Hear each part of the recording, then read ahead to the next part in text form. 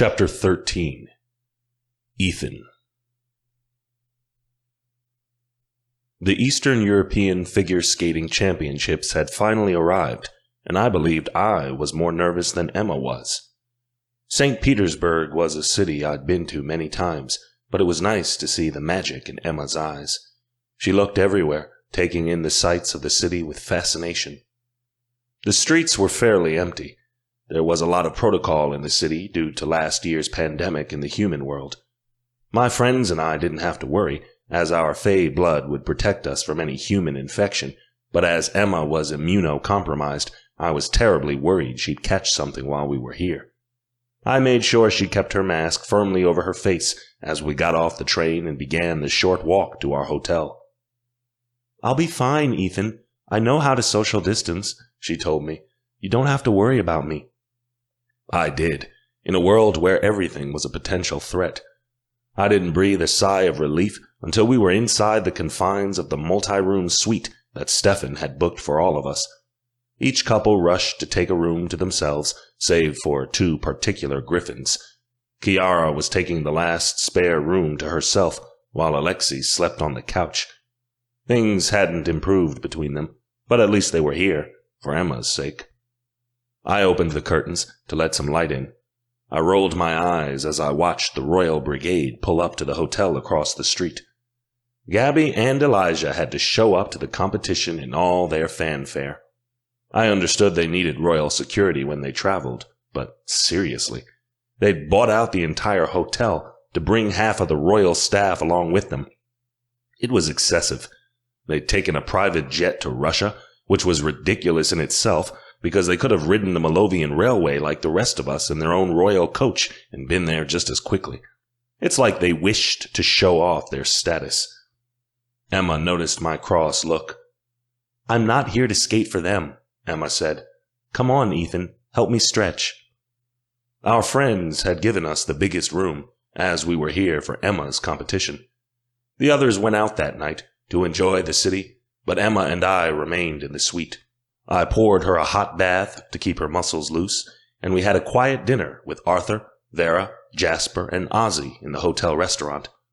Jasper was competing in the men's event, and he was silent all throughout supper, appearing to muse on the events of the next day just as deeply as Emma. Emma's sleep was a bit listless. I tried to keep her distracted that day, so she wouldn't worry about her short program that evening. When the afternoon rolled around, we parted at the locker rooms, and I joined the rest of my friends in the rink's auditorium. The men's competition was first. Ozzy was flustered, gathered with Vera, Arthur, Amantha, and Finlay in the seats below us.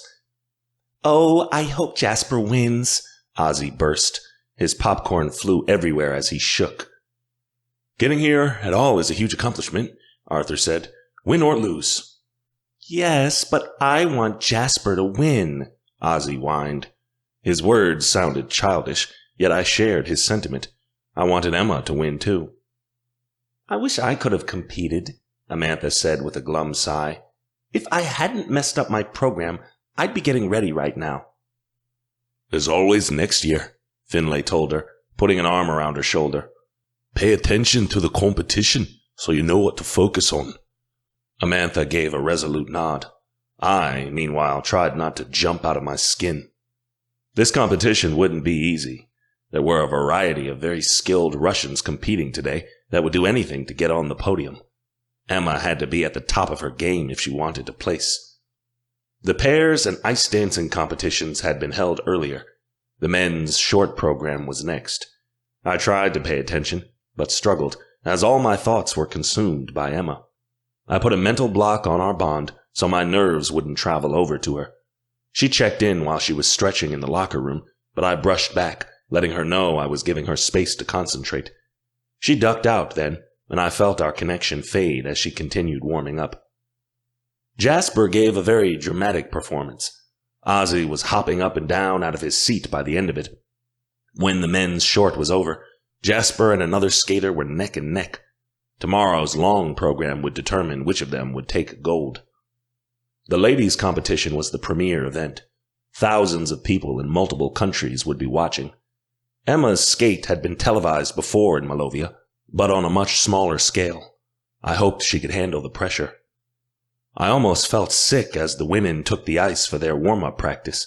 I recognized a lot of the skaters on the ice as former champions, people Emma had looked up to and idolized. Now she was competing against them. Emma's program was somewhere in the middle of the event, so I tried to control my base urges and remain still as each skater took the ice. I knew this was a big deal for her. If Emma got on the podium, she'd most likely be chosen to participate in the Winter Olympics on the Malovian team next year. She was so close to achieving her dream, what she'd worked for all her life. I could see in her eyes how desperately she wanted it, and because of it, I desperately longed for it too. "I'm going to concessions," Alexei announced. "Kiara, do you want anything?" "What I want, you can't give me," Kiara said sharply. Her tone burned with resentment.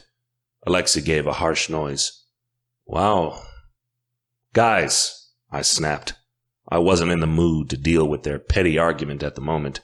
They still hadn't made up, and it was far from annoying at this point.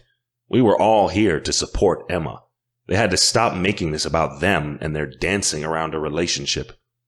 Alexei shut up, while Kiara leaned in to speak quietly with Delmare. Odette reached out and offered her hand. I took it because I needed something to do to stop my hands from shaking. Eventually, Gabby took the ice. I was hoping the pressure would be too much for her, but unfortunately, her program was solid. She completed every jump and spin like she was born to do it, and it irked me immensely. "Fall, fall, fall," Delmare chanted under her breath, but Gabby never did. By the end, she didn't make any mistakes, and therefore her score was respectable. When she got off the ice, all of us were quite sullen. In the royal booth across the rink, Elijah puffed up his chest, clearly proud. He was sitting beside a variety of government officials from many different countries who looked impressed. Emma was skating directly after Gabby. I bounced my legs anxiously. I hadn't even been this nervous for some of my biggest hockey games. At least then, I'd be out on the ice doing something. I felt utterly powerless here. This was all up to Emma. My heart leapt into my throat as I watched her take center ice. I tried to read her face, but her expression seemed clear. Lady Magdalena stood behind the boards, watching her like a hawk. The music struck up, and her short program began. It was like I forgot to breathe as I watched her skate across the ice. Emma prepared for her first jump, but from the moment she launched, I could tell she went into it wrong. She wavered in the air and landed on one foot, but the landing was flimsy and awkward. She toppled over, smashing onto her hip. I jumped out of my seat, my hand yanking from Odette's grasp. My reaction was unwarranted because Emma got right back up, but still, I was terrified that this was a repeat of her short program at the Malovian Championships, where she'd fallen so harshly she'd nearly hurt herself. That had been brutal to watch, and it had torn through me. "She's fine, Ethan. Sit down." Stefan yanked me back to my chair. My body was tense as my eyes never left Emma's form. Behind her smile, Emma wore a look in her eyes that told me determination had replaced any worry she felt. She was dead set on getting what she wanted, and that was the gold.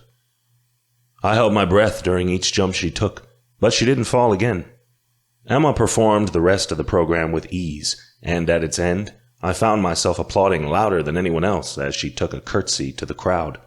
Her performance had been good, overall, save for the fall at the beginning. I hoped the judges wouldn't discredit her too harshly for it. Emma sat with Lady Magdalena in the kiss and cry. Her score came on screen. It was 81.10. It put her in third place, behind Gabby and a Russian girl. It was better than what she'd done in the Malovian Championships, but Emma scowled. Clearly, she wasn't satisfied with how she'd done. The rest of the skaters finished off the event. No one surpassed Emma, although another Russian had come very close to her score and was right on her tail in fourth place. We left the stand to greet her, but the nervousness hadn't faded from my gut. This competition was far too close. One misstep, and Emma could fall off the podium altogether. I only hoped that she could surpass her own personal best tomorrow. Emma was still scowling when I met her outside of the locker room. I took her skating bag so she wouldn't have to carry it. "You did well," I told her as we walked to the exit. "Not well enough," Emma said. "I'm already behind." "Yes, but you're still in the running," I told her. "The scores are very close." "Did you see those Russians? I'll need to pull off a higher score tomorrow than I ever have if I want to earn a medal, let alone beat Gabby," Emma said. "I've never been that good before." "You will be." Emma wanted this. The most important job I had was to keep her focused and collected for the next 24 hours until she took the ice again. Her mindset would determine how she'd place tomorrow, and I was intent on keeping her calm until then.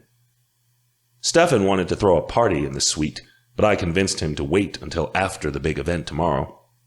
We had a simple evening and a healthy dinner. I rubbed Emma's back until she fell asleep and remained up most of the night to be sure she got a good night's rest. I was all but dead the next morning, but she looked bright and alert, ready to take on the world. Emma wanted to see a bit of the city, so we walked around St. Petersburg in the morning before she came back to the suite to rest. She left me to go with Lady Magdalena for her practice after lunch, and as I let her go, I felt more relieved than I had been all weekend. I'd done all I could do, and now it was up to her. Ozzy was falling to pieces by the time Jasper took the ice for the men's long program. Odette stroked his hair and said, "It'll be all right, Ozzy. No matter how Jasper does, he'll always have you." "I just want him to be happy," Ozzy emphasized, with tears peeking in his eyes. "He'll be so upset if he doesn't place." Jasper took the ice. Gods, he looked nervous. His face was so pale. Ozzy clutched Odette like a lifeline as he watched Jasper perform jump after jump. He needn't have worried. Jasper's performance was flawless, and Ozzy was dancing in his seat by the end. I thought for sure Jasper would take the gold, until a Russian came on the ice behind him and made more points by performing a quadruple toe loop. When the podium was brought out onto the ice, the silver medal was placed around Jasper's neck, and he waved to the crowd with a broad smile. Ozzy rushed up from his seat to find Jasper. The rest of my friends got up as well to get drinks and snacks before the next event. I needed to take a break and stretch my legs before the ladies' long program. I followed everyone down to the lobby and into an isolated hallway where Jasper was waiting for us with a silver medal around his neck. "Jazz!" Ozzy sang. He jumped on Jasper with a cheer. At the last second, Jasper caught him. Ozzy hitched his legs and arms around Jasper as he leaned in for a kiss. Jasper's eyes opened in surprise before he returned Ozzy's kiss with the deepest affection. The girls let out swooning sounds around us, but Ozzy needed to be careful. We might be in a different country, but there would be consequences for his actions once we got back home if anyone saw. I moved to shield their bodies from the sight of any onlookers. Stefan got the hint and crowded around them as well. It afforded them time for a short kiss, but nothing more. "You did really good," Arthur said, clapping Jasper on the back. "You made Malovia proud." "The proudest!" Ozzy burst, and Jasper gave him a fond smile. "Congratulations, Jasper," I said, and I shook his hand. "Silver is a very good place." "Could be better, but the Russian had the quad," Jasper said with a shrug. "I'll have one down by next year." I resisted the urge to scowl. Figure skaters were always comparing themselves. No matter how well they did, they always thought they could be better. It was never enough, a bad habit I hoped to break Emma of one of these days. Jasper joined us in the stands for the ladies' final. Since she was so high in points, Emma was one of the last competitors to skate. The tightness in my stomach grew more twisted as each skater performed their program. I wished they would get it over with quickly, just to alleviate the sick feeling in my gut. The skater before Emma gave a very good performance, but though her points were high, it wasn't enough for first, not unless Emma and the other skaters thoroughly messed up. Emma had a clear shot at the podium now, as long as she gave a solid skate. It was then Emma skated onto the ice. Her form was smooth and steady. Each part of her body was fluid as she took her starting position. "Come on, Emma," Arthur said. His voice was tinged with anticipation. As her brother, he knew what this meant to her just as I did. At least I wasn't going through this alone. When the music began, Emma flowed into her opening movements like water. As A Time for Us blared over the speakers, I smiled. Our song always brought tender emotions to the surface, and I nearly had myself convinced that Emma was telling our love story as she began her footwork sequence. Her body told the tale of the ill-fated lovers, and without words, she began to weave a scene that I knew very well, because both of us had experienced it. It was as if I was out there with her, flowing through her as she moved from one part of the story to the next. Emma looked like a true fairy as she glided over the ice. She almost convinced me that her wings were out and she was using them to fly. She looked so carefree, so blissful, as her charming, refined movements floated her over the frozen water. Skating's a feeling. It's not something you can put into words, she'd told me once. Now, I saw it. The only way to communicate what watching Emma felt like was by experiencing it through the heart. It wasn't about scoring points and overpowering your opponent like hockey was. It was something different, ethereal, a graceful art that communicated what was inside of a person's soul through what they could do on blades. It was nearly like seeing our bond come to life. Emma had never been more beautiful to me than she was at that moment, dancing over the ice beneath her. I held my breath as Emma took her first jump, but she landed it with no problems. A bunch of my friends let out exclamations of triumph, but I waved them off so Emma wouldn't hear us. She needed to concentrate. Emma flew into one jump, and the next, and the next. All were landed with expert tenderness, like Milonia herself was reaching down and placing Emma back on the ice every time she leapt into the air. I felt Emma's excitement and joy ebbing at the corners of our bond. She was barely restrained, free in a way that indicated her soul had left her body and she was lifting herself over the ice. She flung her body into her elements with an expert artistry, and when Emma did her famous layback spin, Amantha gave a cry of victory. I thought her program was nearly over, but Emma amazed us all when she soared into the air again. She'd thrown in an extra triple in the last 30 seconds and landed it with ease. That gave her a huge boost of points. Emma completed her final spin, and the music came to an abrupt halt. By this time, my chest was fit to bursting. As Emma finished and flung her arms into the air for her ending pose, the crowd erupted. The stadium got to its feet and applauded loudly, giving her a standing ovation. As Emma waved to the crowd, I felt a surge of pride. A perfect program. That had been the best skate of her life. I felt on edge as she joined Lady Magdalena in the kiss and cry as we waited for her results to appear. I let the block on our bond drop now, and her emotions hurtled into me, so powerful it nearly knocked me over. Emma was experiencing an adrenaline rush, a strong wave of emotion that made me wish to break down and weep.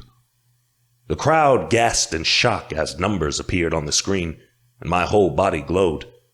164.80, an incredible score. And enough for gold. That was, if Gabby and the other skater didn't surpass her. Emma's face was knitted with anxiety as she watched the rest of the event beside Lady Magdalena in the skaters' quarter. Gabby looked positively green as she took the ice. She looked to Elijah for reassurance, and he gave her a brisk nod, though it didn't appear to affect her countenance. She took her starting pose, and Theo leaned over to me.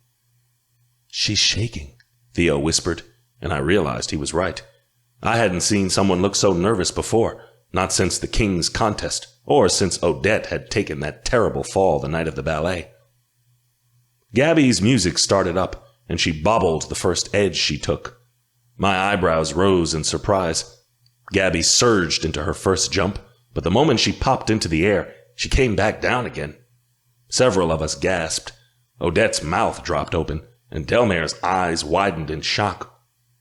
Across from us, Elijah looked nonplussed. Gabby tried another jump and slammed into the boards. It made a loud sound, and she got up, pushing herself up off the ice to try again. The rest of Gabby's performance was horrible. She even fell out of a spin. It was like once she failed, she couldn't keep it together. Tears shone in her eyes as the Queen of Malovia struggled to land a single element and couldn't. Even her footwork was sloppy and uncoordinated. It was like Gabby was going through the motions and was so nervous she couldn't snap herself out of it. The music ended. The rink only provided polite applause. Gabby was humiliated, head hanging as she got off the ice. Elijah looked red-faced and furious. He kicked his chair and stomped off before the event was even over. I nearly felt bad for her. It was her last skate before she retired, and she'd ruined it. But it wasn't like she didn't deserve it. The gods provided justice in some very odd ways, and I was sure this was at least a small part of their vengeance for everything she and my cousin had done. The Russian was skating last. She did well, and I thought for a terrible moment she might surpass Emma's score until she fell on the last 2 jumps in her program. As her score appeared on the screen, the results were clear. Emma had placed first. The 2 Russians had taken the silver and bronze. Gabby, due to her disastrous performance, was so far down the leaderboard her name didn't even show on the placings. My friends and I erupted into cheers and applause. Lady Magdalena hugged Emma tightly, like she was her own daughter. The podium was brought onto the ice, and Emma took the highest stand. A shining gold medal was looped around her neck, and she placed a hand over it, expression awed like she couldn't believe it was real. Tears streaked down Emma's cheeks as the Malovian anthem was played throughout the rink, and the Malovian national flag was lowered from the ceiling, beside 2 Russian emblems. Tears glistened in my eyes, too. She had achieved her dream. Everything was within her reach now.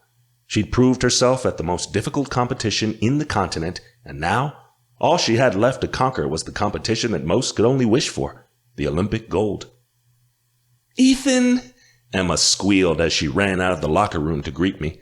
I swept her up in my arms and lifted her off of her feet, the gold medal around her neck glinting in the light. "You're going to the Olympics, Emma." I spun her around.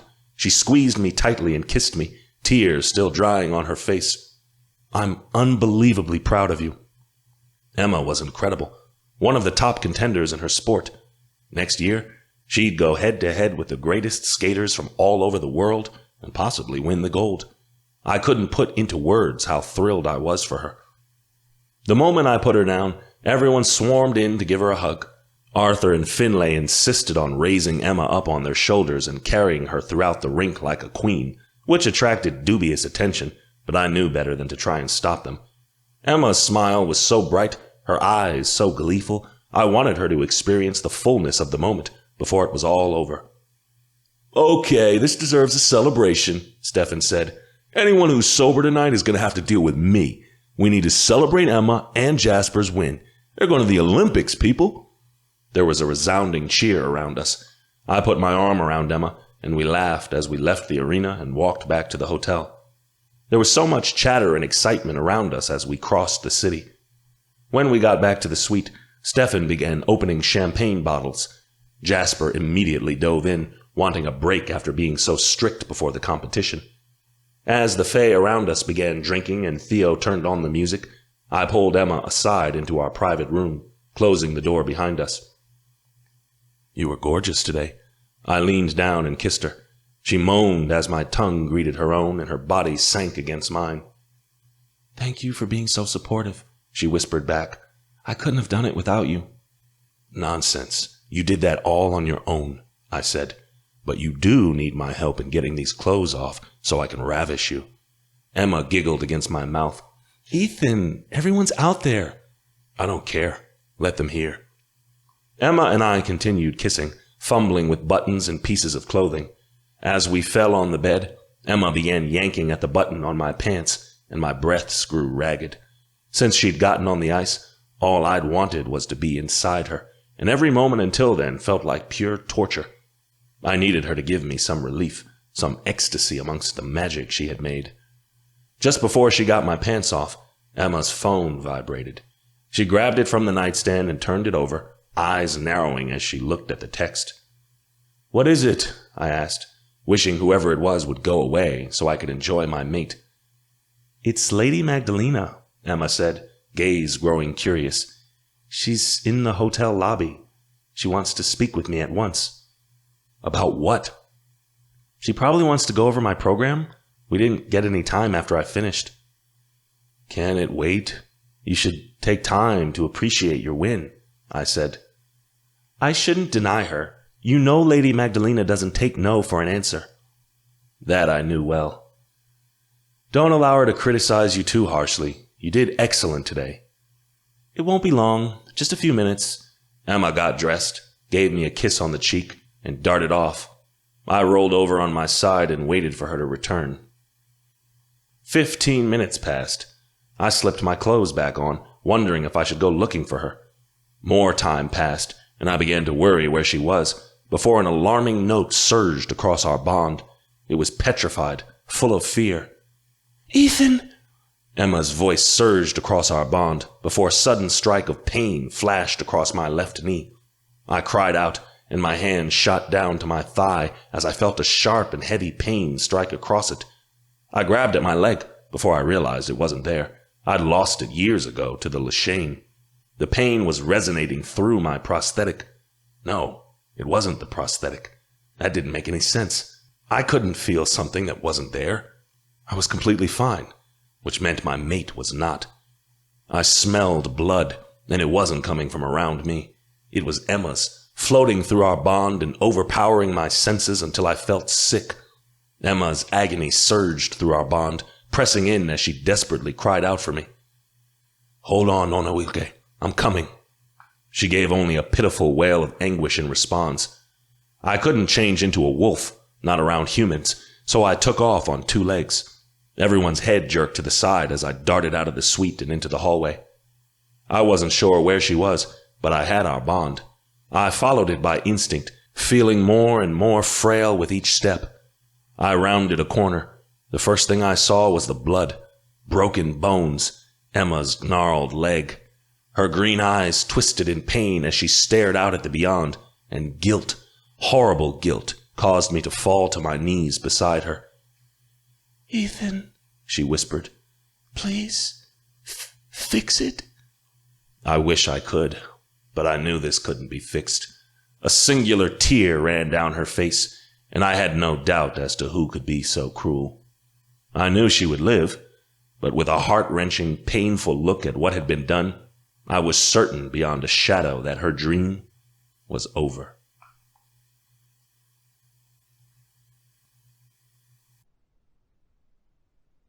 Chapter 14. Emma. I walked down a deserted hallway of the hotel. I didn't understand why Magdalena wanted to talk right this moment. It'd be better to evaluate my performance at my next practice, when we could start working on correcting things. But perhaps she was excited to start preparing for the Olympics. I sure was. I got a giddy feeling that rose in my chest whenever I thought about it. I couldn't stop a smile from spreading across my face. Tears always rose to my eyes, and I was unable to force them down. I'd finally achieved my dream after so many years of hard work. After all the competitions, the losses, and the trials, I'd be skating for my country in the most prestigious event in the world. I could hardly wait to get my blades on that ice. The hallway was long. Why did she ask to meet me down here? I waited by the end of the corridor, but she hadn't yet shown up. As the minutes lengthened, I began to get anxious. Lady Magdalena was always on time. Something was wrong. There was a shadow at the end of the hallway. I took a step closer to get a better look, and immediately wished I hadn't. A figure emerged into the light. It was a stranger. My magic could sense he was a shifter. In one hand, he held a pistol, which he slowly raised to aim at me. Cold ran through my blood. Lady Magdalena hadn't summoned me here. Someone had stolen her phone and sent me a message to get me alone. The shifter fired the gun, and a dart flew out of it. The dart soared across the room and landed in my side. I let out a gasp of pain as I felt the needle pierce my skin, and instantly I began growing weak. I knew what it was, Noxite. the only thing that could take away a supernatural's powers. The Noxite rushed through my bloodstream, taking away my magic and leaving me totally defenseless. I almost sank to my knees with how helpless the Noxite made me. I put a hand on the wall, trying to steady myself. I knew I had to run, but I couldn't move. It was like the Noxite had rendered my limbs useless, too. "Ethan!" I cried out through our bond. I felt his alarm at once, surging through to me. The shifter tossed the gun aside and ran forward. In one bound, he changed into a wolf. He rushed toward me so quickly I didn't have time to scream. I attempted to turn, but before I could, the shifter had opened his jaws. He latched his fangs down on my left knee. White-hot, blinding torture rushed through my leg, and I screamed aloud. "Ethan!" I pleaded again, summoning him to come faster. The pain in my leg was so blinding, it hurt to breathe. "Hold on, Onowilka. I'm coming." I felt Ethan's haste as he made his way to me, but it wasn't fast enough. I screamed in terrible agony as I felt the shifter's fangs pierce through the bone. His teeth were shredding muscle, tearing my leg apart. As he yanked back his jaws, my eyes rolled in the back of my head, and I nearly passed out. I collapsed on the floor as the shifter growled, pulling his mouth away. In moments, he'd changed back and was running down the hallway to make his escape. Blood pooled out from my injured knee. I looked down and saw bone peeking through the skin. The blood spread around me, soaking my clothes. He didn't kill me. Why didn't he kill me? Death would have been kinder than this. As I remained there, someone else came prowling down the hallway. Our eyes connected. Gabby's still countenance rocked my innermost emotions. She'd come by to make sure the job had been done.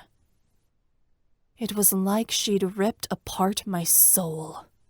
Even so, her dark expression was wide as she took me in, like she couldn't believe the sight in front of her. "How could you do this to me?" I whispered.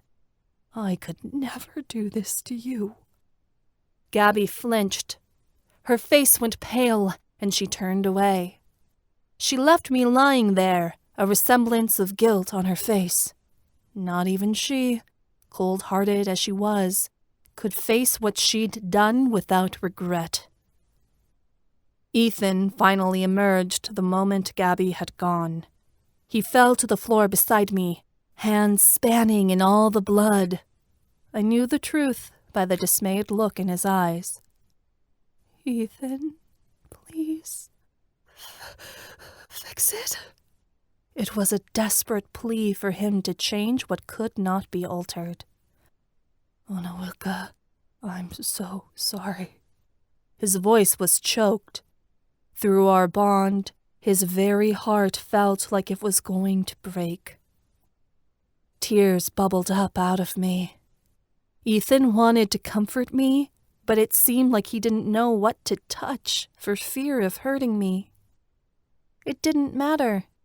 I couldn't be more destroyed than what I already was. I cried out for Milana, but she was silent. Why didn't she hear me? I wanted my goddess to appear, to heal me, to turn back what had been done. She did nothing. There were sharp footsteps coming from down the hall. Lady Magdalena had arrived. For the first time since I'd met her, she appeared horrified. 2 representatives from the school stood at a distance, taking in the gruesome scene. "Emmeline," Magdalena's voice shook before she knelt beside me and took in the damage. Her eyes darkened in pity. Gods, I hated that look. She wouldn't look like that unless there was truly nothing that could be done.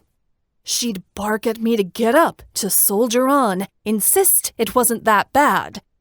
That she wasn't giving orders told me how hopeless my situation was. Lady Magdalena cast a portal. She looked at the two representatives and shouted, "What are you standing around for? Clean up this mess and get rid of the cameras before someone sees." They nodded. Magdalena stood and said, "Carry her, Ethan. After me." Ethan picked me up. It sent a fresh surge of misery straight down to my ruined knee. I gave a mournful cry. Ethan cradled me closer, gingerly avoiding my injury. He stepped through the portal after Lady Magdalena, and in seconds, we were transported to Arcania University's student hospital. "We need a doctor!" Magdalena shouted. Bright lights hurt my eyes as I was carried down the hallway. I heard the sound of squeaking wheels, and Ethan laid me on a gurney. I was bleeding so badly I soaked through the sheets. Ethan ran beside me as I was pushed down the halls of the hospital. Everything was fuzzy and faded. Magdalena and the doctors prattled on, but I didn't understand their words. "Sir, you'll have to wait here. We need to deal with this quickly before she loses too much blood," one of the doctors said. I wasn't aware, but I got the notion Ethan was leaving. He couldn't go. I needed him. I tried to sit up and failed. "Ethan, don't leave me." "I'll be right outside, Onowilka, I promise," Ethan said. He disappeared from my view, and I began to panic. How could I get through this alone? "We need to put you under. Your knee requires major surgery," the doctor said above me. "Take a deep breath, sweetie." I couldn't. I was sobbing too hard. But then they fit the anesthesia mask over my face, and I faded away. When I woke up, I wished I hadn't. I was in a hospital bed. My knee was heavily bandaged and elevated. Ethan sat beside me, holding my hand. His face was overcast with concern as I came around. I still felt groggy and ill from the anesthesia. I tried to move my injured leg, but it hurt when I tried, so I stopped. Stefan's mom was there. Miroslava hovered over me as she watched me awaken, like she'd been waiting for this moment and was dreading it. She was wearing her doctor's coat. She must have been called in as an emergency. Lady Magdalena hovered overhead, her spine straight, but mouth set in a thin line. "Did they fix it?" I asked weakly. I'd had surgery. I was fine now, I was sure. I just needed a few weeks of rest, and I'd get right back at it. Miroslava bit her lip. "The surgeon had to place several rods and plates in your knee to repair what had been done. What's important now is that we take care of your incision to be sure the area won't become infected." I couldn't give a damn about my disease right now, or the repercussions. Lady Magdalena leaned in. She began stroking my hair. It was such a motherly action from her that I became terrified. I didn't seek her comfort. I wanted her fierceness, her courage. "How long before I get back on the ice?" I asked. "I have to start training for the Olympics." Miroslava and Ethan glanced at each other. They'd had this conversation before I woke up. Lady Magdalena spoke gently before anyone else. "Don't ask silly questions, Emmeline. You know what this means." My blood turned ice cold as a shudder ran through my entire body. Miroslava leaned forward. "Emma, the damage to your knee was very extensive. I don't think you can continue." Her words pressed so heavily upon my chest. It was like taking an anvil to my heart. I tried to take in a breath, but it came as a quiver. Miroslava went on. Perhaps one day you'll be able to skate again, but if you attempt any triples, you run the risk of ruining what the doctors did. They'd have to replace your knee entirely next time, with an artificial joint. You know the risks of surgery for someone like you. To do something like this again would be... No! Tears burst past my eyelids. This was a nightmare. I was having a dream. This couldn't be happening. Ethan squeezed my hand tighter, like this was killing him too. Even if you were in optimal health, I would advise against it. This wound just goes too far, Miroslava said gently. I'm sorry, but you can never compete again. A sound of grief welled up from my throat. I turned over into Ethan. He rubbed my back as I cried into his front. Lady Magdalena dropped her head, as if this was too difficult for her to watch. All those dreams, all that time, all that effort, just wasted. Gone in seconds, vanished in a puff of smoke. I didn't have friends growing up. I didn't get to go to the school dances, have sleepovers, or be a normal girl. All I had was skating. It was what I'd lived and breathed from the time I got up in the morning until I went to sleep at night. Everything I did, from what I ate to how I thought, from how I stretched every morning and did extra workouts every night, revolved around that. What had been my life for the past 16 years was over. Now I didn't know who I was anymore. My identity had vanished. I was no longer me, but someone else. I recalled the jealous look on Gabby's face from the stands as she'd watched the gold medal be placed around my neck. The wolven that had attacked me had been sent by her. She and the Black Claw needed my blood. She couldn't kill me, so she broke me. If she couldn't skate anymore, then neither could I. I'd been able to walk a few days after leaving the hospital, but it was only with the help of a knee brace. Even then, I could only walk short distances, and it was more or less hobbling around. Miroslava was sure I'd be able to walk without the brace in 6 weeks, and perhaps even run again, but as far as skating, forget it. I used my wings to get around now. Though they were sore from being used so often, I forced them to carry me, because at least those worked. I felt resentment at my knee for being so weak, was angry at it every time I had to elevate or ice it. I wanted to be strong enough to recover from this. Being able to walk again wasn't good enough. I wanted to skate again. I knew I never could. I'd never be able to fly into another triple or perform a perfect program like I had at championships. It was a good thing I'd performed an excellent program there, because it had been my last. Most days, I found myself locked in my room, looking out the window at the city below. I thought about that long, frozen river Ethan had taken me to months ago. How I wished I could skate away on it now. I'd keep going forever and ever, out of Malovia and far away from this dreadful place. If only I could transport myself back to that moment in time and relive it again and again. If only I had known the competition would be my last time on the ice, I would have never gotten off. They would have had to kill me first. On one such day, when I was staring out the window and Tigris was curled up asleep on an orchid leaf, there was a knock on my door.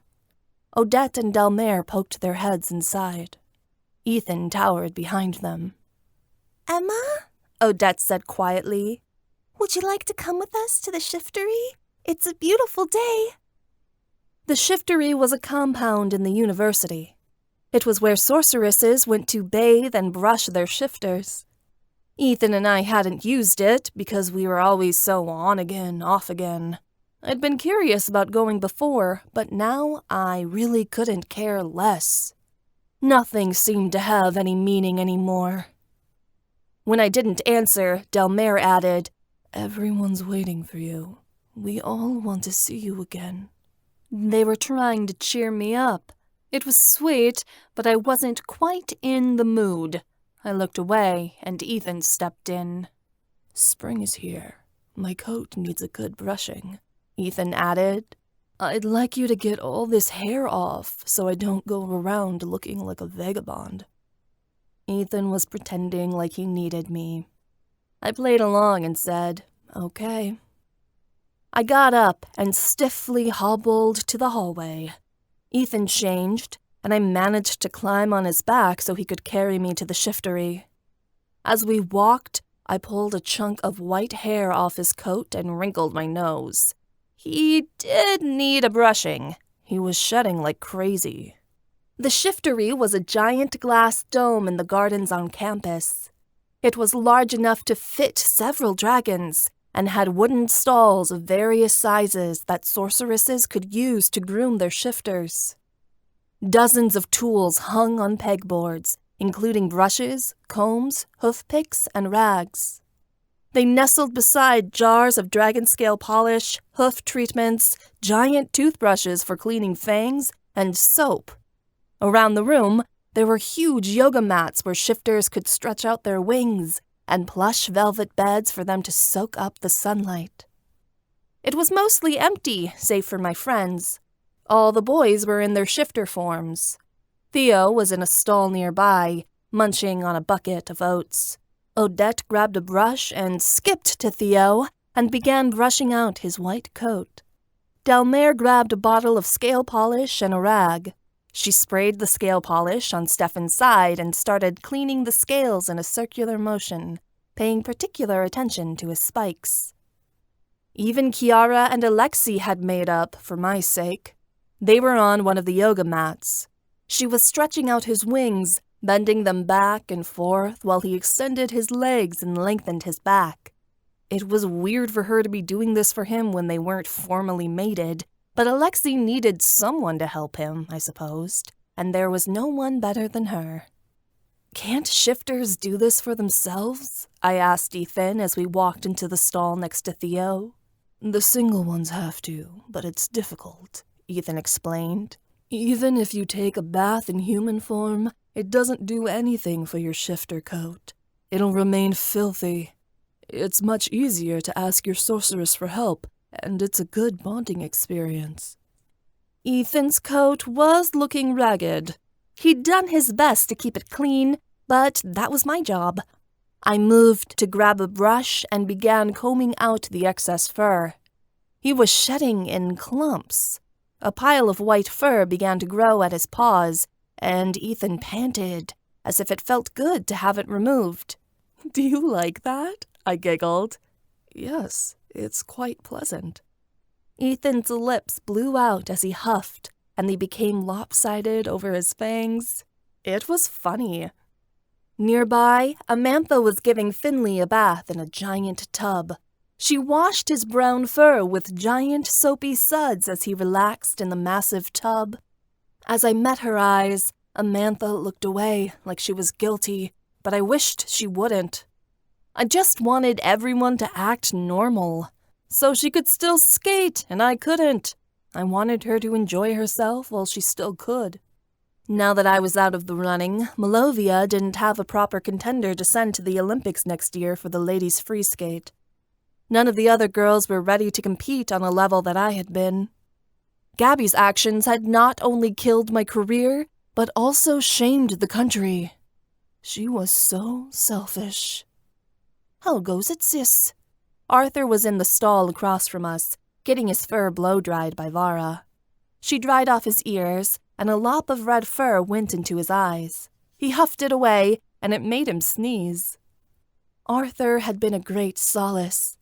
He'd been one of the only people I wanted to speak to besides Ethan. "It's going." I didn't want to worry him by saying it was going quite miserably, But at my response, his tail stopped wagging, so I'm sure he knew. We had wanted to perform the ceremony to find our true names once I got back from the championships, but after everything that had happened, I just didn't feel like now was the time. Arthur had insisted I was too heartbroken to discover my true name, and the gods wouldn't come to us unless I was ready. So we were putting it off, until when, I wasn't sure. I didn't think I'd ever be ready for anything ever again with the way I felt. Ozzy and Jasper were soaking up the sun's rays in their shifter forms on the giant velvet beds that were spread throughout the room. Ozzy was the smallest dragon I'd ever seen.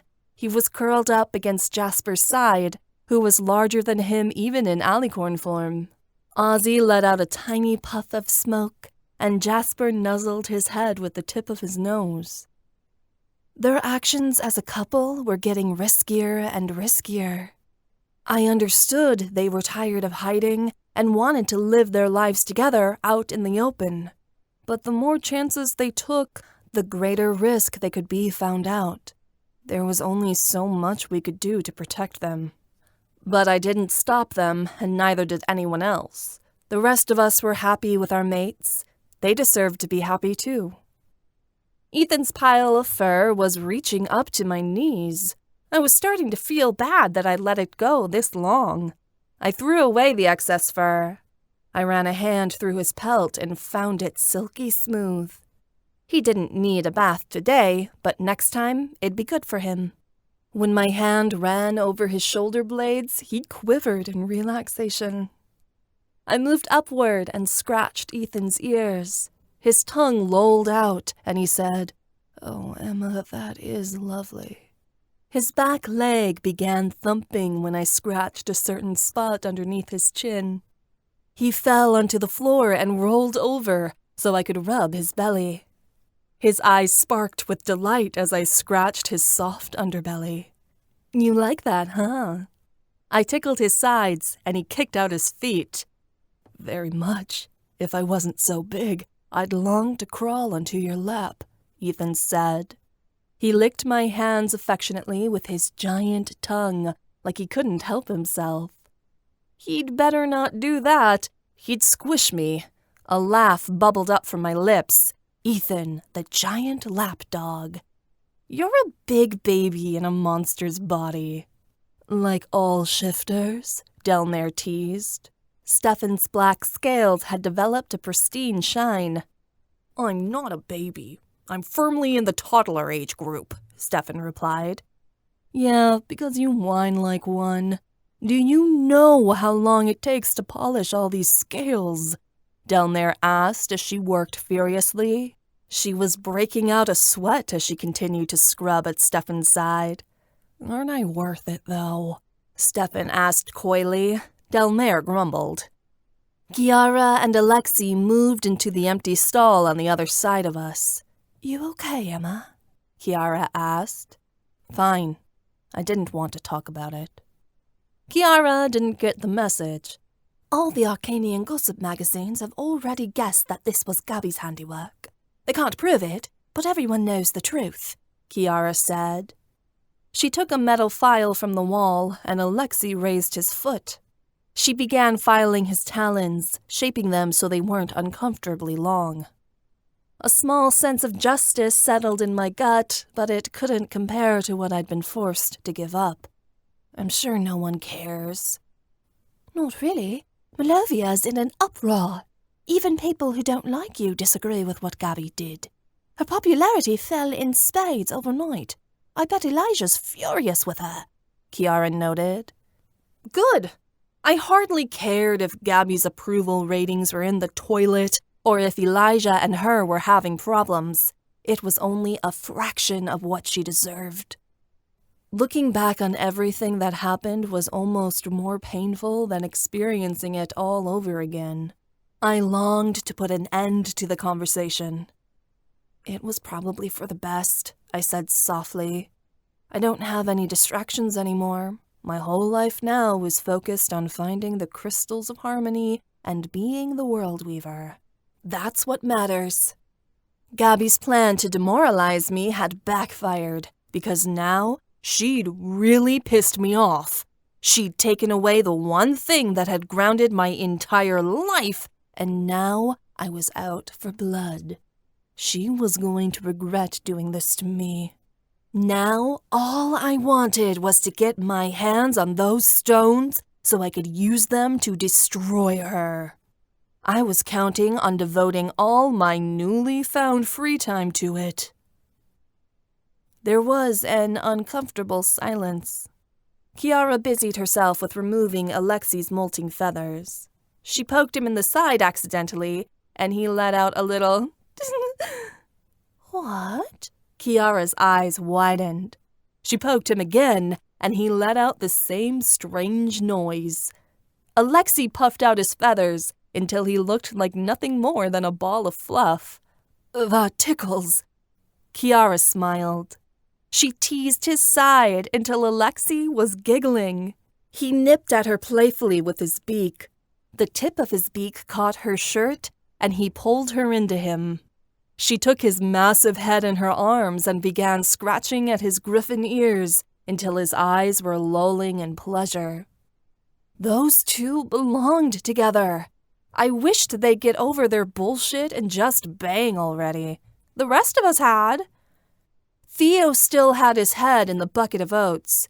He was munching furiously while Odette braided his mane. Theo, that's enough, Odette said. She finished the braid and took the bucket away from him. You're going to get sick. He had oats falling out of his mouth. But Odette, no buts. She put her hands on her hips, and Theo's head fell. I snorted. Odette was less intimidating than a bunny rabbit, but she clearly had Theo trained. Ethan was letting out low whimpers. He rolled to his feet, and I asked, "Are you all right?" He balked and scuffed his paw on the floor. I want a treat, Ethan confessed. A grin spread across my face. A treat, huh? Can't you get it yourself? They put a charm on the treat room, so only sorceresses can get into it. The treats are quite addictive for us. Can make us sick if we have too many, Ethan confessed. Please, Emma, can I have one? It was funny watching a dignified, manly shifter like Ethan beg me for a treat. All right. I wandered through the shiftery, looking for the treat room. It was a small room at the back of the shiftery. I felt the magic give way when I put my hand on the handle. They must have charmed it, like Ethan said. Only females could get inside. I rummaged through the treat room until I found a box that was marked for wolvens. I opened the box and took out 2 treats in the shape of dog bones. They smelled like pumpkin, carrots, and peanut butter, but they must have had some sort of magical properties added to them as well, because I felt the magic inside of them pulsing against my fingers. On the box, it said they were good for woven coats and shiny teeth. Ethan's tail was practically wagging off his body when I returned. I held them out to him. Ethan lapped the treats out of my hand and crunched on them happily. Delicious. A loud noise at the other end of the shiftery caught my attention. Stefan was dancing around, his big feet stomping onto the floor as Delmare dangled a giant raw steak in front of his nose, covered in some sort of strange hot sauce. Those had to be the dragon treats. Have you been a good boy? Delmare teased, like she was enjoying this. Yes, yes! Stefan yelped. Delmare threw him the steak, and he flicked out his tongue to catch it. He devoured it in a single chomp. I shook my head. The more time I spent with them, I learned that shifters were more like animals than people.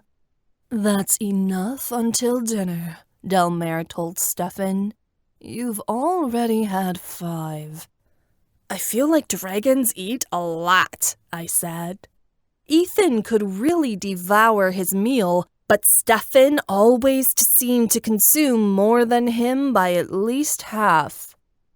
There was a serial killer who was a dragon that the police couldn't identify, Stefan informed us. He never got caught because he ate the bodies of his victims whole as a dragon, then changed back into a person so he could flee the scene. He'd have never gotten caught if he didn't turn himself in. I shuddered at the thought of a dragon shifter devouring people whole. How can you eat so much in your shifter forms, then be fine when you change back into people? How does your stomach not explode? Does the food condense or something? I asked. Well, I don't know how it works. Magic, I guess. Stefan flicked his tail. Delmare picked up a giant toothbrush and nearly fell over. She carefully began brushing Stefan's fangs until they began to glisten. There's a lot we still don't know about shifter physiology, but we assume what we don't know has to relate to illusion magic, Ethan said. We create our own reality, after all. Odette had moved on to braiding Theo's mane. Theo's bottom lip was hanging open as he slowly fell asleep. Odette poked it, but he didn't wake up. Finley's bath was done with. He moved into a stall so Amantha could blow-dry his hair. Ethan and I headed to the yoga mats. He laid down on his back, and I began stretching out his legs, moving them in circles so he could have ample use of all his limbs. This feels much better, Ethan said. They have been stiff for a while. All those runs Professor Confrey had us doing, Finley called out, and Ethan growled in agreement. Arthur and Vara moved across from us so they could do the same thing. Vara began massaging Arthur's back, and he lunged into a stretch. Doing okay, Emma? Why did everyone keep asking me that? Was it that obvious I was dying inside? I guess. My knee was starting to bother me, so I brought out my wings. I hovered above Ethan, pulling out his leg so I could stretch it to the fullest capability. He moaned in relief. You don't have to lie. You can be honest, Arthur said. If I was honest, it would disturb you to know how much this hurts, and I don't want to burden anyone, I said. It is hard letting go of something you love, Vara said. But one thing to know is something else will always come along to replace it. I don't want anything else to replace skating, I confessed. I tried focusing on massaging Ethan's hip instead of the awful feelings tumbling inside. No, but you will find another great love, Vara said. When one path ends, another begins. You aren't just one thing. You're a combination of many things, all little pieces that make yourself whole. If one piece vanishes, you don't cease to be yourself. A different piece will enter in to fill it, but you are always you, Emma. You don't need to do or become anything more than that. Her words brought me a small sense of comfort, even if they did feel like a lecture right now. Skating had been my identity for such a long time. I had other parts of myself to lean on, the Fae, the sorceress, being Ethan's mate, but none of them could compare to what had been my world for so long. Maybe I didn't know how to live without skating because I couldn't remember a time when I had. I just wish I had a clear road ahead. I feel so purposeless. It was a strange way to feel. I was the world weaver. I had a destiny. But that wasn't something I'd chosen for myself, but something that was forced upon me. Like skating, I wanted something that was wholly and truly mine. Something I didn't have to share with Ethan, my friends, the Fae world, or anyone else. Skating was like that for me, a piece of my old life that I'd been able to bring into this one. When people asked me what I was, the answer was always that I was a skater. What did I tell them now? Your purpose is who you are and what you choose to do, nothing less, Vara said. This notion that you have to be more is a fantasy. You are not your career, your destiny. You are simply you. This is why I love Farah. She can always deliver a good reality check, Arthur said to me. Perhaps now isn't the time, Ethan growled, like he could sense I wasn't ready for this. But I scratched his ears again, and he became quiet. We are reborn time and time again in our lives. We all go through phases of finding ourselves before we lose ourselves once more. This is just another cycle of rebirth for you, Farah said. But it will pass, Emma. Trust me. And when it does, you'll be happier than you ever have been, even without what you lost. I wanted to ask Farah who made her the authority on these things. How could she know? How could she promise me this pain would end? But before I could, Finley stepped out of his stall, his fur nearly dry, and said, I'm starving. Why don't we go out for a bite down at the Drunken Dragon? Just drinks for me, Theo moaned. I ate too many oats. I told you, Odette scolded, shaking her finger. We usually went to my mom's restaurant to eat, but the last thing I wanted was her fussing over me. She was making the loss of my skating career a bigger deal than I wanted it to be, like it had happened to her personally. It was far from helpful. Going to the bar was much more inviting. I'm a little hungry, I said. The bar might be a good time. There was a rousing chorus of agreement. At the Drunken Dragon, the shifters were gathered around the pool table, arguing over who got to shoot first. Ethan kept throwing glances at me, but I told him telepathically to stop. I needed space. He kept his eyes on the game after that, though his concern still niggled at me through our bond. The girls sat around me in the booth and chatted about school while I remained quiet. I held onto my drink and didn't talk much. It felt like I didn't have a lot to say. At least, not anything that mattered. That's a cute choker, Odette said to Delmare. She was wearing a spiky black collar around her neck I hadn't noticed before. I didn't notice much of anything these days. It's from Stefan, Delmare said. He thought it would compliment my shaved head. He's got you wearing a collar now? I smirked. Hey, you can't judge me. I know all about you and Ethan's BDSM fantasies, Delmare teased while wiggling her eyebrows.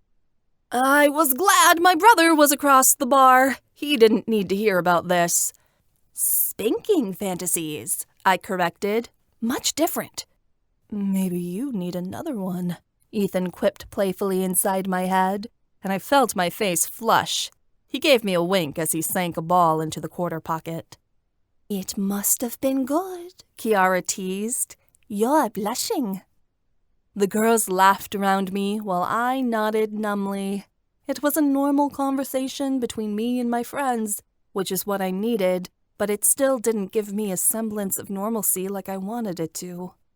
Today had been kind of fun.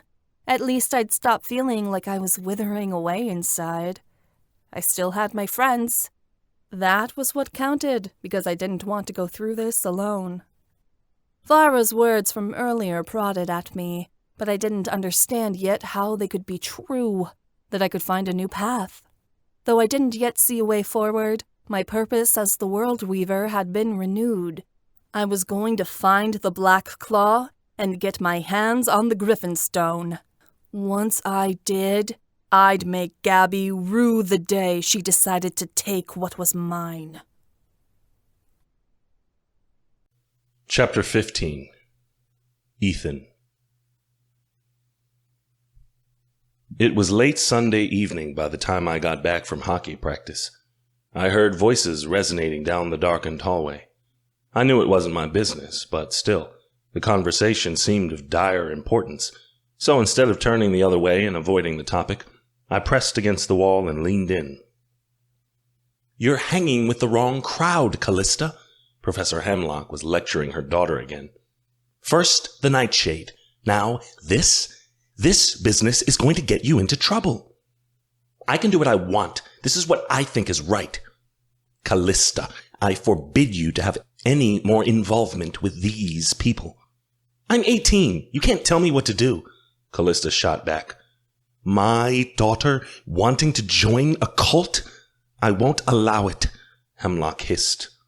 That sure seemed like she was referring to the Black Claw. I heard Callista stomp her foot. You can try, but you aren't going to stop me. Callista! Her daughter must have walked off, because Professor Hemlock gave an angry noise and slammed her office door behind her. As the argument ended, a spark formed in my mind. Would Callista have an idea of where the cult was? I hurried after Callista. She turned when she heard my heavy footsteps approaching. An expression of strong dislike bore on her face. That wasn't great for what I was about to ask. I'm sorry, I was passing in the hallway and I couldn't help overhearing, I said. I'm sorry your mom is... Don't even, Callista let out a skeptical noise. I'm not going to tell you where the Black Claw is. I'm not even going to tell you if I'm involved. My mom is being overdramatic, as always. What if I want to find them and join them? Callista let out a laugh. Join them? As if. I know you have a problem with the cult, Ethan. You spent years as the Phantom tracking them down. The only reason you'd want to find them is so you can wipe them out like you tried before. But I know what it's like now. I just discovered I have Unseelie blood. I confessed to her. This was a huge risk. I didn't know Callista. She could turn me in, but I had to take a chance. Her eyebrow raised. You? An Unseelie? Yes. It comes from my mother's side.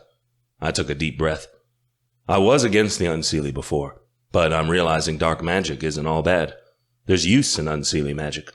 The Black Claw is the only group in the city fighting for Unseelie rights, and that includes people like me.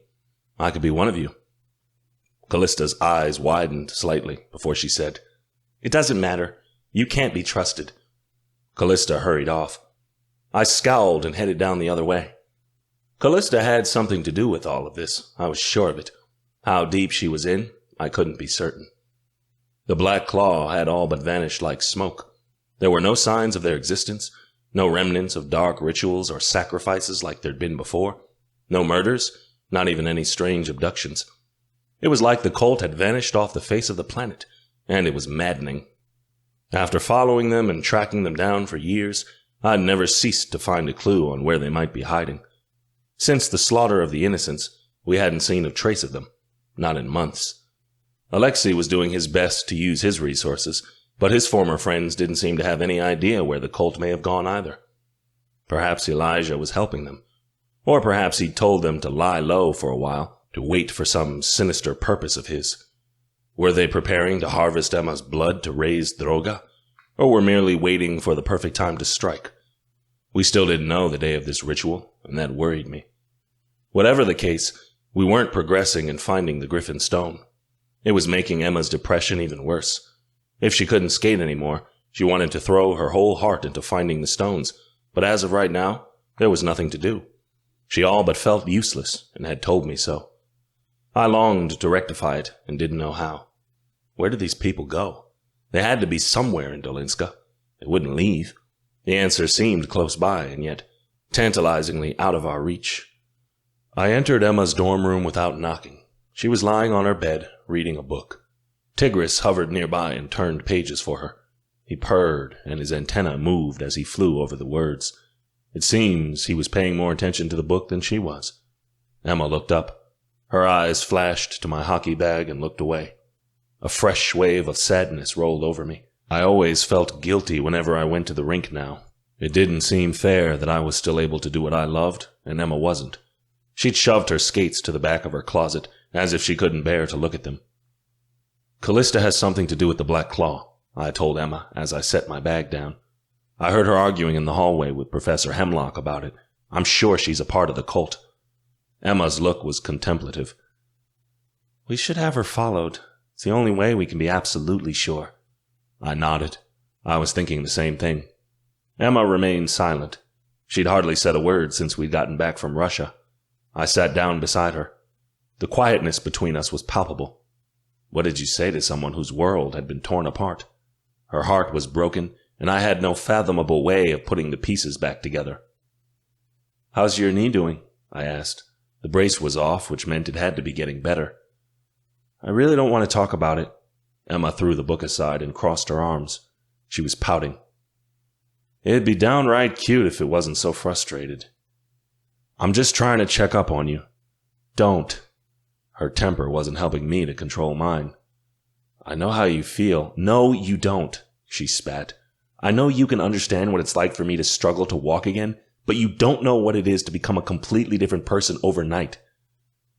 "Can't I?" I raged.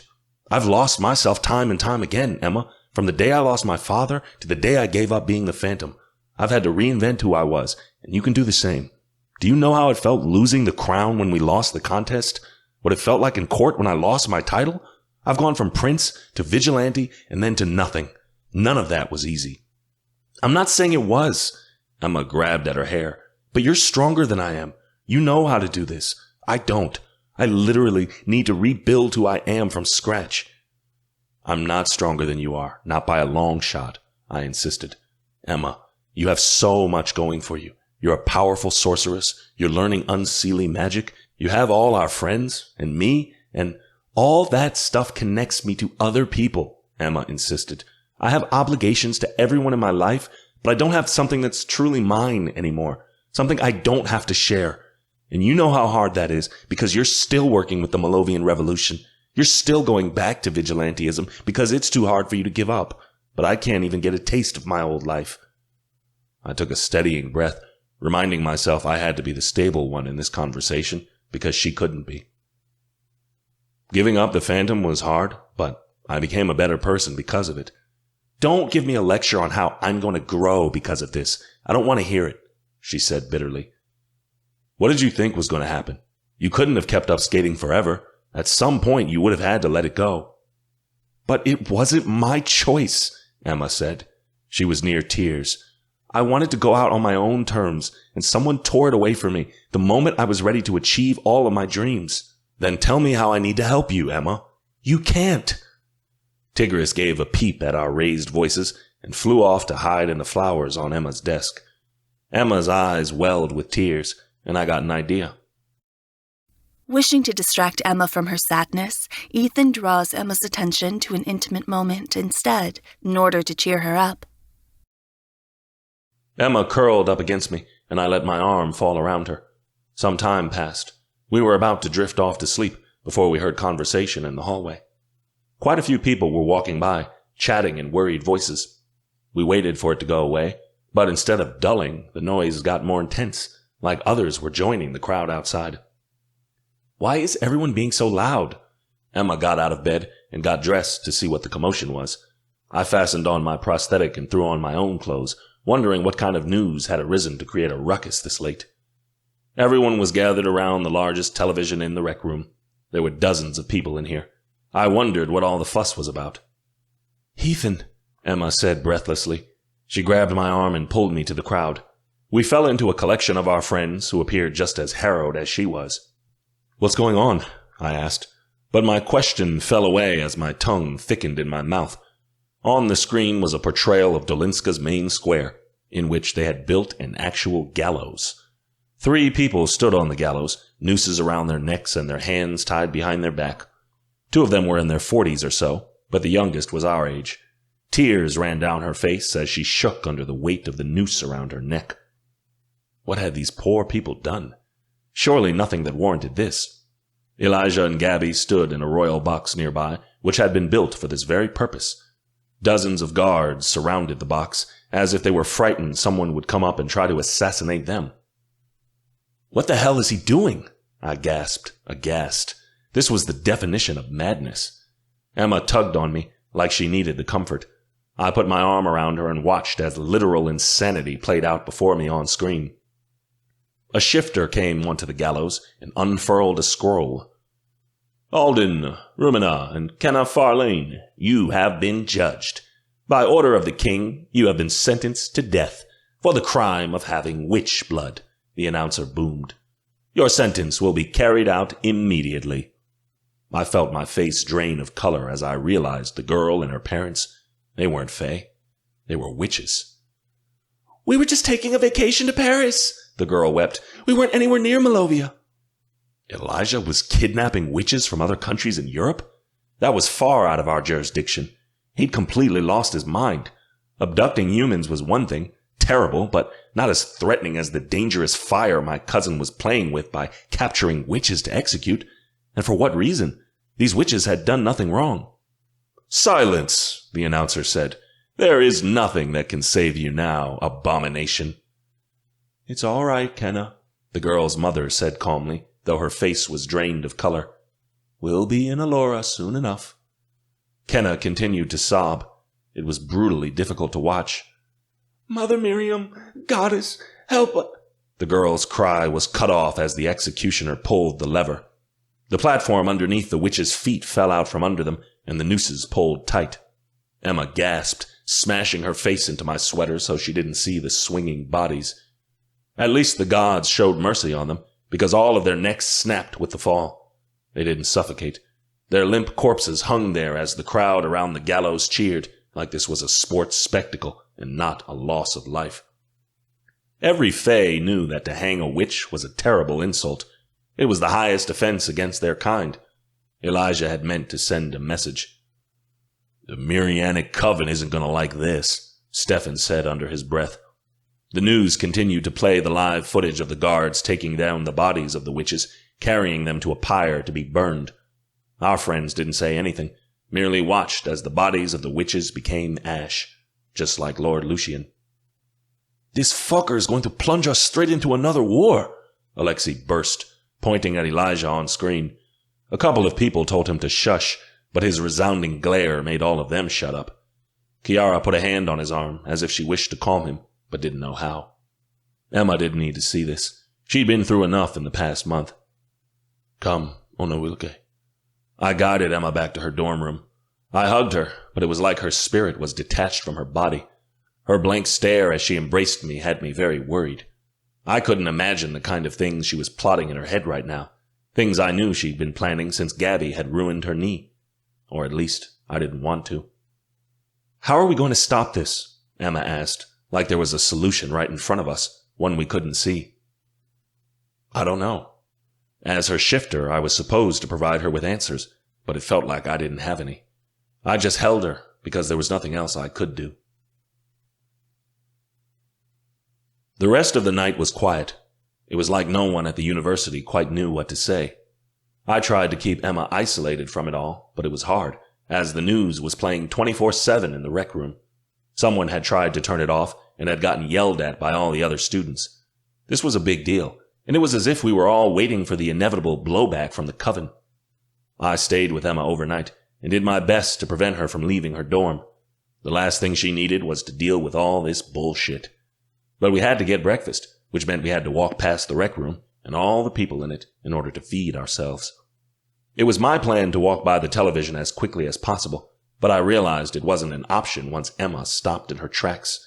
She pointed to the broadcast, and I turned. The news had suddenly cut off as another figure swept on screen. Multiple people in the room gasped, and everyone's eyes shot to the television as a woman appeared, standing against a black background. I could tell by her attire alone she was a witch, part of the Miriamic Coven, probably a member of their governing body. This was the moment all of us had been waiting for. My blood cooled. My name is Priestess Margaret, the woman said shortly. I am a member of the Imperium Council, the Miriamic Coven's highest order. I am here to deliver a message to every Fae, shifter, sorceress, and child. The Imperium has witnessed what you have done to members of our coven and the despicable acts you put them through last night before their disgraceful execution. The Miriamic Coven would like to say that this heinous crime will not go ignored. Our witches and warlocks are ready to fight, and our magic is strong. Each of our kind is ready to die defending our coven's right to survival. Should the Fae move in on our coven again, we will retaliate. From henceforth, if a Fae should take another witch life, we will consider it an act of war. A shiver ran up my spine. Princess Margaret continued speaking in that awfully detached way of hers, and it was by her tone I knew she was serious. King Elijah, I speak directly to you. You are a young king. Don't be getting yourself involved in a battle that you cannot handle. We have beaten you once, and if necessary, we will rally the other supernatural races against you so that we may win again, and this time we will be sure to wipe the Fae off the face of the earth. If you wish for the vulgar stain of your race to remain on this planet, you will immediately cease all further acts of violence against our coven. You have been warned." Prince Margaret vanished from the screen. She was replaced by the blank and shocked faces of the newscasters. The broadcasters rushed into commentary, but it was awkward and unsure. Emma shook her head, lips pursed. She'd gone from stunned to pissed. She remained that way as she slapped food on her tray in the cafeteria. I was certain she was considering murder as she picked up her fork and stabbed her eggs so violently the plate nearly broke. There were whispers around the cafeteria that maybe Priestess Margaret's threat would make Elijah back down, but I knew my cousin. Elijah wouldn't be deterred by Priestess Margaret's warning. If anything, it would rile him up. He'd view such a thing as a challenge. "I have to get to class," Emma said, after a long meal with no conversation. "I'm sorry, Ethan. I just can't." "It's fine," I told her. "We'll deal with it later." She squeezed my hand and bustled off. I sourly poked at my bacon and wondered how long the Fae had left. If we didn't unite the crystals of harmony in time, the portal to Edenmire would close, and the Fae would lose their connection to their homeland forever. Then our magic would be gone, and each of us would turn to dust. But we might not get that far, because by that time we might be in another conflict with the witches. If failing to unite the crystals didn't drive us all to extinction, my cousin would. He just didn't know when not to poke the bear. Finlay ducked in, sliding across from me. His tone was urgent. "The revolution is moving tonight. Be ready. We'll be in the clock tower once midnight falls." He left at once, quickly as he came. I didn't have the slightest clue what we were doing, but I knew it was for the best I didn't. Didn't want one of us giving up any information if we got caught. The revolution had been lying low since we'd freed the human slaves, but now was a time for action. The hanging of 3 witches couldn't go ignored. At midnight, I entered the middle of the clock tower. Dozens of revolutionaries were gathered around Professor Mora, who appeared quite worn. Finlay was at the head of the group. I noticed Amantha was absent, which meant what we were about to do was so dangerous, Finlay hadn't told her about it, because he didn't want her involved. That alone worried me. Finlay strode to the center of the clock tower and said, "Thank you all for coming. I won't judge you if any Fae decides to back out tonight, but I'll be damn proud of the Fae who'll be willing to put their lives on the line for the risk we're about to take." "Finn, what are we doing?" Dorina asked. All eyes looked to him. Finlay swallowed. "The monarchy cannot stand without the support of the nobles. We're going after the circle. They're gathering tonight." A shocked murmur ran throughout the group. I came forward. "We can't harm the sacred gathering. That's an offense against the gods," I insisted.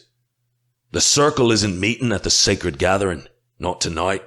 They're congregating at Saradine Hall," Finlay told me. Saradine Hall was a government building near the palace where most official business for the country was done. It was also a secondary meeting place for the circle. The circle only gathered at Saradine Hall when they were doing unverified royal business, as in, they wanted to discuss things without the king and queen being present at the sacred gathering.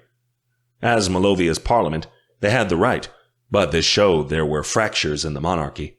They had business they didn't want the king and queen to know about. "If they're gathering at Saradine Hall, they're already wavering between supporting Elijah or overturning him," I insisted. "It would be easier, and safer, to infiltrate the government and get the circle members to turn on them one by one." "We don't have that kind of time," Finlay said calmly. "Elijah's actions are trying to lead us into another war. What happened last night proves it. He's trying to provoke the witches. If we're in a massive conflict with another supernatural race, the circle will be forced to back him no matter what he does, to keep the country together during a time of war. If Elijah's dealing with a crisis here back at home, he won't have the means to do another foolhardy task like he tried today. How long before Elijah provokes the Miriamic Coven again? A month? Weeks, perhaps? Quicker than the time it would take to turn the circle to our cause, and you know it." Yes, Finlay was right. I hated to admit it, but neither did I want the circle's blood on my hands. They're having a meeting this late? It's nearly 1 a.m, Dorina asked. It's an emergency meeting. Private, Professor Mara informed me. They're hoping by doing this so late, the king and queen won't catch on. Is Lady Magdalena there? I asked. The Circle didn't invite her. They suspect her of treason already. Just don't have the evidence to put her under in court, Finlay said. We found out about this by spying on Lord Radcliffe. If they don't trust her, why is she still on the Circle? Can't they vote her off? Dorina asked. It's not simple to get rid of a Circle member, I explained. They're lifelong positions established by the king. To impeach one requires an examination and a trial by jury, which takes time and requires evidence. I'm sure they don't have anything on her. Which is why Circle members are usually assassinated if someone wants them gone, Finlay added. But no one has the balls to try anything like that with Lady Magdalena. So what's the plan? Philip looked ready to do anything, like taking down the Circle one by one was his idea of a good time. Gunpowder, Finlay responded. We place kegs underneath Ceridin Hall and set them off with our illusion magic once the time is right. The building will crumble to pieces and kill them all. It's late, so no one else is there but the Circle and their guards. No innocent people have to get hurt. Finlay, this is a risk, I told him steadily. Everything we do is a risk, he insisted. You're talking about murdering all the members of the Circle. This is a huge risk. But if we get rid of them, there's no more support for the king and queen from the nobles, Finlay insisted. They'll have their legs swept out from under them, and we'll be able to move in on the palace. If we don't get killed first. Why are you so afraid? Simon challenged, and his eyes flashed. Perhaps you still have buddies in the Circle left from your cozy royal life. Are you really on our side, or are you working for your cousin? My lip curled. I have no loyalty to anyone on the Circle, save for Lady Magdalena. Then prove it, he said. Help us set the gunpowder and ignite it when it's time. I glanced at Professor Mara. You approve of this? We have to do something desperate, Mara said. We can't afford a conflict with the Miriamic Coven. We have to stop it before there's no turning back. I nearly held back, told myself I was going to walk away. Then I remembered the look on Emma's face, how helpless she was, how helpless she must have felt watching those witches die and being unable to do anything about it. I never wanted her to feel like that ever again. I nodded shortly. I'm in. Good man, Finlay clapped me on the back. Let's get you some gunpowder. Finlay led us to an old barn outside of campus where the gunpowder kegs were being held. I changed into a wolven, and gunpowder kegs were loaded onto my back, tied there by the sorceresses. All the shifters were carrying multiple powder kegs, save for the dragons, who were deemed too large to go by unnoticed. Most of them would be flying overhead in the cloud cover to keep lookout while we performed the job. I sniffed the air. I smelled the faint smell of gunpowder, but it wasn't as strong as I thought it should be. The sorceresses must have placed an illusion on the kegs to hide what they really were from anyone who might have accidentally found them. There's a direct line to Ceridin Hall underground, Finlay growled. We'll take the sewers. I agreed. There were multitudes of catacombs beneath the city. I'd never used them as the Phantom, as the rooftops were quicker, but it'd be the safest way to sneak dozens of people with explosives throughout Dolinska unseen. Once the powder kegs were loaded onto our backs, the dragons took off, and Finlay led us onward. Professor Mara held open a door that led down into the city's sewer. I took a deep breath, told myself I'd endured worse before, and plunged in after them. The sewer was disgusting. I wrinkled my nose as we moved through the toxic water, trying not to inhale the stench. Sorceresses held up torches to give us light as we waded through the stone avenue. Dorina looked around and said, I didn't know such a place existed. There are many corridors underneath the city. They're not all sewers, I told Dorina. Some of them are merely tunnels to consolidate the stone quarries underneath Dolinska. The tunnels are used as pillars to keep the city from sinking. Or graves, Simon replied in a haunted tone. Dorina shivered, and I failed to comment. I didn't wish to get into that morbid conversation now.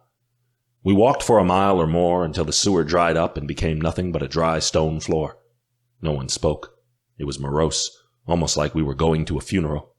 I prayed it wasn't our own. The corridors lengthened and widened. Out of the corner of my eye, I saw someone in the opposite corridor, someone who wasn't with us. It was a woman, but I couldn't make out her face in the darkness, though I could tell she wore a long black coat. When I locked eyes with her, she immediately scampered away. We weren't alone. Who else was down here? My curiosity was stifled when Finlay nudged me, telling me to hurry up. I quickened my steps. There was a woman in the corridors watching us, I told Finlay. I felt uneasy. There are a few homeless people who take shelter in the catacombs at night. It's nothing to be concerned about. We already surveyed the area before we planned this out. No one who means to do us any harm is down here. I wasn't sure whether I could take him at his word, but I didn't have a choice now. The corridor widened until we were in a stone chamber about 50 feet across. We're directly underneath Saradin Hall, Professor Mara said, looking at a map. The circle should already be in session. We can start setting up the gunpowder. Dorina began pulling the kegs off of my back. The sorceresses untied the kegs from the backs of shifters, rolling them around the room and placing them in staggered spots. Suddenly, Finlay started. He reached out his nose to sniff the barrel. His eyes widened. Something's not right. That was the last thing I wanted to hear. Mara pulled a cork out of one of the kegs. White powder began pouring out of it onto the floor. Finlay took a few shaking steps backward. Mara's voice was tight as she said, "The circle's guards must have found our storage. They replaced the gunpowder with flour." I knew my nose hadn't been off. It was never wrong. I should have spoken up. Which means they know we're here. The feeling of being a rat trapped in a maze pressed in upon me. We had to get out of here, before things got even worse. There was the cry of a dragon outside, one that shook the tunnel walls and made dust scatter. It was one of our sentinels, giving us an alarm. The cry was suddenly cut off, like the dragon had been silenced. I saw Dorina's face blanch of all color. Then came the sound of footsteps, armor clanging in the deep. My heart began to beat wildly in my chest. The plot had failed. The circle knew we were coming. They'd set a trap to trick us. Lord Radcliffe had purposefully allowed our spies to hear false information. "We've been fooled," Finlay roared. "Scatter!" The moment he said that, soldiers flooded into the catacombs from the other direction. There was the clash of weapons, swords, and growls from shifters as they fought back. Blood began to spill over the stone and onto my paws. Spells flew over my head, and I ducked down to the ground to avoid being hit by them. As I did so, I watched bodies fall. This had all been a setup. The circle wasn't thinking of betraying Gabby and Elijah. They'd plotted this because they backed him completely. If Elijah didn't know there was a revolution, he did now. I heard several sorceresses give cries of pain. The torches went out, plunging us into instant darkness. I was a shifter, so I could see in the dark, but the sorceresses didn't have a chance. "Dorina, grab onto me," I said quickly.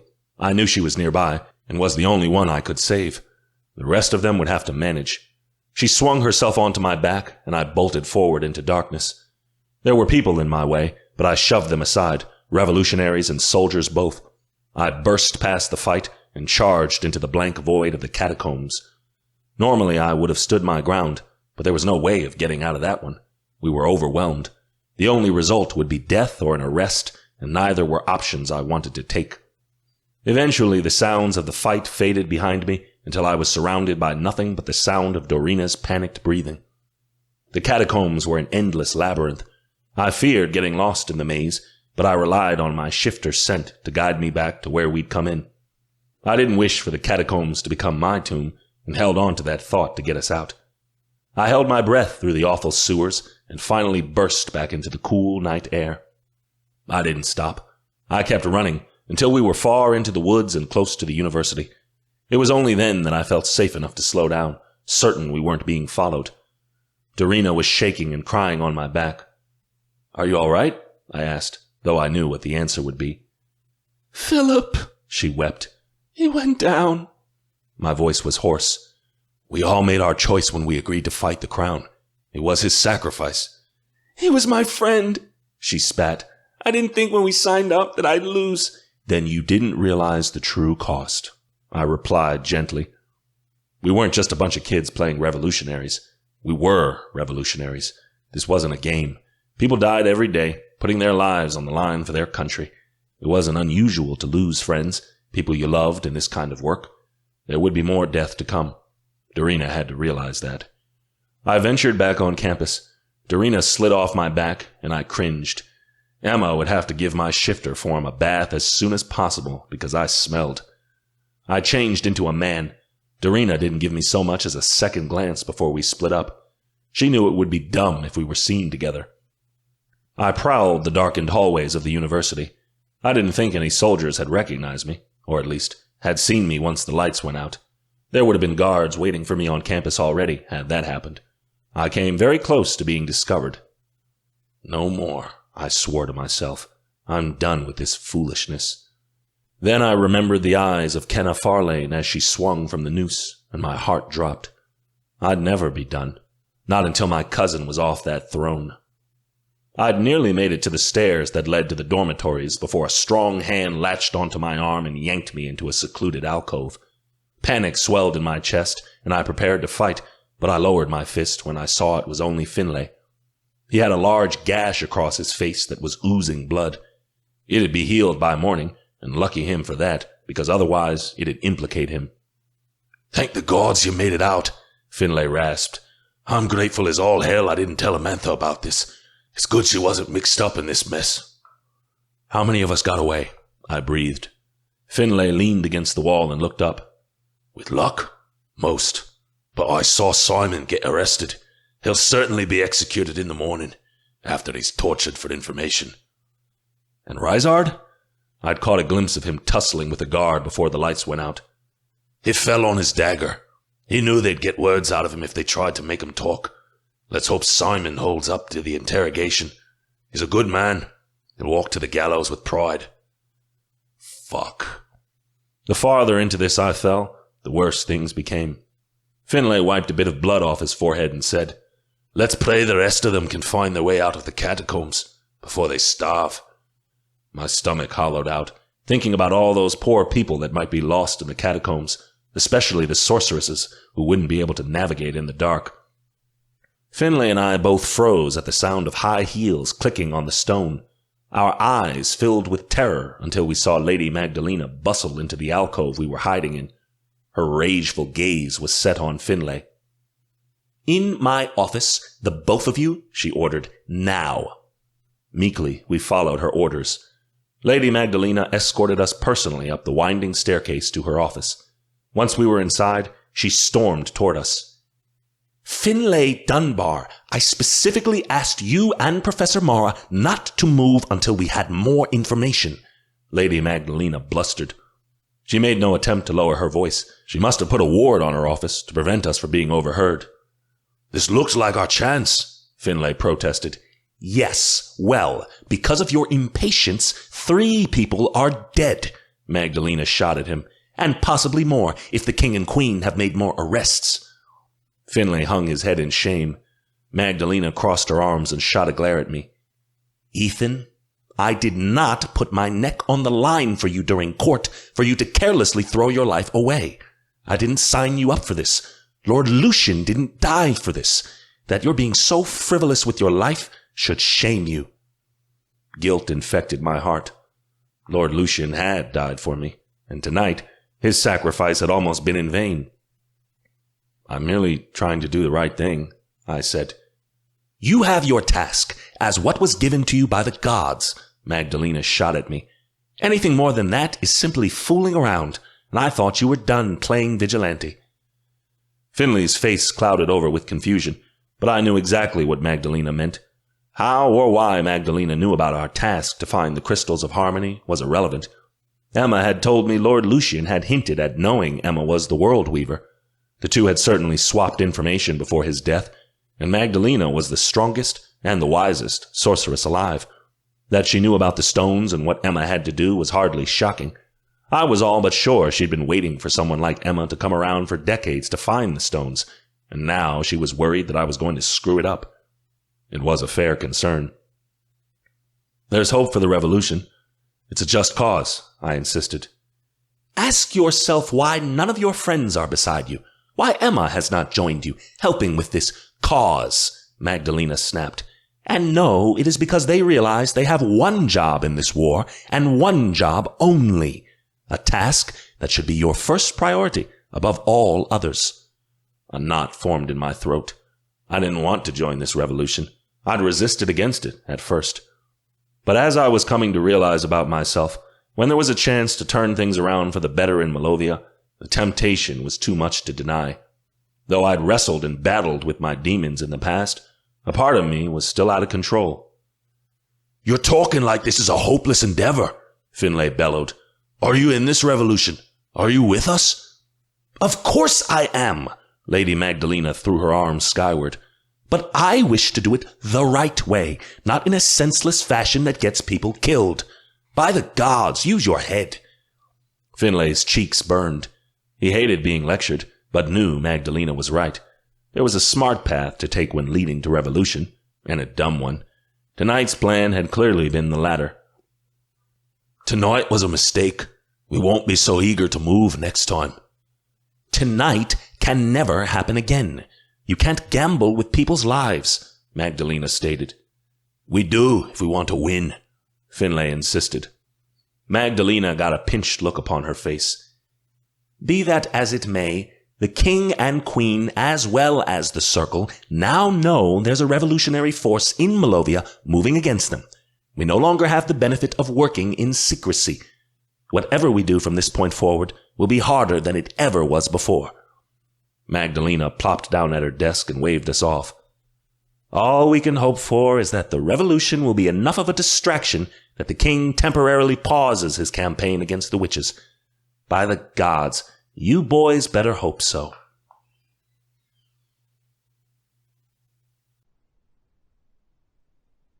Chapter 16. Emma. Since Ethan heard the rumor that Callisto was involved with the Black Claw, we'd all been taking turns following her around the castle, on the off chance she'd lead us to the cult. We were all but certain Callista had caught on. She remained at the university at all times, hung out with her friends, and went to class. She never left campus, and the Black Claw certainly wasn't hiding within these walls. Maybe she had nothing to do with the cult after all, and just wanted to find the Black Claw to piss her mother off. Regardless, following Callista around was a dead end. It didn't get us anywhere. After days of tailing her with no progress, I was all but sure she didn't have anything to do with the cult at all. But I was more concerned about speaking to Lady Magdalena. Ethan told me she'd hinted about the stones, and I wanted to figure out exactly what she knew about them. I knocked on Lady Magdalena's door Thursday morning. "Enter," I heard her say, and the rotating door that led to her office opened of its own accord. I stepped inside. She didn't seem particularly surprised to see me. "What is it, Emmeline?" she asked. I swallowed. Lady Magdalena had been far kinder to me than she ever had been in the past few weeks. She was no longer my coach, only my headmistress. I was sad to experience that kind of distance between us. I wanted her guidance, and if I couldn't get it on the ice anymore, I would pressure her to deliver it in real life. "Ethan mentioned you know about my quest," I said slowly, not wanting to give anything away. "I'm asking how." Magdalena sighed and put her fingertips together. "Yes, Emmeline. I know about the crystals of harmony, about your destiny as the World Weaver, and about your prophecy. I know you are currently seeking the Griffin stone, and have 3 of the crystals in your possession as we speak. I know you have been to Addenmire, that you and Ethan both have Unseelie blood, and that your friend Odette is a Draca seer. I know it all, and so did Lord Lucian before he died." My mouth had gone very dry. "How?" I squeaked out. "How could you know?" "Sit down, Emmeline." Magdalena gestured to the chair in front of her desk, and I took a seat. She rubbed her temples tiredly before she began speaking. "Many years ago, when I was very young, I had a vision sent from the gods. It was a very vivid dream, if you will. I had images of the World Weaver, of the crystals of harmony, and of the return of the Draca seers. Milana herself came to me and delivered your prophecy, how you would save our world and damn it all in one blow. I was informed by the goddesses that I would be the one to guide the World Weaver to her destiny. When I awoke, I wrote down everything I had in my journal and kept it safe. Magdalena pointed to a leather-bound journal on her desk. I spent many years of my life searching for the girl who could be the one. I traveled the world, seeking the chosen one, but each one led to disappointment. I was all but ready to give up. Then came you. I swallowed. Lady Magdalena coming to Detroit had been no accident. I thought so when she first showed up on my doorstep, and I had the same feeling now. When we met, you hinted there was a shifter you knew of that I'd be bonded to, I said slowly. Did you? Of course I put you together, Magdalena said. Ethan's birth helped my vision become all the clearer. I saw him in my dream. I didn't understand much of it at the time, but once he arrived on this earth, the pieces began to fall into place. I knew the World Weaver, whoever she was, would be bonded to him. The first time I laid eyes on you, I was certain I'd found his mate, and therefore the mark I'd been looking for. What about Lord Lucian? How did he know? I asked. I knew I needed someone on my side to help me with my task, someone at the university I could trust, because I could not do this alone. Lord Lucian was an expert in Unseelie law. More than that, he wasn't prejudiced. He was loyal and didn't have a mate to protect. His first priority was defending Malovia, Magdalena said. When the time was right, I told him what I'd seen. I gave him the task of mentoring Ethan, and then you, once you came to the university. My guts twisted inside of me. Lord Lucian had known all along what I truly was, and we'd never gotten to talk about it. He was one of the few people I could share all this with, and he was gone. Why didn't you tell me the truth? I demanded. I had a right to know. If I had told you this to begin with, would you have ever come to Malovia? She asked. The gods don't bestow information upon us until we're ready, Emmeline. If I had informed you that you'd be the one to save the Fae, you would have never entered university, and therefore all would have been lost. I'm sorry if you believe I deceived you, but withholding information until the right time was my only option. What about the King's contest? Did you foresee the results? Visions aren't perfect, Magdalena admitted. I am not a Draker. I was merely delivered a message from the gods. I admit that is one part that has me a bit baffled. I didn't expect that outcome. I chewed my lip. Is there anything you're still hiding from me? Anything that would be useful in my quest going forward that I don't know anything about? Lady Magdalena nodded slowly. Everything I know you already have knowledge of, except for one thing. The day of the ritual, where the Black Claw will take your blood to raise Droga back to his full power. My heart skipped a beat. Lord Lucian said he didn't know the day the cult would come for my blood. Because he didn't, Magdalena replied. I feared he'd grown far too protective, and, dare I say, too close to you, to be informed of this specific date. He'd try to save you from it. And could he? Could I save myself? I asked. Magdalena shook her head. No, Emmeline. When the time comes, there is nothing that you will be able to do. The Black Claw will use your blood to raise Droga, and it will ignite a hell the Fae have never seen. What if we get rid of the cult? If they're eliminated before then, can we stop them from raising Droga? I asked hopefully. Lady Magdalena pursed her lips. Perhaps, she said, but she didn't sound like she believed it. My throat had gotten tight and my hands were cold. Tell me the day. Lady Magdalena cocked her head. The cult will initiate the ritual on December 4th of this year, during a total solar eclipse.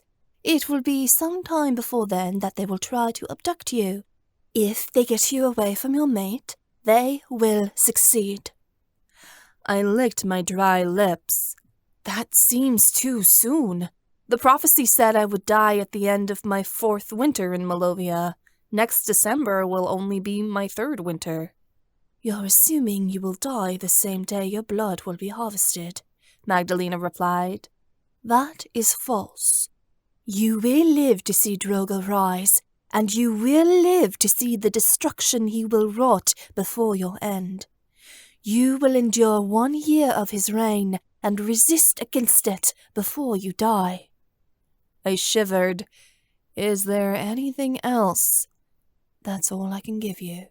The gods did not tell me everything," Lady Magdalena said smoothly. "And my death?" Lady Magdalena blinked. "Before the first of the snow melts away at the end of the 4th winter, the end of your 2nd winter here in Malovia has come to a close. Odette has foreseen the hidden king drawing near you. You know what that means, my dear." I stood slowly from my seat. "Thank you for being honest," I replied. At least I could count on her to not bullshit me. She respected me too much for that. "I am here for whatever you need, Emmeline. The gods have tasked me to be your guide," Magdalena said softly. "I intend to keep that promise until your quest is done." I nodded. Without another word, I left her office. Her words seemed like my epitaph. I would try to stop the cult from taking my blood, but I wouldn't be successful. Drogo would rise again, and as the World Weaver, I'd fight him. Then, as Odette had predicted, the hidden king would take my life. I would die. Lady Magdalena was sure of that. I'd been certain of it too, but now I had undeniable proof from someone who had answers directly from the gods. I had 2 more years, 2 winters, before I'd give up my magic for Malovia and perish at Elijah's hand. It didn't seem like enough time. 2 years would go by in the blink of an eye. It wasn't enough time with my friends, with my family, with Ethan. My appetite had completely vanished, but I knew I had to keep my strength up, so I choked down some food from the cafeteria before heading to Arcanian swordplay with Lodbuzan in tow. I'd been practicing with my sword all semester, but since my knee had gotten busted, nearly everything I'd learned had been thrown out the window. "We'll be practicing on the dummies today," Professor Desmona said as she strutted around the outdoor practice arena, a hand on the sword in her hilt. "I expect to see clean hits and fast drills. Your exam will be far from easy." I liked Professor Desmona. She was one of my favorite teachers. What wasn't there to love about a 6-foot badass Griffin marked who only dressed in armor and was known for kicking ass? She was one of the few women in Malovia who'd been knighted by King Lycus before he'd passed away, and that was incredible. Alexi and Kiara were with me in this class. They stood by with their swords as each of us waited in front of our chosen dummy. Desmona inspected each of our swords to be sure we'd sharpened them properly before we began the exercise. A couple of people got dismissed. Desmona didn't accept shoddy work. "I always looked up to Professor Desmona," Alexi said quietly after she'd passed by. "A Griffin knight. Can you imagine?" "Why couldn't you be a knight? You're strong," Kiara commented. Alexi blushed and said, "Oh, not me. I never earn a king's favor like that. You have to be special to become a knight, and I'm just not special." Kiara frowned. She went to say something, but Professor Desmona said, "Those of you that are still around, get to it. If your work is sloppy, don't expect to make it through the rest of the session." The sound of swords swinging through the air and colliding with dummies resounded around the practice arena. Alexi hammered away at a dummy with his blade like he'd been born to do it. Kiara wasn't very good with a sword, but she could at least keep up. Not me. I'd been at the top of the class before I'd gotten hurt. Now every stance I took hurt my knee. I tried it from a couple different angles, but whenever I twisted to swing, it sent a shot of pain jolting through my bad knee. Within 15 minutes of practicing, my leg was sore. I mentally felt Ethan checking in, like he did during every swordplay class, and I told him to go away. I took another jab and fell forward, slamming into the dummy and almost collapsing into the spring mud. I struggled upward, only to hiss when my knee ached. Desmona stopped by my dummy and watched me for a few seconds, taking count of my poor work. It was damn obvious that if I faced a monster in this condition, it'd take my head off before I had a chance to kill it. "Miss Sosna, you are permitted to leave class," Professor Desmona said. Her eyes were dark with sympathy. Just before I'd left for championships, she'd praised me for having the best swing out of everyone. My throat pricked. I nodded and packed up my sword, avoiding everyone's gaze. I tried not to cry as I brought out my wings and flew back to the castle. When I got to my dorm, I tossed Lord Brazan into the closet next to my skates and slammed the door. Tigris mewed. I took a few deep breaths and stroked his ears with my finger. I felt so frustrated that I wanted to scream. Ethan tried to push his way in again, but I wouldn't let him. Didn't he have his own classes to worry about? I was looking for a distraction, so I left my dorm. I smelled the scent of strawberry jam wafting through the rec room and followed it. Odette, Ozzy, and Jasper were in the kitchen of the recreation area, baking thumbprint cookies. Soft, boppy music was playing, which Ozzy was dancing to as he dusted powdered sugar over the cookies, singing along and shaking his butt. "Hey guys, what you up to?" I asked. "Making illusion cookies. They'll transport your mind to a brand new place each time. They're made of almond flour. Try one," Ozzy said in excitement. I took a cookie from Ozzy's hand and bit into it. Once I did, the kitchen dissolved around me and became a ballroom. I watched as figures in beautiful dresses and coattails twirled around me, while a string band played in the background.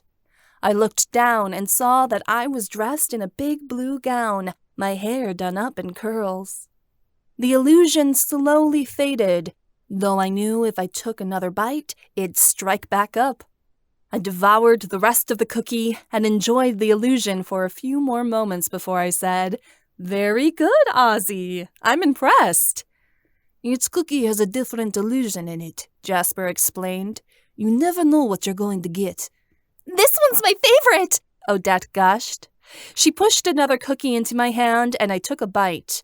This time, the illusion changed so that I was floating on pink clouds. I could bounce from one cloud to the other like they were trampolines, my body soaring seamlessly through the sky like I weighed little more than a feather. The clouds giggled and cooed when I landed on them as if it tickled. "What are you making them all for?" I asked as the second illusion ended. I looked over the table. They'd made over 100 cookies. "We're having a bake sale," Ozzy said. "We're raising money to start a club at the university." "What kind of club?" I asked curiously.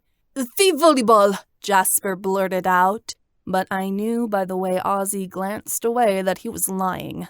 Were they thinking of starting an LGBTQ club at the school when they knew same-sex relationships in Malovia were outlawed?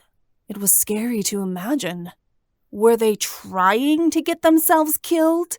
I knew activism had to start somewhere, and someone had to take the risk if things in Malovia were going to change. But why did it have to be my friends, people I cared about? I just wanted them to be safe. Jasper dabbed a bit of icing on Ozzy's nose, and he giggled. Jasper bent in to lick it off. I cast a glance over my shoulder to make sure no one else came into the kitchen at the wrong time. These two were gambling with their lives by thinking about living out in the open. Still, if someone tried to keep me away from Ethan, I'd be the same way. Things were never easy when my mate and I denied our feelings for each other, no matter how difficult royal society and vigilantism had made our relationship. It was easier to fight against the world together rather than fight against each other. I couldn't blame them for wanting to be together. They were mated. No laws could keep Ethan and I apart, just as no laws should separate Ozzy and Jasper because of the opinions of a few prejudiced fae.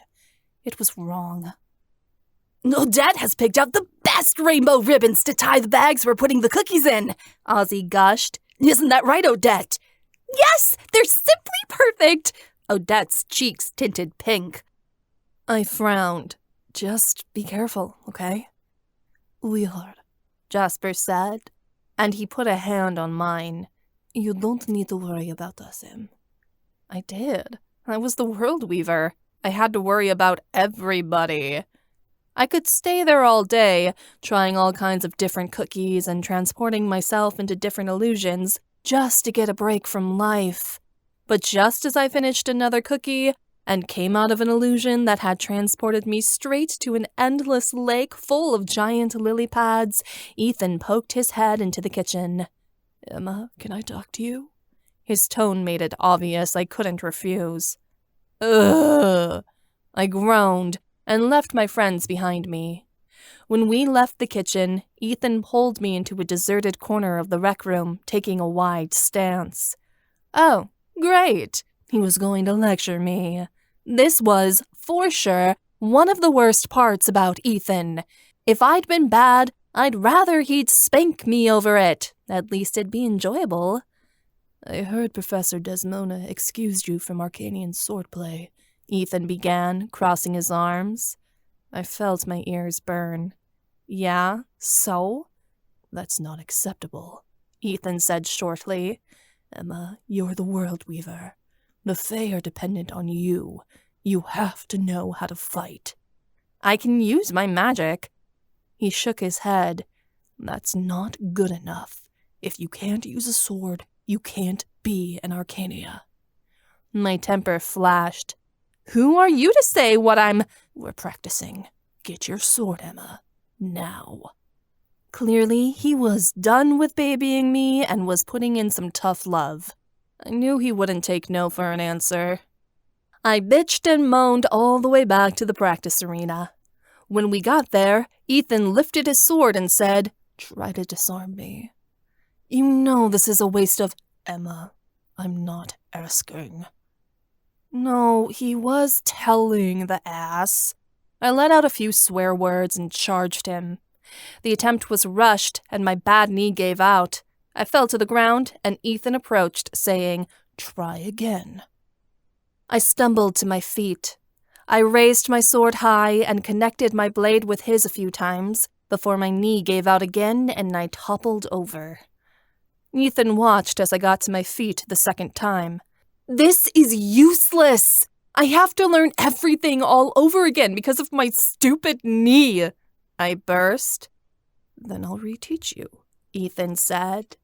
His tone was calm, like this wasn't a big deal. "How?" My voice ached with despair. "You can't magically make me recover." "I know exactly what you need to do, because I can tell you how to stay off that leg." Ethan pointed his sword at me. "It's the same one I lost." "I don't even know why you're trying. It's pointless." "Lord Lucian didn't give up on me when I became an amputee. I'm not giving up on you," Ethan noted firmly. "You're not him," I growled. "No, but I damn well know what it feels like to relearn everything after a leg injury," Ethan said. "I didn't quit. You're not going to either." I gave an angry noise, but Ethan didn't cave. I came at him again, and our swords connected. He began barking out tips. "Pivot on your right leg, not your left. Ground yourself more than you attack. Wait for your opponent to come to you. And don't use your wings. They're a crutch." I scoffed. Using your wings during a sword fight was a good way to get them cut off. I followed Ethan's pointers and found that fighting was easier that way, but I was still way out of practice. I staggered backward when we finished a combination. Again, Ethan said, the moment I'd had a chance to recover my breath. You're really pushing your luck. Yeah, because I know the only way to motivate you is to piss you off, Ethan shot back. Again. I ground my teeth. This type of motivation wouldn't work well with a lot of people. Delmare would storm off, Kiara would try and make herself as small as possible, and Odette would burst into tears. But not me, because I was an asshole who wanted to prove everyone wrong. At this point, I was existing to spite the gods and the world. I was damn good at it, too. I hauled myself upward by use of my weapon and held out my sword. Ethan smiled. Good. Watch your corners. Ethan and I kept practicing until I started to limp around due to the pain in my knee, and he insisted we stop. We took a seat on a bench by the training arena, and a fresh surge of energy burst through me. It felt good to sweat and get some exercise again. I'd almost forgotten what it was like. You did good, but I know you can do better, Ethan insisted. Saturday, we'll try again. I didn't argue. If he wanted to train me all over again, I was up for it. He was right. I needed to be a good swordswoman.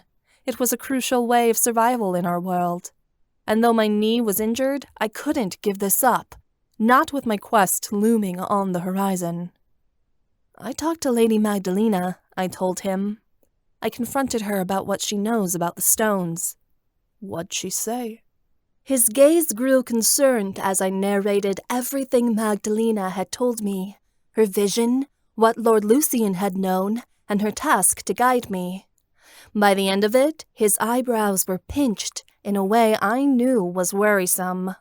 Lady Magdalena gave me a day when the cult would come for my blood, I told him. It's this year, December 4th. She said if the cult separates us, they'll be able to use me to raise Droga. Then we can't let them, Ethan pledged. We need to stick together as much as possible. Come on, we should probably tell the others. Ethan changed into a woven to give me a ride back to the dormitory so my knee could get a rest. As he carried me back, a knot of guilt grew in my stomach. There was one thing I didn't confess to Ethan. Lady Magdalena's confirmation of my death. Odette's vision was true. Elijah, the hidden king and rightful leader of the Black Claw, would kill me. There'd be no stopping it. I couldn't bear to tell Ethan the truth. It would surely break his heart. I didn't wish to hurt him before the inevitable happened. We had to enjoy the time we had before I was gone. Chapter 17. Ethan. So, I called you all here today for a very special reason. I was in the rec room with Odette, Delmare, Kiara, Stefan, Theo, and Alexei early on April 30th. Emma had gone to visit her mother with Arthur, and her time away was just what I needed to put my plan into motion.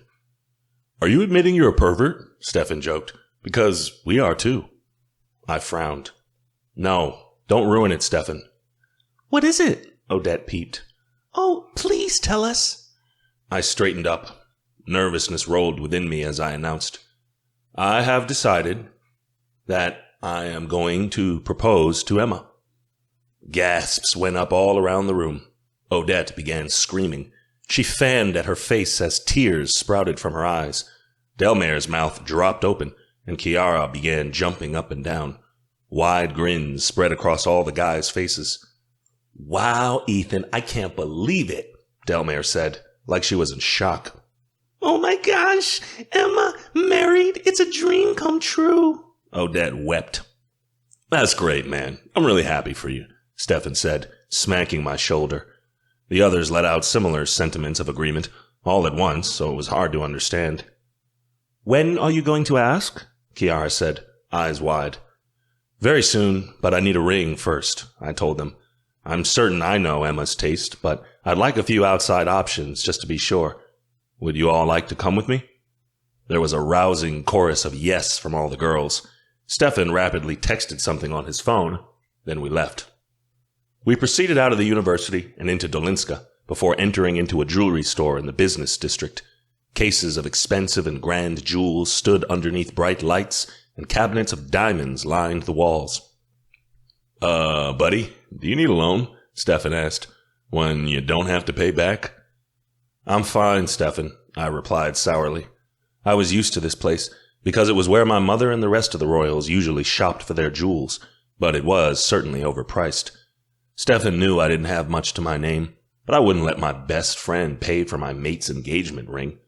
I hoped I'd cobbled enough together in the past few months to buy a ring worthy of my mate's love. The jeweler knew who I was. She raised an eyebrow as if she hadn't expected me to come back since losing my title, but sauntered up to me anyway. Welcome. What are you looking for today? Nothing in particular, I answered vaguely, because I knew if word got out that I was thinking of proposing, it'd be all over the papers before I had a chance to ask Emma, therefore ruining the surprise. I see. The jeweler pursed her lips. Feel free to look around. I was keenly aware she was implying I shouldn't be here, but I hardly allowed her haughty attitude to get to me. I began surveying the cases of jewelry with interest as my friends scattered around the room. As my eyes fixated on all the different choices, I asked Stefan, What do you think? Diamonds? Gold? Silver? Huh? Stefan was barely paying attention. His eyes were glued to a black diamond ring that was edged with a ruby on either side. You're not just helping me look for Emma, are you? I asked flatly. Stefan cast a glance over at the other end of the salon. Delmare was far away. He whispered, If I'm being honest, not particularly. You know Delmare is wary of marriage, right? It was hard enough getting her to date you. That was before she saw my awe-inspiring manhood in all its naked glory. I resisted hitting him. On the other side of the salon, Odette was tugging on Theo's arm and gushing over rings. And what kind of jewel does the young lady like? The jeweler asked. Apparently she figured Theo had more money than I did because she'd zeroed in on him. Pink, please, Odette pleaded. Theo laughed. Maybe one day, my love. We have other things to be concerned about in the meantime. Oh, yes. Our investment in the dance studio. Odette scrunched up her nose and pushed her glasses up. You're right, Theo. Business first. The jeweler scowled, and I tried not to wince. As was typical, my friends were being obnoxious. What about you? The jeweler barked at Kiara, assuming Alexei was her mate. Anything catch your eye? Not really. I'm not convinced I'll marry anyone, Kiara said, and Alexei stilled. I won't just take any man. I want the right man, and if he doesn't meet my standards, I don't see the appeal of being married much at all. Being a priestess is more than enough fulfillment for me. I heard the hidden meaning behind her words. If she couldn't have Alexei, she didn't want anyone else. The jeweler let out a huff. She began wiping down a glass counter, keeping her eye on us, as if she figured we were going to steal something. I turned my back and ignored her. Ethan, you need a big diamond, Odette insisted. No, something small, Kiara argued, pointing at a petite ring in the corner that I was sure was more her taste than Emma's. Just pick something already. She's going to say yes, Delmare complained. Does it really matter? Oh, no, not that one, Ethan. Gods! I scowled. I was beginning to think I'd brought along too many people to help me decide. There were far too many opinions. Everything I felt was worthy of her was out of my budget. Even looking at the best rings, none of them were right. I felt dejected. Going from filthy rich to completely broke had done a number on me. There was a resounding crash behind me.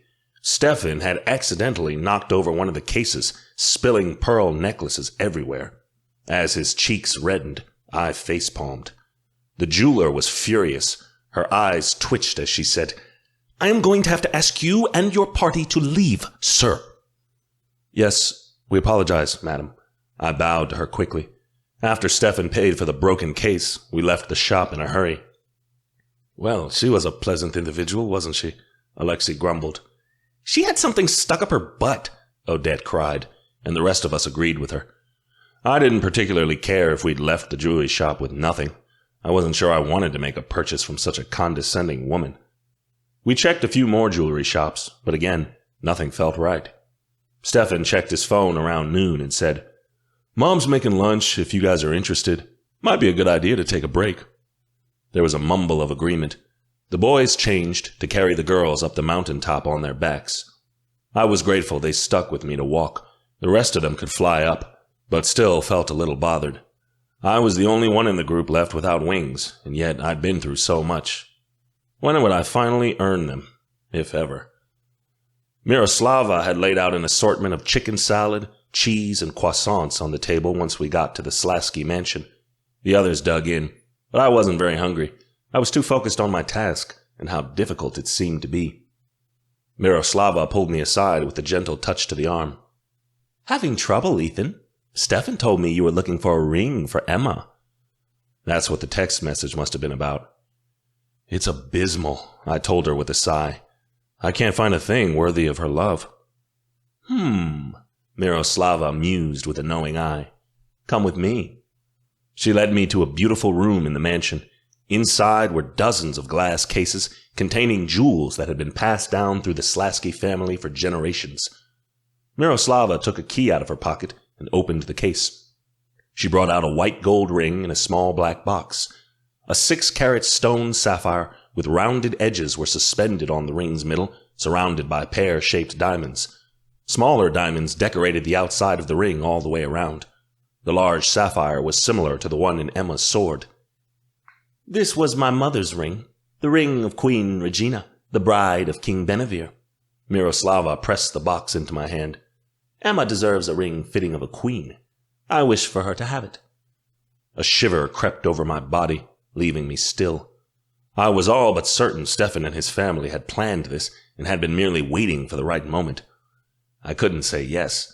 Besides being a priceless family heirloom, this ring was worth tens of thousands, and by all means was a part of history in the royal families of Malovia. It was more than I deserved. "I cannot accept this gift. Something like this should stay in the family," I insisted. "You are our family, Ethan. You know that Jonathan and I consider you a son," Miroslava said kindly. "Besides, I think we both know what Stefan is planning, and this ring hardly suits Irina's tastes. Yet it will look splendid on your mate's hand. I'm sure of it." "But to refuse again would be to insult me." Miroslava enclosed my fingers over the box. "Take it, Ethan." A warm glow spread over my body, and I said, "Thank you. This means more to me than you'll ever know." "You can thank me by making Emma a happy bride," Miroslava said, before her voice dropped sadly. "The gods know she needs a little happiness in her life." When I returned to the dining room with the little black box in my hand, everyone crowded around me. The girls oohed when I opened the box, and Theo and Alexi's eyes widened. "Gee, that's a huge ring," Odette gasped, putting a few fingers over her mouth. "How do you expect her to raise her hand with that thing? It's enormous," Delmare burst. "It's just right," Chiara insisted. "Emma will love it." Stefan wiggled his eyebrows. "It's impeccable, am I right?" Yeah. He didn't need to show off. The consensus was that the ring was perfect. I thanked Miroslava again, and we headed back to the university. When we entered the rec room, I saw that Arthur was back, cuddled up on one of the couches with Vara. I decided not to waste any time. We didn't need her family's approval, but it was nice to have it. If we were joining families, I wanted to be sure our relationship was welcome.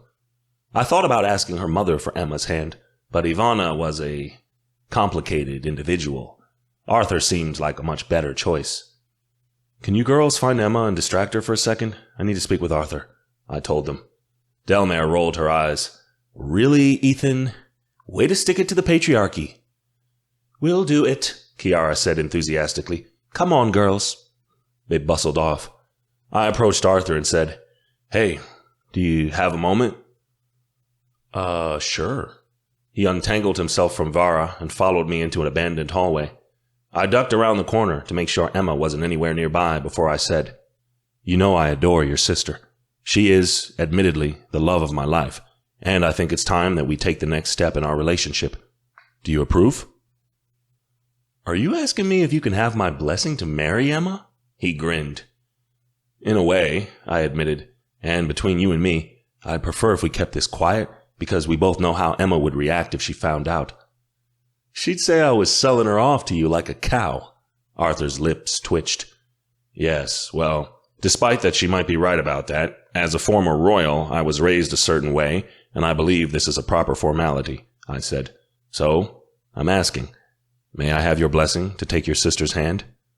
Of course! Arthur clapped me on the back. This is wonderful news. You'll make her happy. That's all that matters.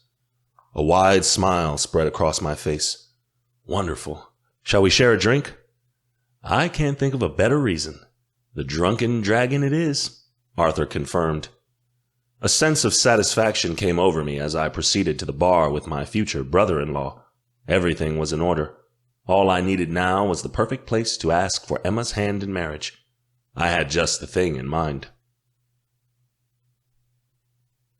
I'd taken to practicing swordplay with Emma nearly every other evening. We took breaks to allow time for her knee to heal, but when we were practicing, it was game on. I didn't go easy on her. I kept drilling her, teaching her how to stay off her knee and use other parts of her body as an advantage while wielding a weapon. I was going to keep working with her until she was more proficient with a blade than she had been before her knee was destroyed, to prove to her she could be better than she ever was, even with an injury. It felt very reminiscent of those days when Lord Lucian had trained me after I'd lost my leg. It made me miss his presence. Emma was quicker to pick up than I had been. Dealing with a hurt knee was easier than having to learn how to walk and run on a prosthetic, so I was certain we'd get her back up to speed in no time. On May 1st, I knocked on Emma's dorm room door and presented her with a bouquet of apple blossoms and tulips. Well, hello there. Emma smelled the flowers. What's the occasion? I thought I'd drop by and wish you a happy Schotzenik, I said, giving her a kiss on the cheek. Schotzenik? What's that? Emma asked.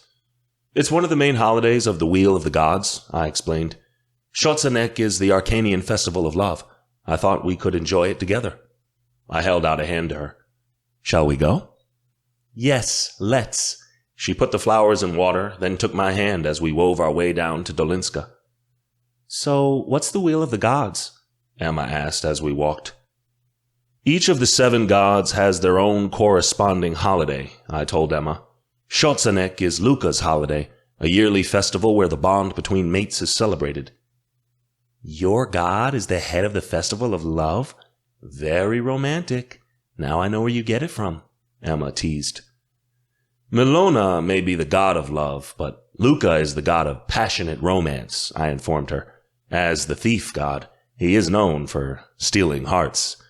Schotzenik is a holiday that celebrates sexual connection and to show loved ones affection. A holiday for mates, if you will. So there's a wheel. Every god must have their own holiday, Emma said. Correct. After Schotzenik, Midsummer's Eve is on the summer solstice.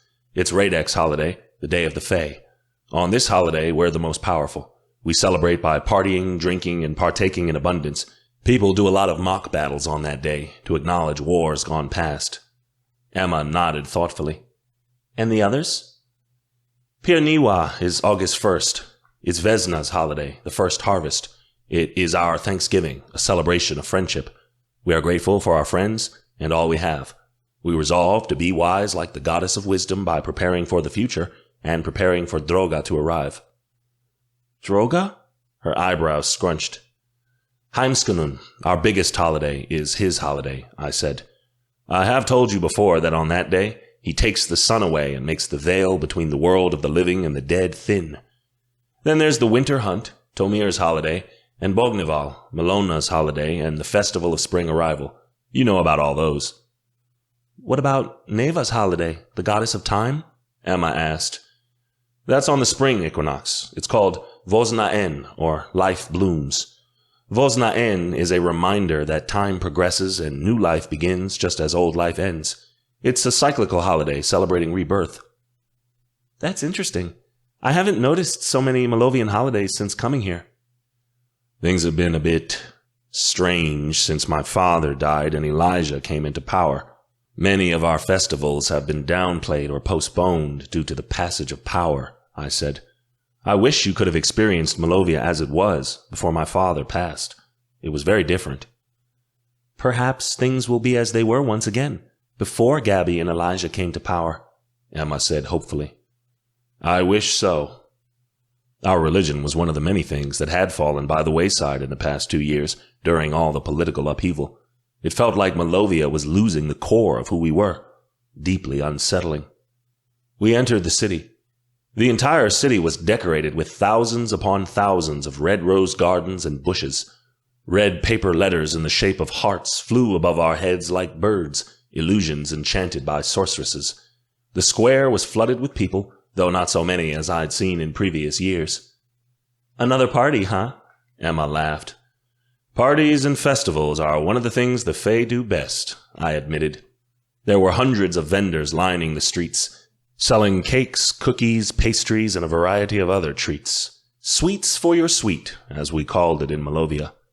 The smell of chocolate wafted through the air as chocolatiers competed in competitions to see who had the best candy. Wineries gave free tastings to anyone who walked by. There was a long wooden canal that had been built specifically for Schotzeneck that wound through the entire city. It was small, only a few inches deep, and a couple of feet across. At the head of the canal, sorceresses lined up, candles in their hands. Emma watched as the sorceresses put the candles into little floating devices, then pushed them down the water, watching them float away. Single marked giving prayers to the gods, to deliver their mates to them before the year is out, I informed Emma. On the other side of the city, shifters will catch the candles and see the name that is written upon them. They'll then spend the entire day searching for the girl who lit the candle. If you find her, it is said the gods destined you to be mated. That's so romantic, Emma swooned. There's more. I led Emma down a twisted alleyway. At the end, it became more crowded. All kinds of couples, young and old, gathered in front of a brick wall that had been painted red. The bricks were crumbling and decaying in places. Shifters and sorceresses shoved notes between the cracks in the bricks before giving each other a kiss. This is Luca's wall. Bonded Fae leave notes in the cracks as prayers to Luca to bless their union, I said. I gave Emma a piece of paper and a pen from a table set up by the wall and said, Tonight, all the prayers will be burned by the high priestesses in the sacred gathering as a sacrifice to Luca. Write whatever you wish for. Emma and I scribbled our prayers upon the paper, then shoved our notes into a little crack no one had claimed yet. What did you ask Luca for? Emma asked. For my proposal to go well, I thought, but I said, I won't tell if you're not going to. Emma smiled slyly. There was dancing partaking in the streets. As we walked by, I noticed a couple sitting on one of the fountains. The shifter got down on one knee and procured a ring from his pocket. His marked gave a cry of glee and wrapped her arms around him, and he slipped the ring on her finger. Applause rang throughout the square, and they kissed blissfully. I caught Emma watching the scene with interest. It's pleasant, isn't it? I said with a wry smile. I wasn't proposing tonight, but very soon. I still needed time to get a few last touches in order. Emma watched the newly engaged couple and said, Yes, I hope they have a great life together. I hoped she'd be happy at the prospect of living a life with me. I knew we were mated and therefore destined to live as one, but even so, I was nervous at the thought of asking for her hand. I didn't think she'd turn me down, but still, I worried. Emma guarded her freedom fiercely. Would this be a step too far? Emma and I enjoyed the festival by watching the Shakespearean plays, visiting the booths, and participating in some of the dancing. As the morning waned into the afternoon, we saw Vera sitting outside one of the wineries, sipping at a blush wine that had been made specifically for Schotzeneck. She was alone, which I thought was off. Where was her mate? Where's Arthur? I asked Emma. Working at the restaurant. He and Vara will probably celebrate later, Emma said. Vara waved us over. Emma and I strode to her table, where she said, Hello to the both of you. I hope you're having a wonderful Schotzeneck. We are, but you didn't call us over for pleasantries, I pointed out. You have something on your mind. Vera ducked her head. I do. I would like to write another article for the annual Arcania. About you, Ethan. Me? I reared back. Why?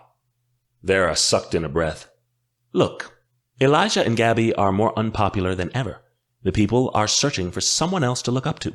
Perhaps you can put yourself in that position. So many already think you're a hero. Why not play it up a little? Give them the vigilante story they've all been dying for." I mused on the idea. Vera wasn't a part of the revolution, as far as I knew, but she supported the cause. This was her idea of helping. "What did you have in mind?" I said. "I was thinking something controversial," Vara admitted. "Enlighten me." My tone was flat.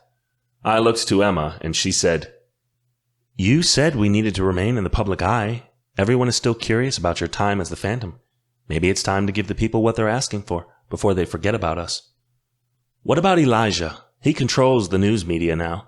He's not going to let the papers publish something about Ethan," Emma said. "It's a celebrity piece, not a political article," Vera pointed out. "If the king shuts it down, it makes him look even worse than he already does, and he's already worried about appearing more insecure than the public has already deemed him." I nodded. "Very well. I'm sure you have an angle you want to work, don't you, Vera?" Vera smiled. "How comfortable are you wearing your skates? Just your skates." An hour later, I was wondering what the hell I'd gotten myself into. I was naked as the day I was born, standing on the ice rink wearing nothing more than my prosthetic, my hockey gloves, and my skates. I held my hockey stick awkwardly, still shocked Vera had managed to talk me into this. The idea was that I'd show off my prosthetic just like Emma had showed off her infusion pump to prove I wasn't ashamed of it, along with a whole lot else. It was certainly controversial, and would definitely attract the attention of everyone in the kingdom. In Malovia, everyone loved a star athlete just as much as they loved a scandal. A former prince telling his story of his time spent as a vigilante, with raunchy pictures to match. I'd be the talk of Dolinska the moment the article broke. "You really don't mind this?" I called to Emma. She was sitting on the sidelines and grinning. "I like showing you off," Emma giggled. "Shows everyone what they're missing." At least she was happy. I was concerned her first visit back to the rink would make her crumble, but apparently, if it featured me displaying the royal jewels while skating around the ice, Emma was all for it. I shifted from one blade to the other. I wasn't particularly shy about being nude in front of Vera. I'd been naked before in front of a woman, after all, and I'd gotten over a lot of insecurities about my amputation, but I didn't want anyone else poking their head in here, either. Strange, seeing as how I'd agreed to plaster pictures of my bare ass all over the front page of the annual Arcania. Vera had paid off the ring's administration for a few hours to lock the doors, so we'd have the ring to ourselves. Even so, I was paranoid. Vera needed to hurry up and take some pictures. I was freezing my cock off out here, literally. "What do you want me to do?" I asked. "Just skate around and take some shots," Vera called as she set up the camera. "I'll snap some pictures here and there. Try to act natural." Like there was anything natural about this.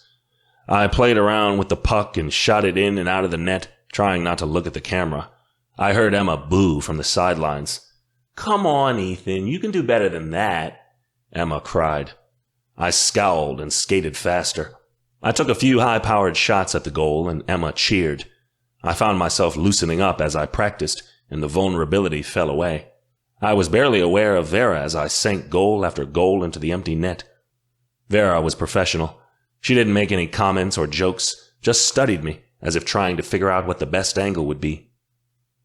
"I think I got the perfect shot," Vera said, and she waved me over. She showed us the camera. The picture she'd snapped was a photo of me about to take a slap shot, standing on my right leg while my prosthetic was raised behind me, my arms drawn back just before I hit the puck. Everything obscene was covered.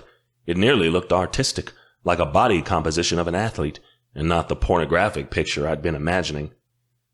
"It looks good," Emma agreed. "What do you think, Ethan?" I was sure that was as decent as it was going to get, so I said, "This is fine. What else do you want me to do?" Vera had me take a few more shots, ones with my hockey helmet positioned in front of my nether regions. Emma made fun of me for calling it that, but I couldn't think of another way to describe it politely. I would have never agreed to this during my time as a prince, but I supposed desperate times called for desperate measures. There were more ways to fight back against a corrupt government than with swords and spilling blood, I supposed one of them involved showing the ladies of Malovia more of my ass than my face. Vera finally let me go back to the locker room before my balls curled back up inside of me. I got dressed, and we sat in the lobby of the rink for the interview at a table near the closed concession stand. "Start at the beginning," Vera said as she opened the pages of her journalist notebook. "I want to hear everything from when you decided to become the Phantom to when it all ended." I gave a glance to Emma. She gave a tilt of her head, and I took it as an indication to tell Vera only certain details. Things like the night of the masquerade and visiting the Miriamic coven were off the table, but everything else was fair game. I launched into a lengthy tale about my time spent as a vigilante. It took longer than I thought it would, a few hours. By the time I was finished, it was dark outside, and Vera appeared satisfied. "I have more than enough information here, but I think I can pare it down into a nice article," Vera said as she put her notebook away. "This article is going to be sensational, Ethan. You won't regret it." I certainly hoped not. Vera left for the news station then, and Emma and I continued back to the university. As we walked, a strange scent began to rise through the air, like smoke. There was a red haze on the horizon that had nothing to do with the setting sun. Emma stilled, and I said, "You smell it too?" "Yes. Gods, what's happening now?" Emma asked tiredly. The closer we got to the university, the heavier the scent of smoke became. As the building came into view, it was clear the school wasn't burning. The smoke was far off, hovering over the city. Even so, Emma kept her jacket pressed over her nose. The haze in the air became darker, stinging our eyes. I nearly thought the forests surrounding the city had to be on fire somewhere, until a rugged individual staggered out of the gardens. Finlay's face was covered in soot, ashes blackening his hands. My gut jolted as I realized he'd had something to do with this. "Finn, what have you been doing?" Emma hissed. Finlay's eyes were wild, like he'd gone mad. "The revolution has taken its revenge for the people we lost in the catacombs," he explained. "We went to the royal grounds surrounding the palace and burned the houses of the nobles down." "What?" Emma and I both hissed at once. I stepped forward. "Finlay, are you insane? What provoked you to do such a thing?" "We all voted and agreed. The Circle and their supporters need to pay for siding with Elijah," Finlay insisted. "We killed their guards and looted what we could before we turned their homes to ash."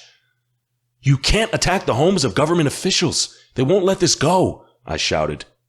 "We already did. The mansions of the Circle members are gone. All that's left now is the palace. They'll be spending weeks trying to sort it all out. It could postpone them making any decrees for months, possibly." Finlay let out a hoarse laugh, and the sound of it made Emma's face blanch. "Were you seen? Did you reveal yourselves?" I demanded to know. "We wore disguises and cast illusions to change our features. We played ourselves off as members of their personal guards. They won't identify us." "Yet," Emma said. Finlay didn't respond. "Did you speak to Lady Magdalena about this? Or is Professor Mara making up her own plans on a whim?" I asked harshly. "Magdalena isn't willing to do what has to be done," Finlay insisted. "You may think it rash, but Professor Mara made the right call tonight. It was her idea to burn down the houses of the nobles, and I don't regret one bit of it. None of us do. The nobles need to see the Malovian Revolution won't back down." "You have no idea what you've done. This goes too far," I cried. "Too far?" Finlay began to roar. "The king went too far when he ruined the country. People are starving. Our sick and old are dying. We're enslaving humans, and we're on the edge of being the catalyst of an international crisis. Another supernatural war.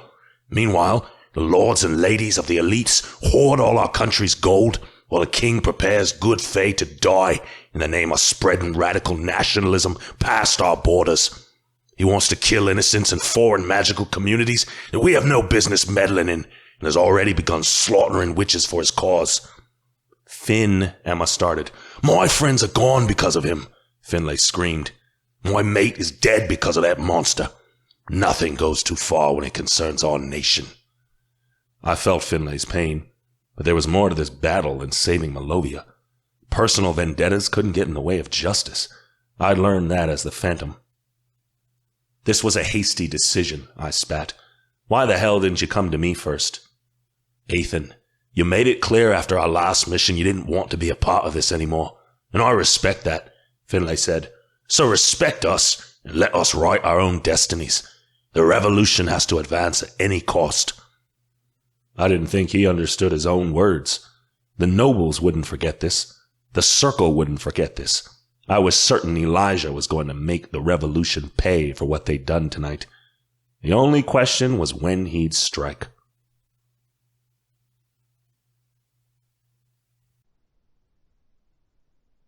Chapter 18. Emma. Once the news about the nobles died down, Vara released the article about Ethan.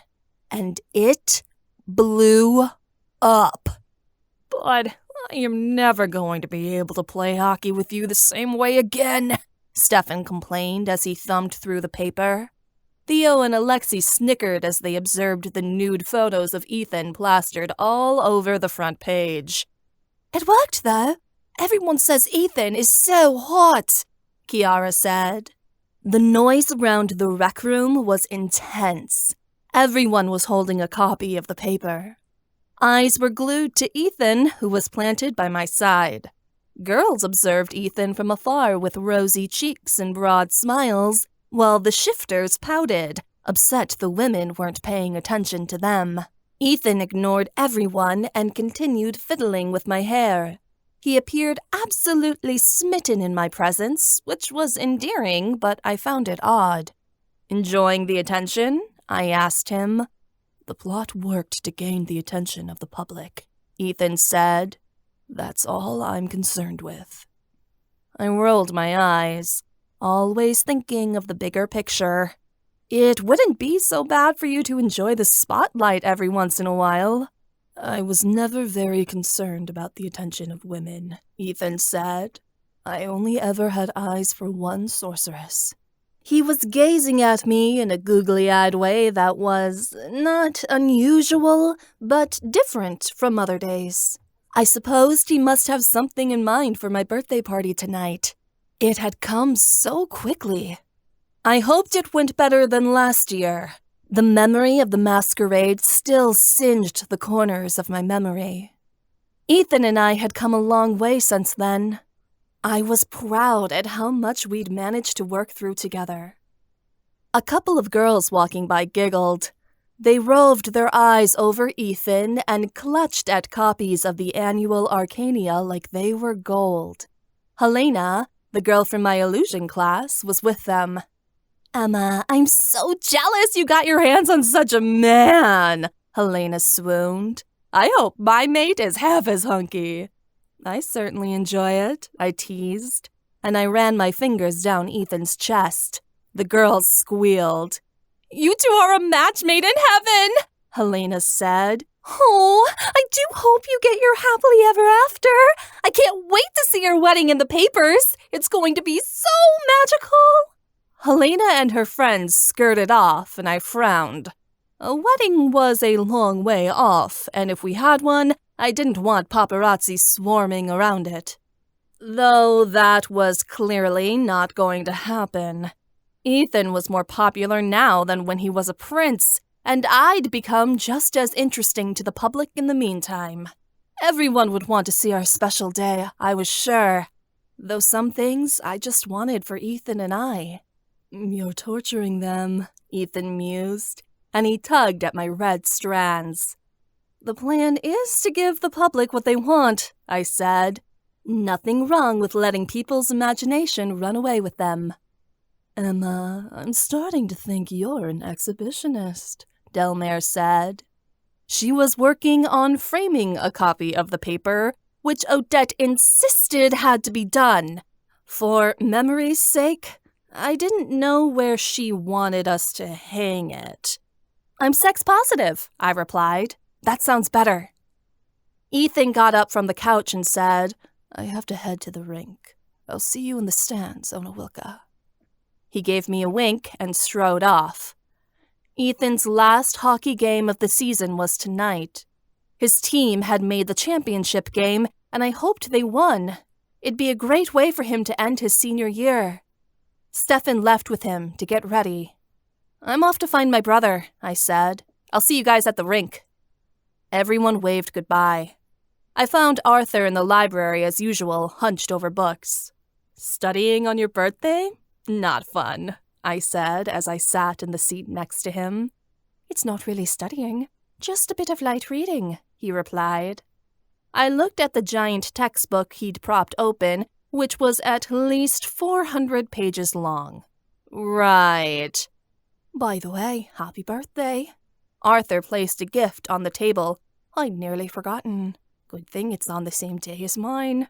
He teased me playfully, a spark lighting in his green eyes. "I have something for you, too." I dug in my bag and put a gift beside the one he'd brought. We tore open the wrapping paper. Both of us started laughing when we pulled out identical navy sweaters with the woven faction symbol stitched onto the front. Great minds think alike, I suppose. Arthur tugged the sweater over his head, and it mussed up his hair. "We can match for the day." I put the sweater on and pulled out my phone. I snapped a couple pictures of Arthur and I making goofy faces for the camera. We really did look alike, down to the last freckle.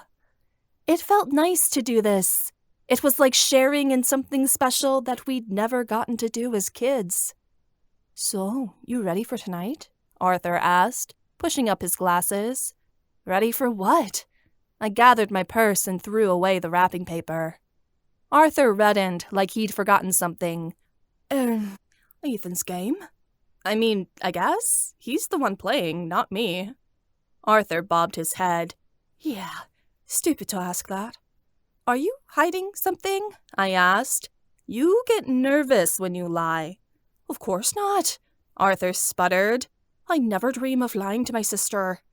"You really are lying, aren't you?" He must have helped Ethan plan some big birthday surprise for me. I wasn't sure what it could be. Arthur and I suffered through a tedious meal with my mother before we made our excuses and headed out to the hockey game. I would have preferred to eat my birthday dinner with my entire family, but Mom being Mom, she still refused to see my grandparents. Arthur and I were going to see them in a few days to make up for it, but it was still vastly annoying. Why couldn't they just make up for Arthur and I's sake? When we got to the rink, I found myself standing outside of it, looking up and feeling forlorn. I hadn't visited since we worked on the article, and without Ethan here at my side, this place felt empty. It was like the rink I'd once loved had nothing left for me, as if I'd outgrown it and left it behind me. All it did was remind me of my past. I stood outside the double doors and felt too vacant to enter. Arthur reached down and squeezed my hand. "You okay?" I swallowed past the lump in my throat and forced the tears down. "Yeah, let's go in."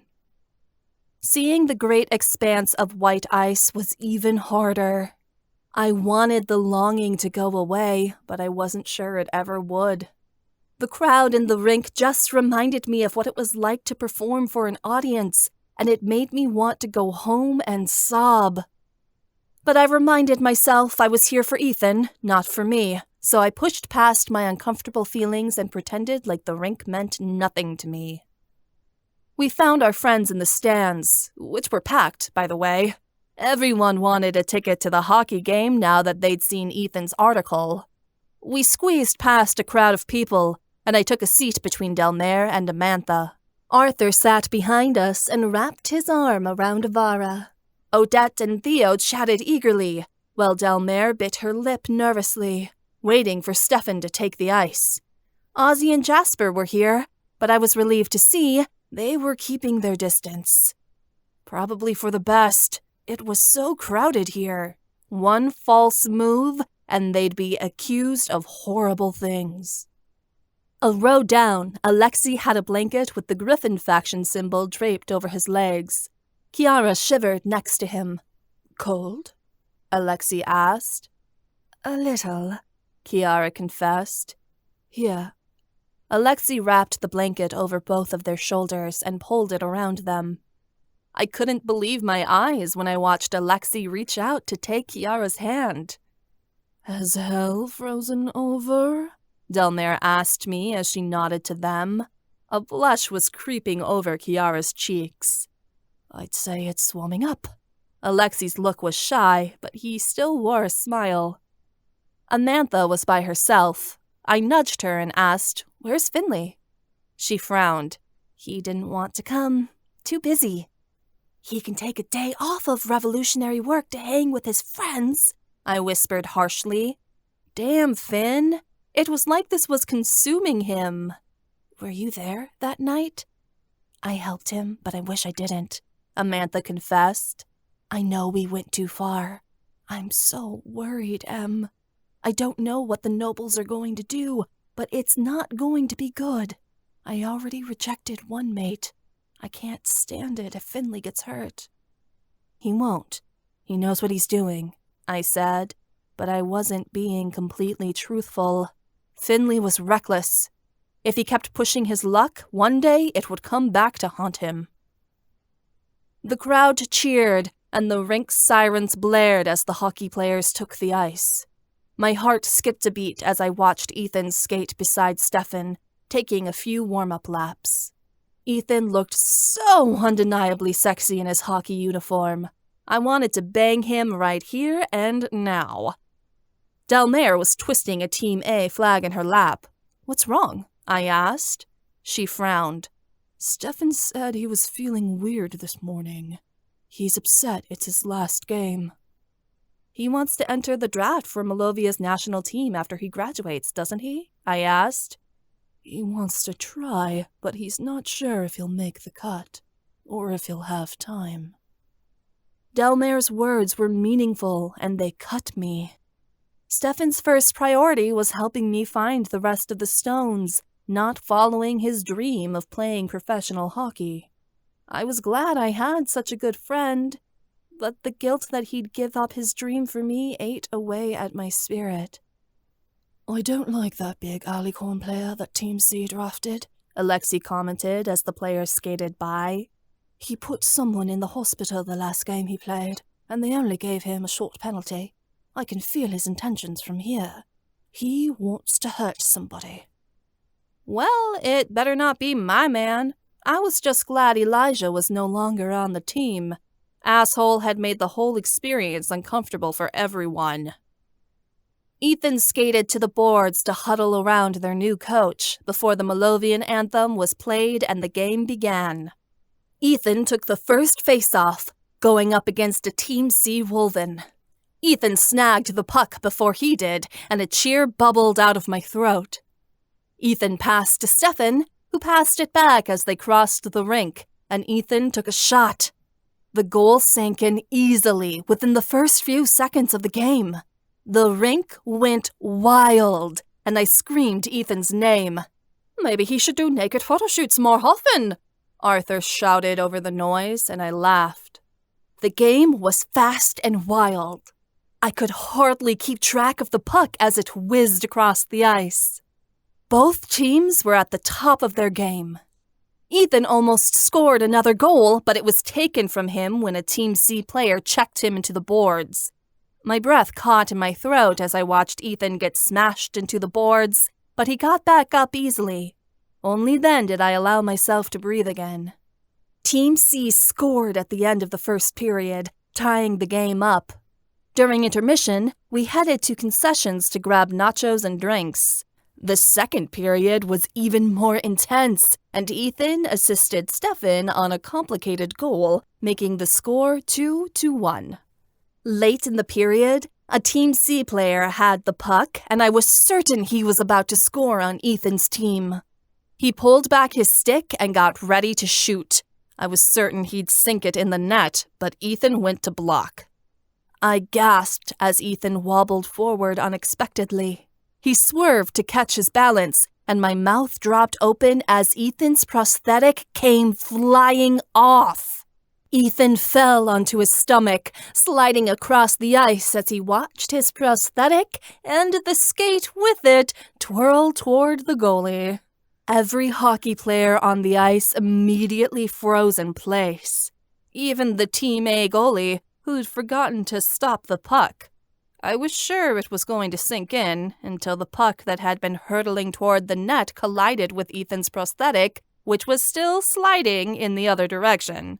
The puck bounced off the prosthetic at the last second, saving it from scoring a point. The rink was dead-ass silent.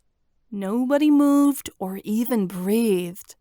I had my hand over my mouth, carefully watching Ethan's expression as he stared at his prosthetic, then the puck. My shoulders slumped as Ethan broke out into hysterical laughter. He pounded the ice with his fist, like he thought that was the funniest thing he'd ever seen. His teammates joined in, and soon the rest of the rink felt like they could laugh along with him. "That's one way to block a shot," Jasper said, and we all howled. It was so comical there were tears running down my cheeks. Or maybe I was just relieved Ethan had taken it well. "I think that's cheating," Ozzy remarked with a snicker. "Hey, it's not against the rules to block a shot with your body, so technically it counts," Alexia offered. I was so proud of Ethan. He would have been embarrassed if something like that had happened before, and now he was turning it into a joke. Ethan's teammates propped him up and helped him to skate to the boards, while Stefan retrieved his prosthetic. Ethan hobbled back to the locker room to attach his prosthetic again. He was back on the ice within a few minutes with a bright smile on his face. During the last half of the third period, Delmare was a nervous wreck. I wasn't sure why. Team C had failed to score another goal, so I was certain our boys were going to win. "Are you still worried?" I asked Delmare. She'd practically torn the flag in half by now. "He's just not playing like he should," Delmare insisted. "Something's wrong. He's blocking me out." "Just give him space. Shifters get moody," I suggested. "I know, but he's depressed," she started. "I just want him to enjoy his last game. I don't want him to get down about leaving hockey and end up like..." Delmare sucked in a breath at the last second, but I wasn't offended. "Like me, you mean?" She gave me a guilty look. "I didn't want to say that." "But I know what you're getting at," I said. "And it's okay. It's hard giving up something you love. Maybe Stefan won't have to. He could make them a Lovian team." "And if he doesn't?" Delmare's words were worried. "Then he'll be okay, I promise," I told her kindly. "We're never the same person throughout all our lives. We're constantly changing. It's something I've learned after I quit." I'd never admitted it out loud, but I knew that's what I'd done. I'd hung up my skates, something I'd never thought I'd do. But as I was beginning to understand, dreams never really died. They just turned into new ones. I was only 20 years old. I had so much life left to experience, and I wanted to explore more of it. Skating was just one part of a big, great life. "Thanks, Em," Delmare said genuinely. "I'll tell him that." Oh my gods! Delmare leapt from her seat and screamed. My head swiveled just in time to see the massive alicorn shifter we'd been talking about earlier check Stefan into the boards, though it was more like crushed him. The sound echoed throughout the whole rink, and the crowd made cringing sounds as Stefan sunk down against the glass. He laid face first on the ice, body curling in pain. A couple of players skated over to make sure Stefan was okay. Ethan hurled across the ice, threw off his gloves, and slammed his fist into the alicorn's face.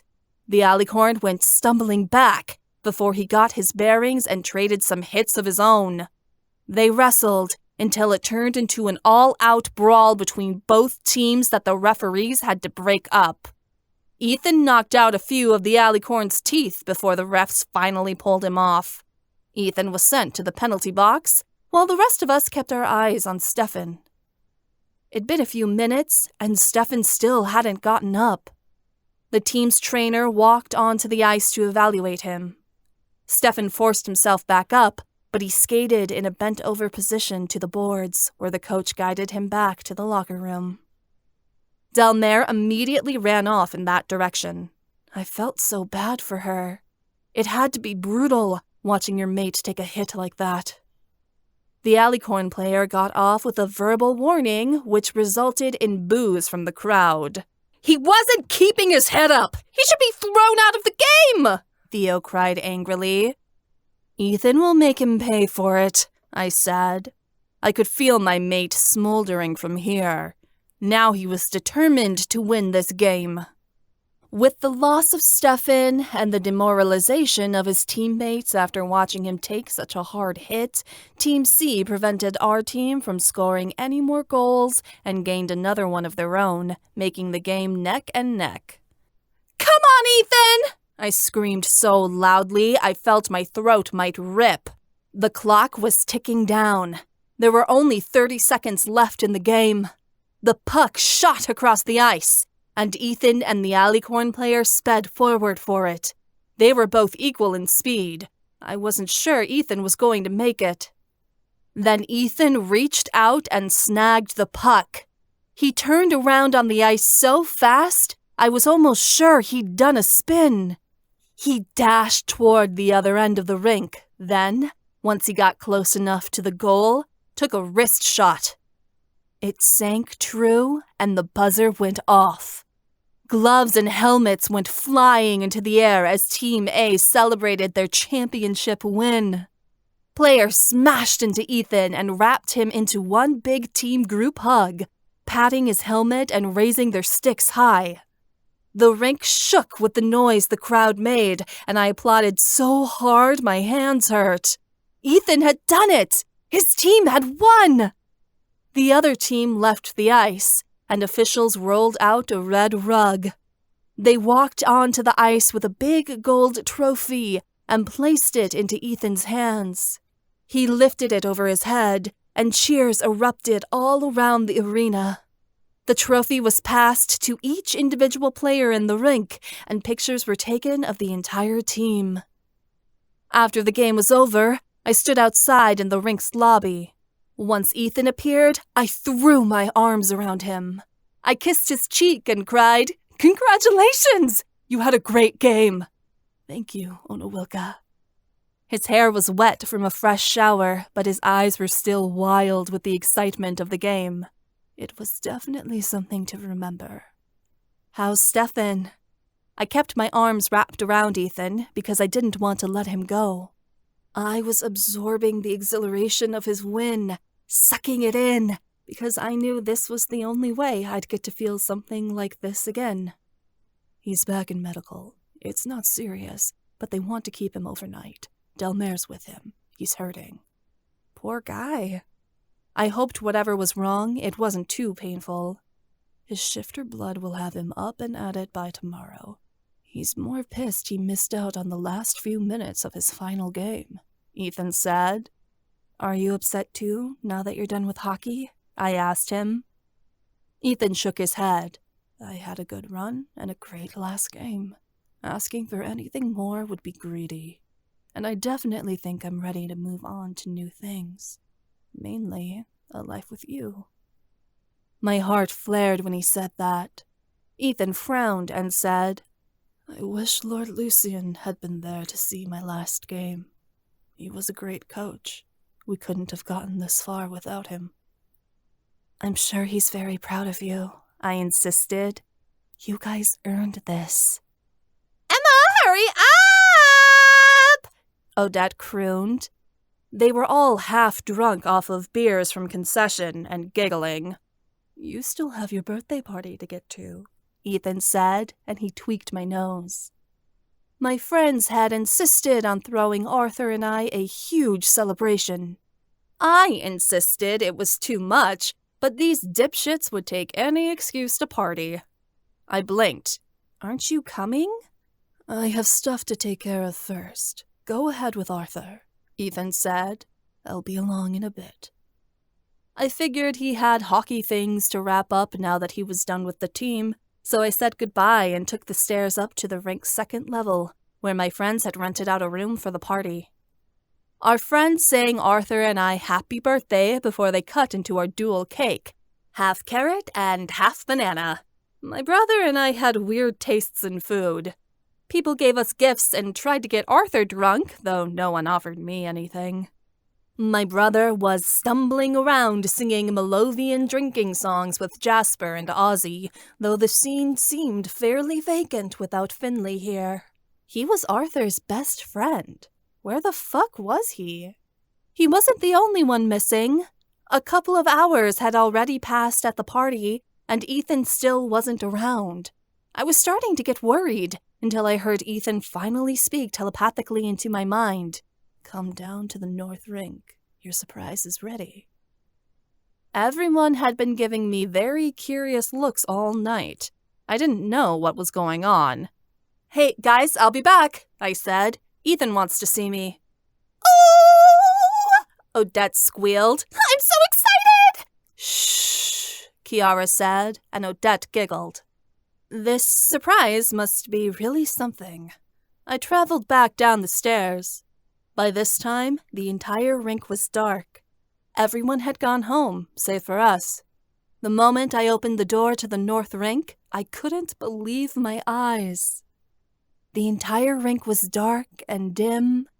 White Christmas lights had been strung all around the edge of the glass and the boards surrounding the rink. White roses in marble vessels had been placed here and there around the ice. Soft music played over the loudspeakers. In the corner of the rink, a blanket had been laid out on the ice, surrounded by pillows, and there was a bucket of champagne. It looked like some scene out of a fairy tale. My throat got tight. Ethan was at the door to the ice, holding out my skates. Happy birthday, Onawilka. I took them. I hadn't been on the ice since my last competition. I didn't know if my knee would bother me. I wasn't sure I could do it. But Ethan had set all this up for me, and I didn't want to let him down. I sat down on the bench and tied my skates on. Ethan grabbed my hand like a prince would as I shakily took the ice. We skated around for a few laps, and for the first time in months, my heart lifted. My knee didn't hurt. All the exercising and practicing we'd done with our swords over the last 2 months had made it stronger. I'd never be able to do those incredible jumps again, but at the moment, just being able to glide around again felt like a sanctuary. Ethan, this is beautiful, I whispered as we came to center ice. Thank you. He stopped and faced me, holding my hands.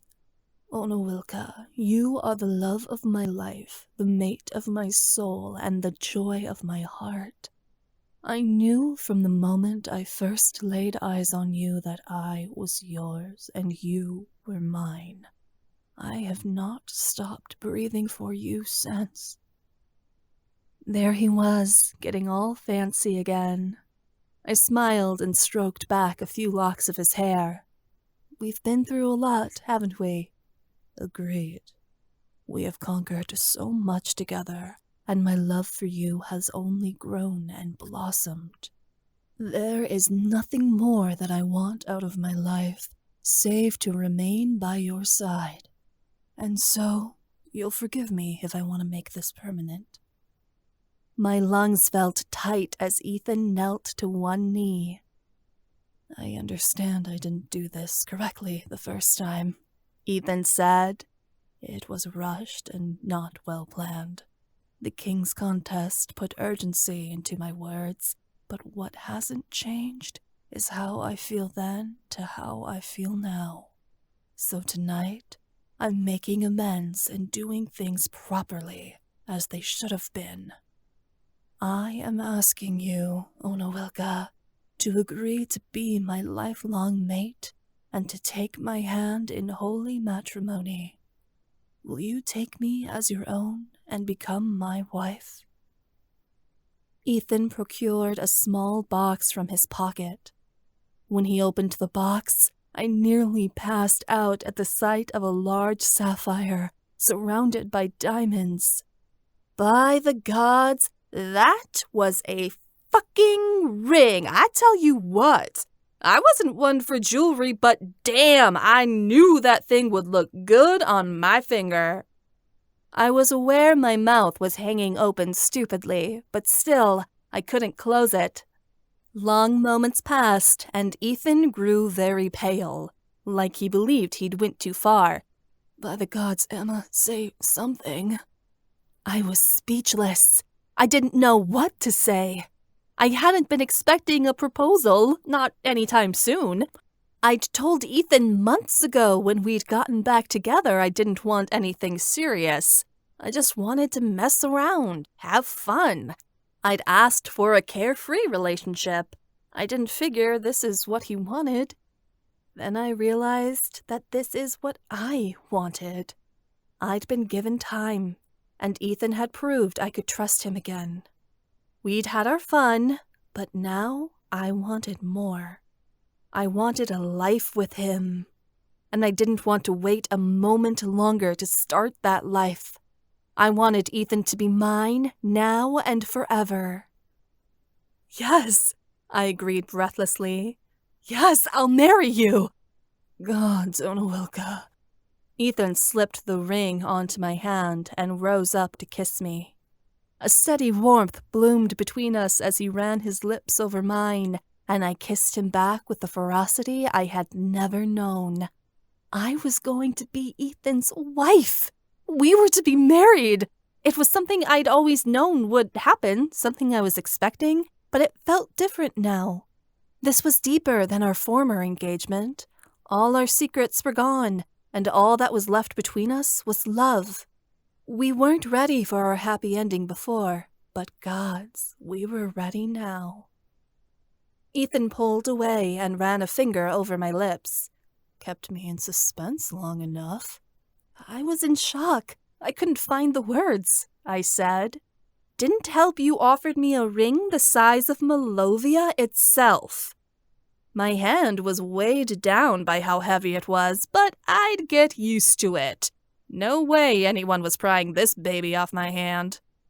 It's a royal ring, given to me from Miroslava's family. The ring of Queen Regina, Ethan said. Now that it's on your hand, I think it fits even more beautifully than I imagined it would. A royal ring. Wow. I didn't think I was worthy of such a thing. Ethan kept his hand on mine as we skated to the blanket in the corner of the rink. We sat down on it, and he popped the champagne. He poured us 2 glasses, and we tinked them together before taking a long drink. This night is just perfect, I said. I can't believe you did all this for me. I wanted it to be special for my Onowilka, Ethan said.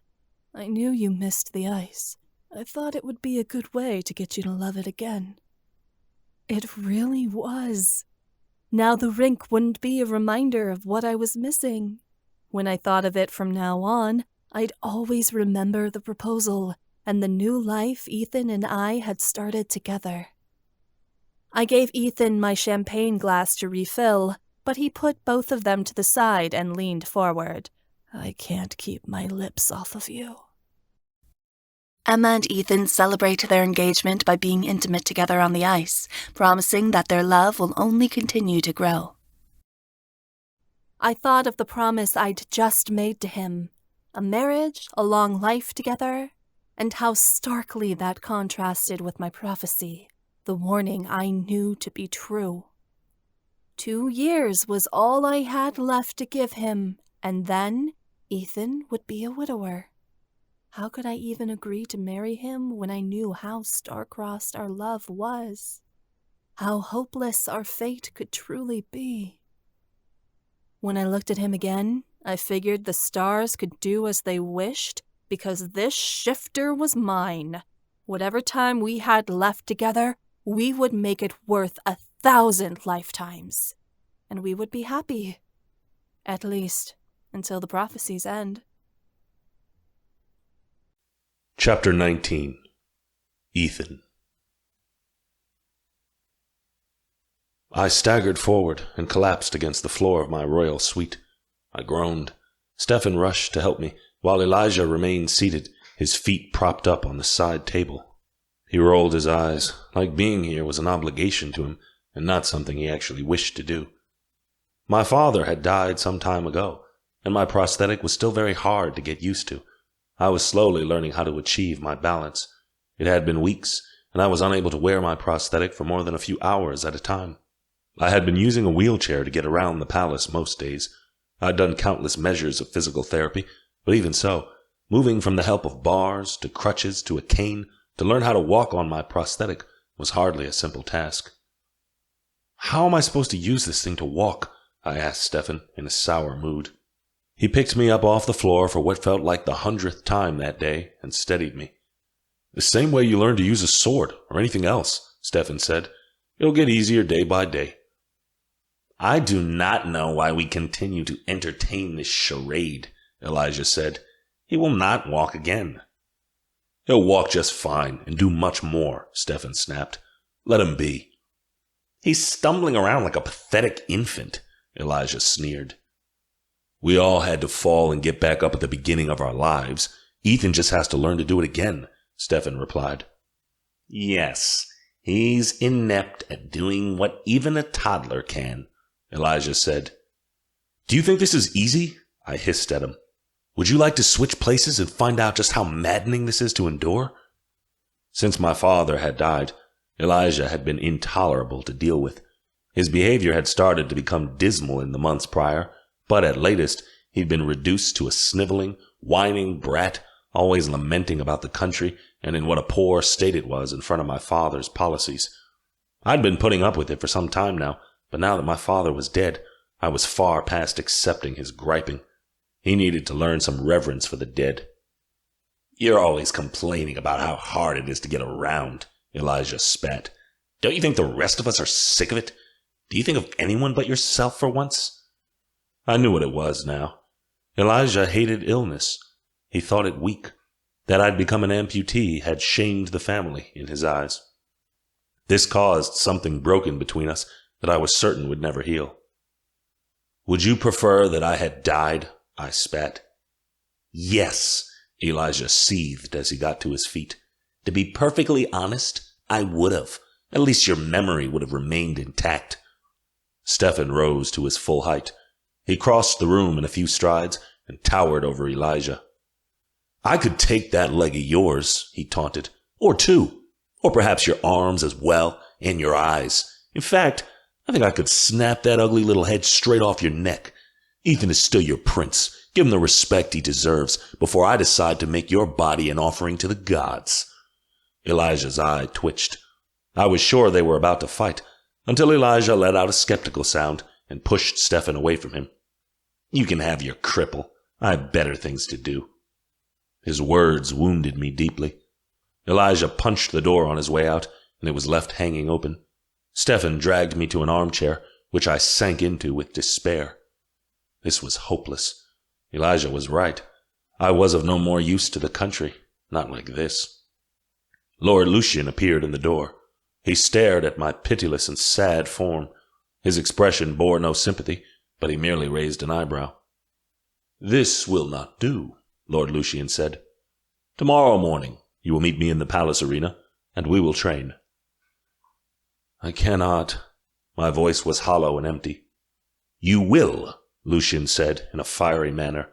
"I will not accept excuses. Get some rest, for tomorrow you will need it." He left me. Stefan cast a wary glance, and I said, "He is a fool. I won't go." Yet I knew as I turned in for the night that I would. I would meet Lord Lucian at dawn, and he would teach me to fight once more.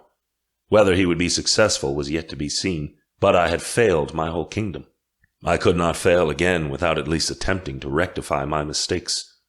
Elijah didn't wish me alive, but there were some that still found value in what I had become. If Lord Lucian believed in me, I could not, for the gods' sakes, let him down. I awoke from the dream drenched in sweat. I wiped my brow and found it ice cold, though the disturbing memories continued to haunt my waking moments. I shook myself out of it. Damn these cursed remnants of my past. I didn't know why they continued to stalk my dreams. I forced myself out of bed and to the wardrobe, flinging it open. Getting dressed was more or less a distraction from what my mind had conjured, but with a glance at the clock, I saw I was late. We were having brunch with Emma's grandparents today to celebrate our engagement, and I certainly didn't want to ruin the day with recollections of what had been. I did my best to put it out of my mind and left it at that. News had already traveled around Malovia of our intention to be wed. With my article gaining all the attention in the country, and my proposal the day after, I'm sure it looked to Elijah that Emma and I were swaying public favor our way. I hadn't planned it to happen that way, but perhaps it was best it did. The country was buzzing with excitement, but I hardly cared. All I desired was for Emma to be my bride, and now I had her. A happier man than I couldn't have been found in all the world, I was sure. "Are you all right?" Emma asked as I took her hand to begin the walk to Dolinska. Arthur was meeting us there.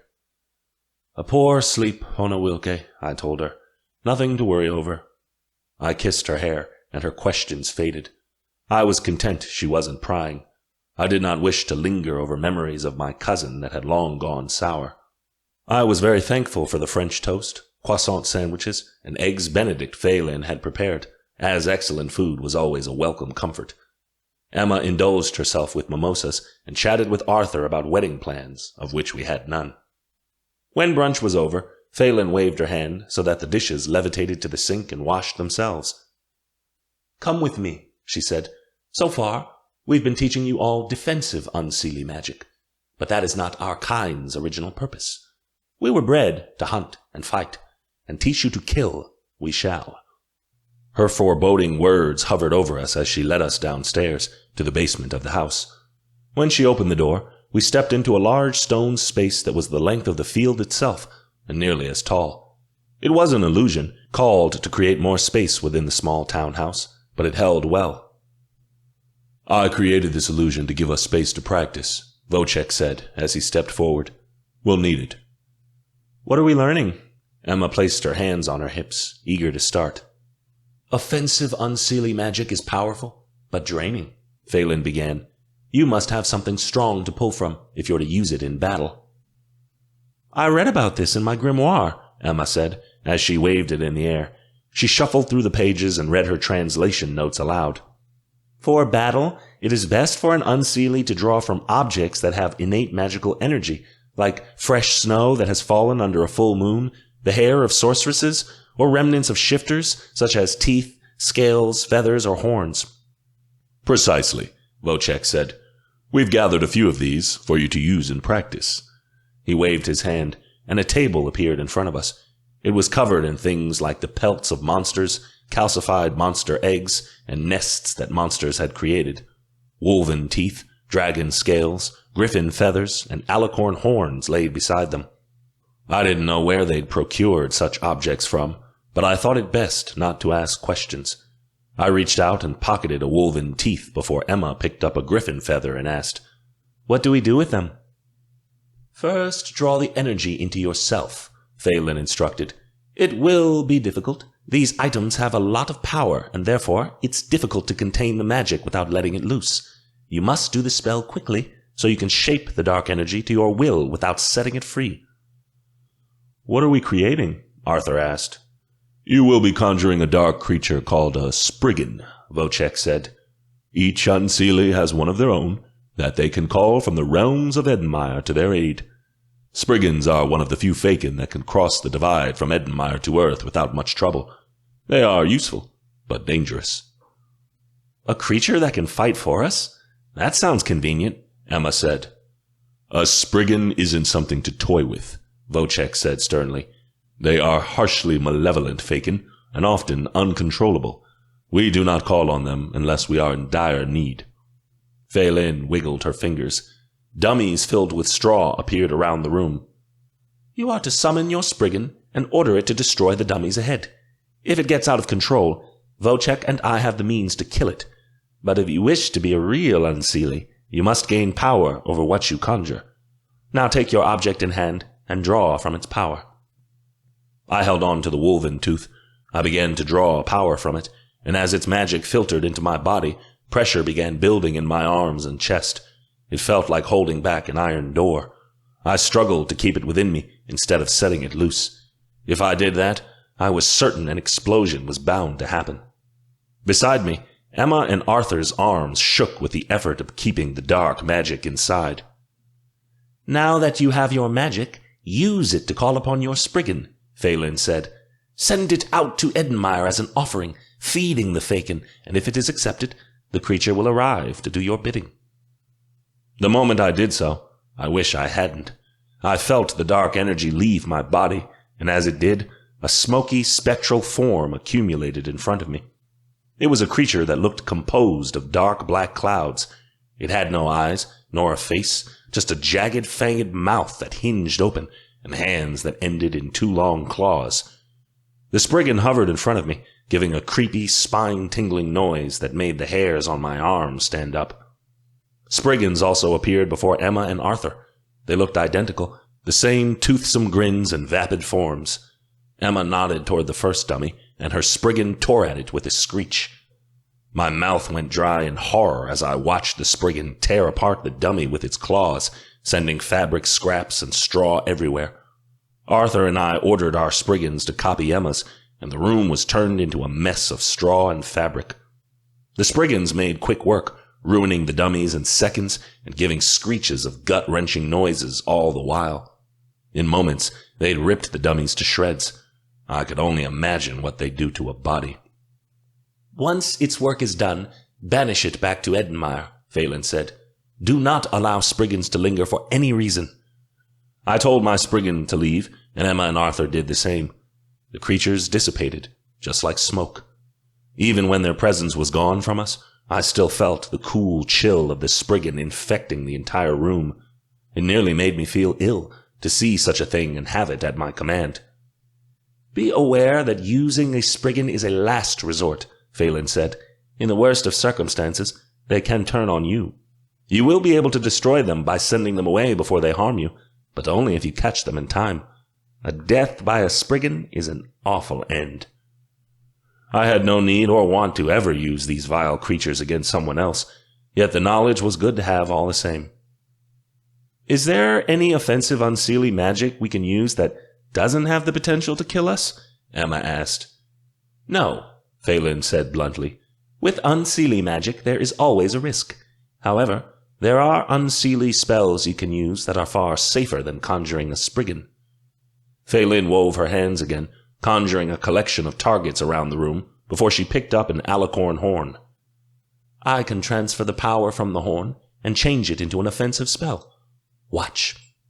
She opened her palm, and a jet of black magic burst from her fingertips. She shot it at the target, which immediately erupted into black flames once her magic hit it. Arthur and Emma applauded in approval. I took another woven tooth from the table and attempted to fire. I stumbled backward when Unseelie magic burst from my fingers, but it fizzled out when I lost concentration. I tried again, and the magic took, becoming a ball of black fire that soared into the nearest target and knocked it over. Emma and Arthur attempted the spell, and within moments, the room was full of balls of black flame whizzing from this way to that. I found my Unseelie magic was weaker than Emma and Arthur's was.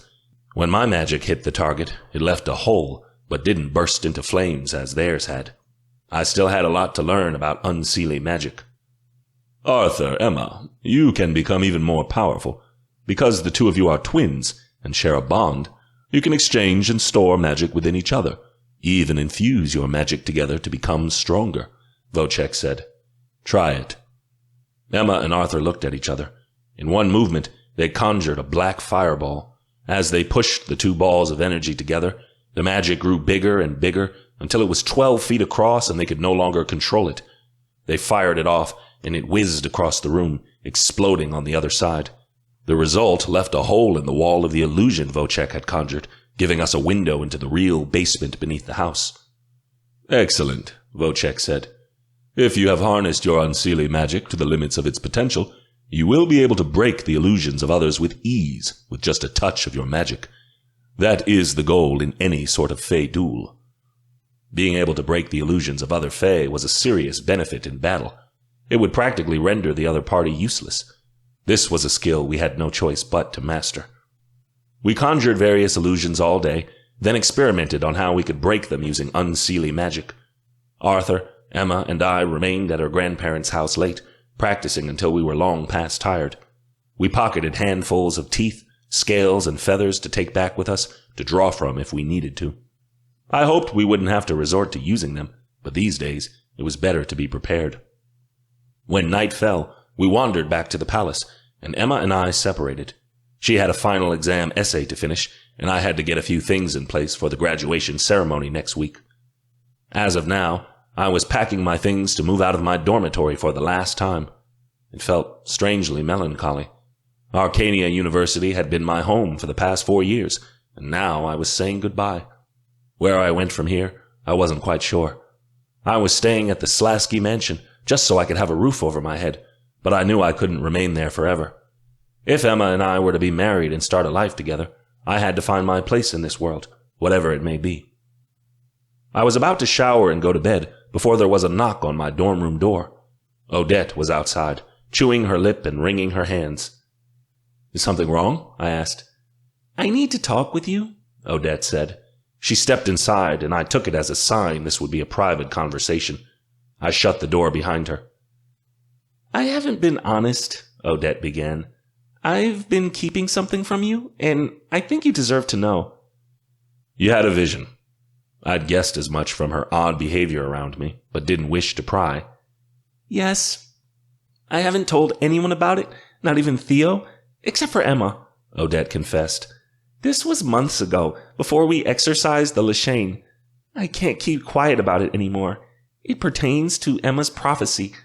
My Draika ancestors wanted me to keep it a secret from everyone but her, but it's been eating away at me inside, and I just can't hold it in any longer." "What did you see?" I gestured for her to sit down, but she didn't. Instead, she began to pace. "It was horrible," Odette shivered. "It happened when we were at the pool of memory. I put my hand into the water, and I saw Emma on a path. There were 2 roads to take. She could have allowed the demon to take your life. If this happened, she would have lived." Odette shook. "But she didn't take that path. She chose to save you from the demon and spare your life. On this path, she always dies. I saw it, blood and ruin in her corpse. Somehow, some way, you led the Hidden King right to her, and he caused her death." I felt my face drain of color, and my stomach rolled with fear. "And she didn't tell me of this?"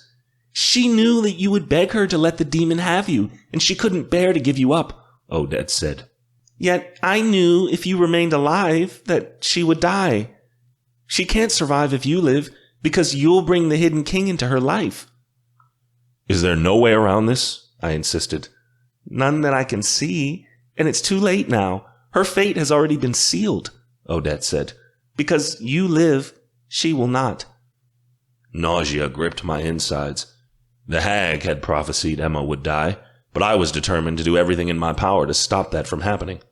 Whatever the case, I would not let Odette's vision come true. "Are you sure that I led the Hidden King to Emma? That I caused her death?" I asked. "Yes, I saw it," Odette bobbed her head. "I was willing to do anything to stop it. At the time, I wanted her to let the Lashane have you." Odette frowned guiltily. "I'm sorry I tried to convince her to let you die." "It's fine, Odette. I understand. I'd sacrifice my existence every time in Emma's place because, as a shifter, that was my duty. Do you have details on how or when?" "No," she shook her head. "It was more of an impression than an actual vision. I foresaw Emma dead in your arms, and you crying that it was your fault, that it was because of the Hidden King. Your words were clear as day. You said you were the key to Emma's destruction by the Hidden King himself." Her words made my blood run cold. "Elijah is the leader of the Black Claw, the cult's Hidden King. We can stop this vision if we stop him," I said. Odette let out a noise of frustration. "Why haven't they handed the Griffin stone over to him yet? What are they waiting for?" "There are always dissenters within a group, and I'm certain whatever cultist has it is a greedy bastard that doesn't want to give up such a powerful artifact. But sooner or later, One of the cultists will tell Elijah that they have the Griffin Stone, I said. Elijah privately admitted to Gabby that the Black Claw proclaimed him to be their leader before the king's contest began. The cult is actively working for them, so there is no one else who the Hidden King could be. We know Elijah is the Hidden King, that's for sure. That means you'll have to kill your cousin to save Emma's life, Odette said. Ethan, can you do that? For Emma? It's not even a question. Odette turned in circles. Maybe if we kill Elijah, this vision can be averted, or altered somehow. But Elijah has to die. If you are not dead, then your cousin has to take your place to change the path Emma is on. And it has to be done soon, Ethan. Every day that passes grows closer to Emma's doom. We have a greater chance of changing the future the less time we waste. I nodded. I agree with your sentiments perfectly. It's not a task I take lightly, but it will be done. I will do what I must and kill the king. I'd been wavering back and forth for some time now.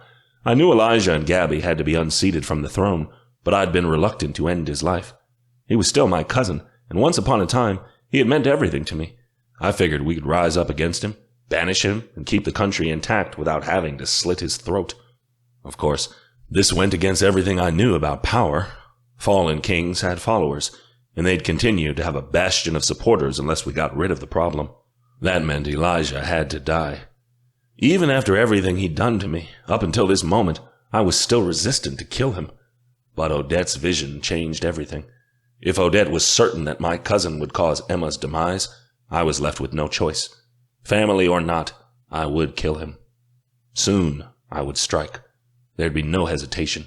If killing Elijah was what kept my mate safe, then I had made up my mind. The first opportunity I got, Elijah's life would be mine.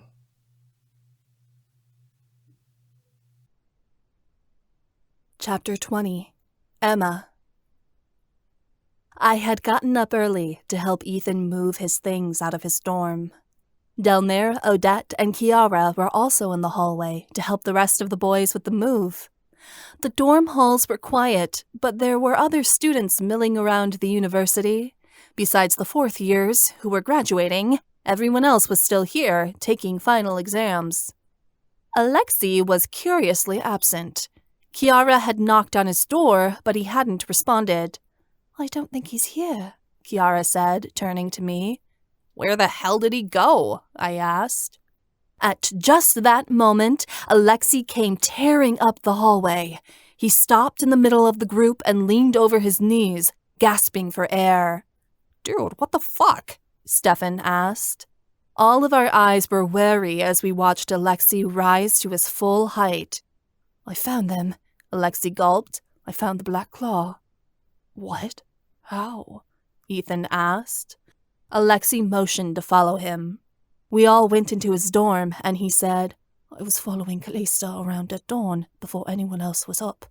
I figured out if she was sneaking around with the cult, it's not during daylight hours. She used a secret passageway within the university. I took it, and it went downward. Alexei gave a meaningful look to Ethan. The catacombs, Ethan breathed. They're using the catacombs. Yes, Alexei said. I followed Callista at a distance, and she led me straight to their hideout. I ran here as quickly as I could, and cast an illusion behind, so I wasn't traced. I was certain I saw someone in the catacombs when last I was down there, Ethan said. It must have been a cultist. So what are we waiting for? Let's go down and get the stone, Stefan said. This is different from before. It'll be easier to obtain the Griffin Stone if we figure out which acolyte has it first. That takes time. We need to pretend to be a part of their group, Alexei said. You want us to infiltrate and spy on them, I said. Yes, I understand it could take days, but it's our best shot, Alexei confirmed. Bringing all 8 of us down to the catacombs isn't really a covert move, Delmare noted. Exactly. It looks suspicious, Alexei said. It should only be 4 of us. Kiara and I, because we'll be the only ones who can get our hands on the Griffin Stone, and Ethan and Emma, because Emma's the World Weaver. You can't expect the rest of us to sit back and wait, Stefan said. You have to, Alexei said firmly. The more of us there are, the more dangerous it is. How will we be able to get a hold of you in case something goes wrong? Odette asked. Arthur, I'll be able to communicate with him telepathically. He's a wolven. He'll hear me if I call for help, even if we're miles underground, Ethan said.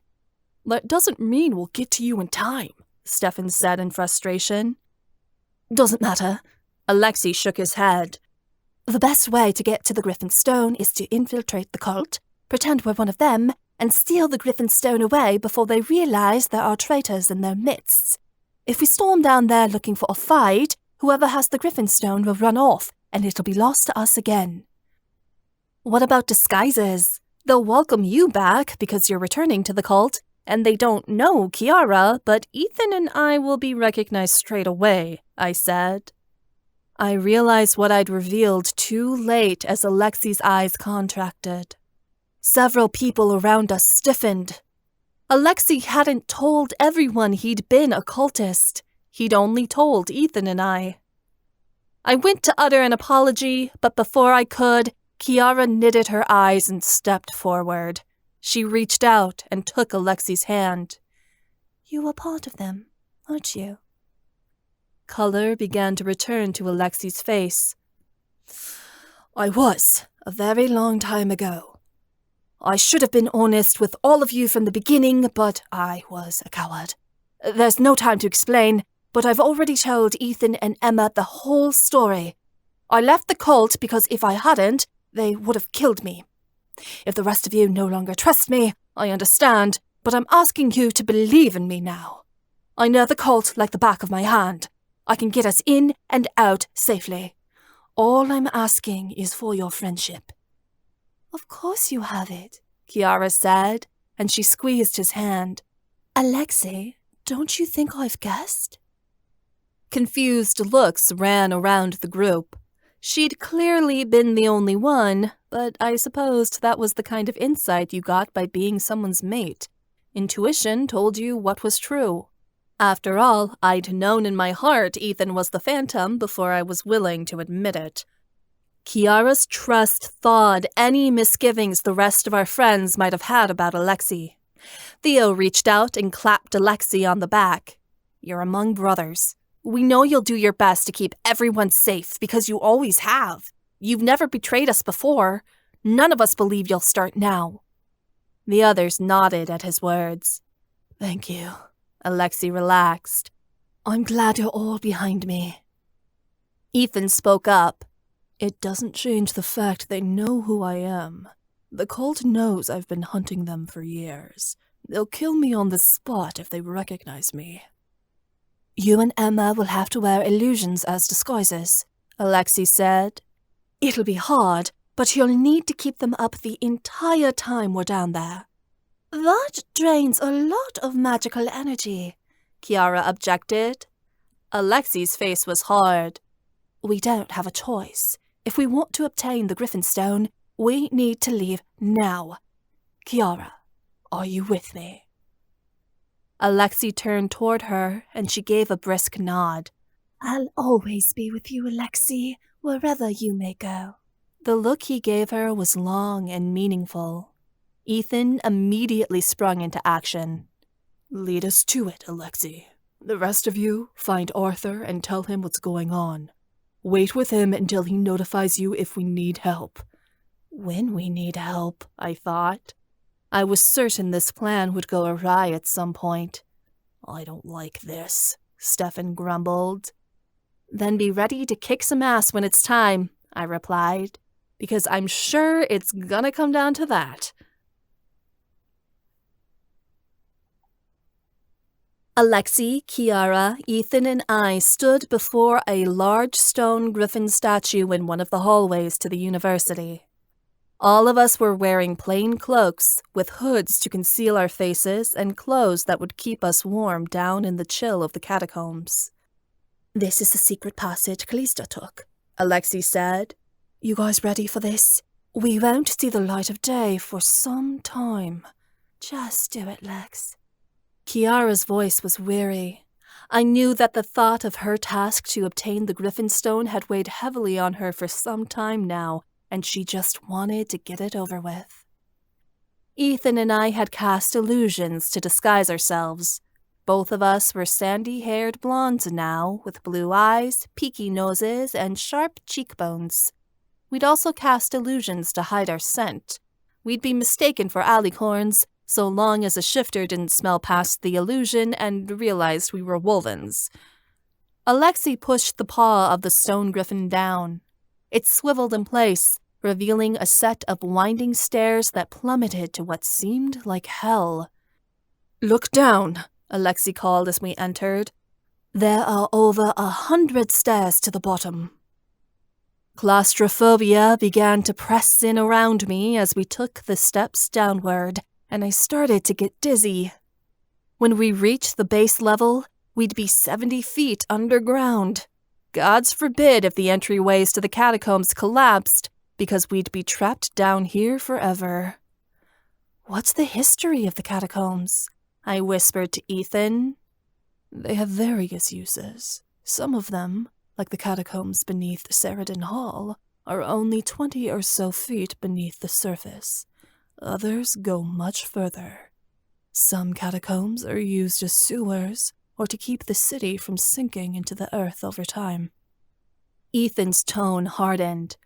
"But if I'm honest, the Fae used to store their dead down here. It saved the city on space to bury the bodies of Fae beneath Dolinska, instead of within or around it. The tradition died out a few hundred years ago, but only because the catacombs could no longer fit any more bones." As we walked, Kiara said, "Lex, if I'm going to do this, I need to know exactly what happened to you down here." He swallowed, and Ethan and I shared a concerned glance. His words slightly trembled as he said, "I was abused by the cult until I left. There are still children down here suffering at the whims of the acolytes as I did."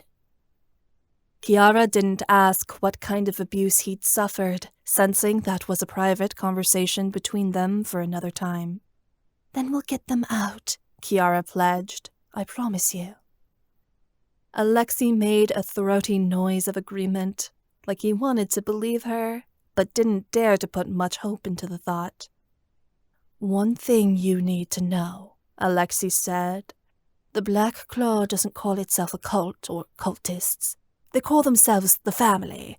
Make sure you don't use the word cult in public when we're down here, or there will be serious consequences." I gave a shiver. When we got to the very bottom of the catacombs, Alexei led the way through a set of twisting hallways. The catacombs widened until they were 20 feet across, but I still felt suffocated. That a whole group of people had managed to live their lives down here for the past year was unfathomable. There were sconces fitted to the wall that gave us light, but I was terrified at any second they'd go out, even though I had magic to light the way. The floor was wet, and the sound of our shoes splashing through the water bounced off the walls of the chamber like eerie music. We came to a curved entryway that led into another section of the catacombs. Mounted on the wall beside it was a plaque. I read the plaque quickly, a sense of impending doom looming in the back of my throat. "Living souls, beware, for you have reached the city of the dead." Foreboding. The warning made me want to turn back and run, but I took Ethan's hand and forced myself to go forward through the entryway. The catacombs changed until we were no longer looking at bricks in the walls, but skulls and bone. The bones were arranged so they made up the walls, skulls stacked in the formation of hearts, square designs, and patterns. As if some artist had come down here to arrange these bones specifically for the catacombs' macabre beauty. A hollow, crushing feeling came over me as I observed the bones, some organized neatly and others lying in piles against the walls. The Fae had really packed these bodies in here. I couldn't believe I was looking at real Fae bones. I could see the crevices and shapes in them, identify each unique shape of what was left of the person who had lived and died. These bones were hundreds of years old. These people had mates, children, jobs, and full lives underneath the sun before their remains were brought down here to lie in the darkness forever. It was beyond gruesome. I was wondering where Alexei was leading us until I jumped. There was a figure blocking our path, standing in the shadows against the looming bones. It was Callista Hemlock. Her accusatory stare landed on Alexei as she asked, "What are you doing down here?" Fuck, we've been caught. I was about to panic until I felt a wave of calm rush over me from Kiara's empathy magic, telling me not to freak out. Ethan and I remained silent, and Alexei spoke for us. "We're looking for the Black Claw," Alexei said. "We want to join." Callista threw back her head and laughed. "Join? I've heard all about your little escape, traitor. Why the hell would you ever want to come back?" "You know my parents are involved," Alexei said. "I've tried living life in the outside world, and it's not working for me. You see how everyone treats me up there." Callista's eyes narrowed. "True, you aren't exactly beloved." "I'm an outsider. Let's not mince words," Alexei said. "I miss my family. I want to come back home." "Glad you've finally seen the error of your ways." Callista crossed her arms and glanced at Kiara. "And why are you here?" "I'm interested in Unseelie magic. My parents have been studying it for years," Kiara said. "I know all about your parents and their little reputation. But if that's true, why aren't they down here to join with you?" Callista asked. "They're not ready," Kiara said, as if she'd already rehearsed this just in case someone asked. "But I am. My mate is part of the Black Claw, and I must go where he is." Alexei flinched. Kiara had never publicly mentioned Alexei as her mate, as she shouldn't because he'd never made his declaration to her that's what she was. But Callista didn't notice and seemed to take this as a good enough answer. Her eyes flickered to Ethan and I. "Who are these two? I've never seen them around the school before." "They're friends of mine, alicorns with Unseelie blood," Alexei said. "They want to join too." Callista eyed us suspiciously. "I don't believe you. Show me what you can do." Ethan hesitated, but I cast an Unseelie spell without thinking about it. I pulled out one of the crystals from my pocket, and Callista observed as the color in the stone changed from pink to white as I sucked all the magical energy out of the source. Callista was unmoved. She looked at Alexei and Kiara. "How can I trust you? I know you two like hanging around Ethan, and he's got it in for the family." "Ethan is stubborn. He's never going to see things my way," Alexei said. "All he wants is for the Black Claw to be eliminated, and if it is, that means my parents die. I can't choose a friend over my family." Callista scowled and rolled her eyes. "You've got that right." She turned away. "I guess I'll take you to the acolytes. They can decide what to do with you." My shoulders loosened as she bought our story. I really didn't want to fight Callista. Most likely, we'd have to kill her if she ran to the cult to blow our cover, and besides being morally abhorrent, we had nowhere to hide her body. She'd be found if we stored her away down here, and we needed to keep concealed if we were going to get our hands on the stone. As Callista led us forward, Alexei was bold enough to speak up. "So, why'd you join the family, Callista?" Alexei asked, his voice echoing around the empty chambers. "I have Unseelie blood," Callista replied. "My father was Unseelie. He was killed by the Seelie Fae for using dark magic." "That's horrible," Kiara said.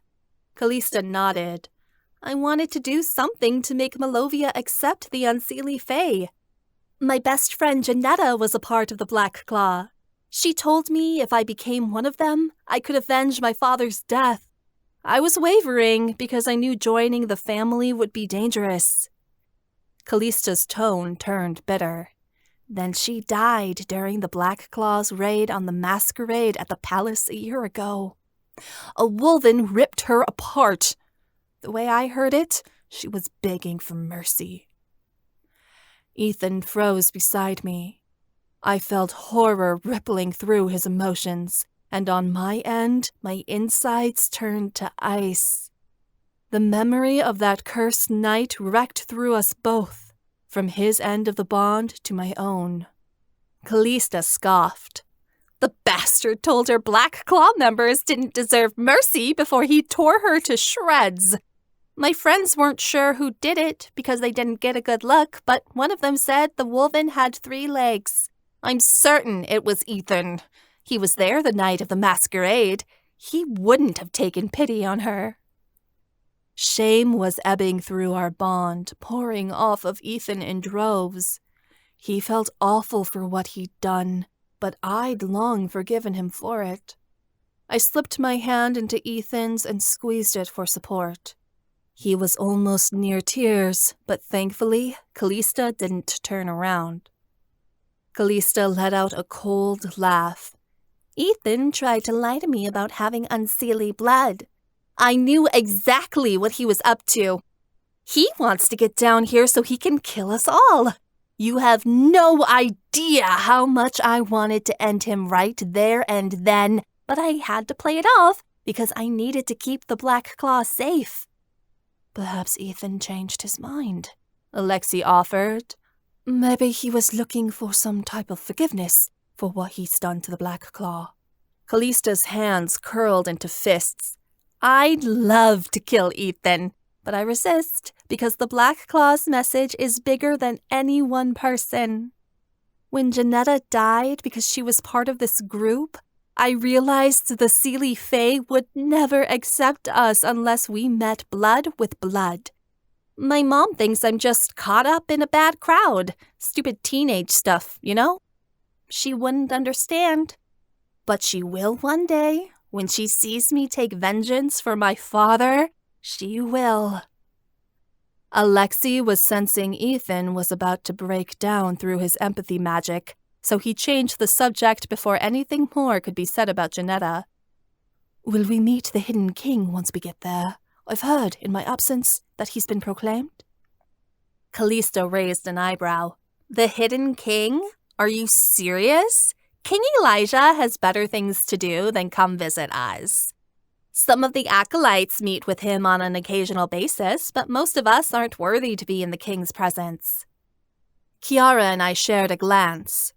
The Black Claw was working for Gabby and Elijah, but clearly only a few members actually had contact with the king himself.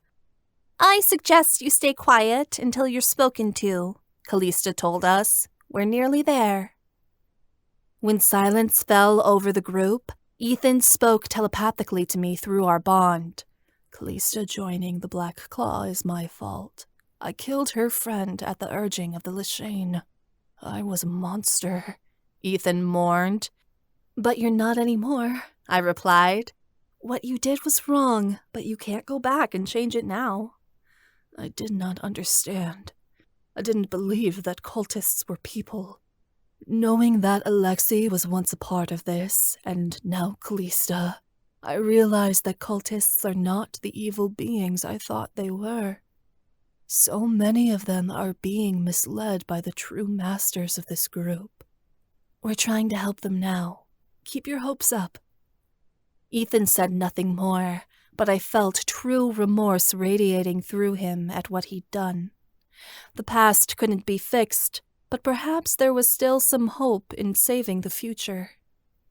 The catacombs began to widen until they became chambers 50 feet across or wider.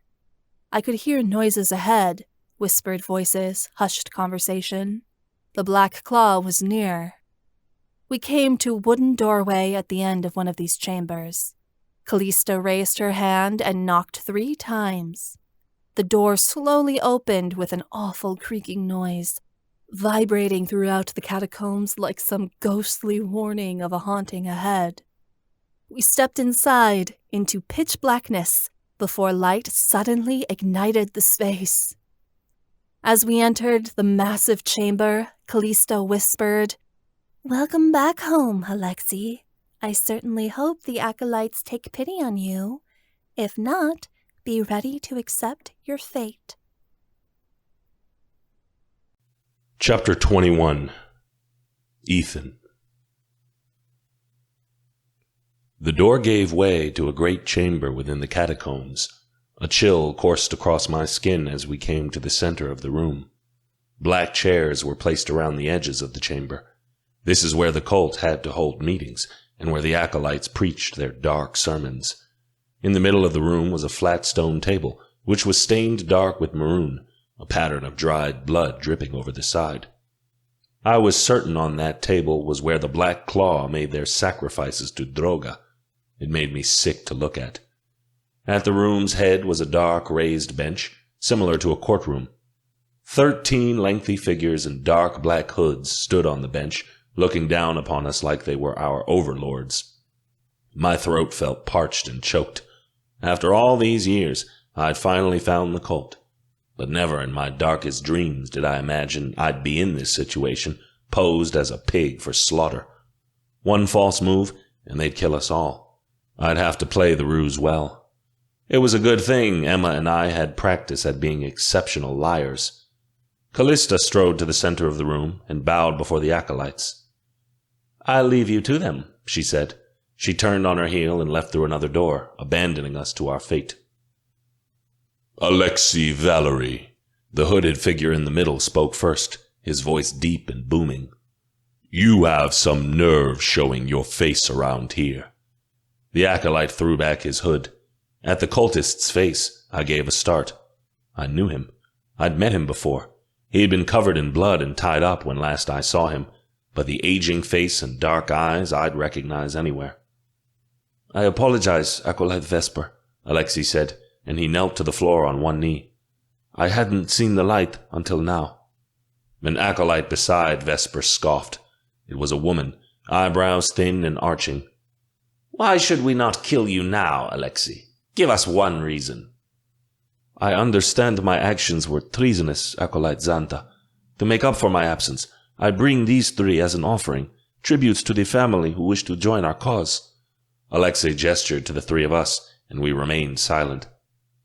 "I have gone out into the world and recruited more people to our family. Hopefully this will earn your forgiveness." The acolytes looked between each other, but it was Vesper who spoke. "Our family is one of acceptance." Alexei's shoulders remained taut, and I knew no forgiveness was truly given.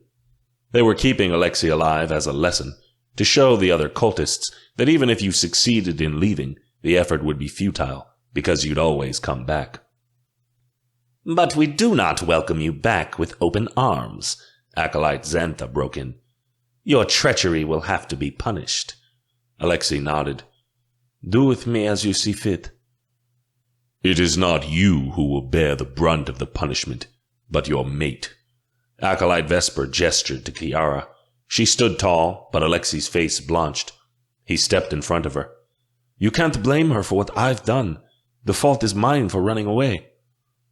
"We can't be sure if your intentions to join our family again are true if you're not willing to prove it," Acolyte Vesper replied coolly.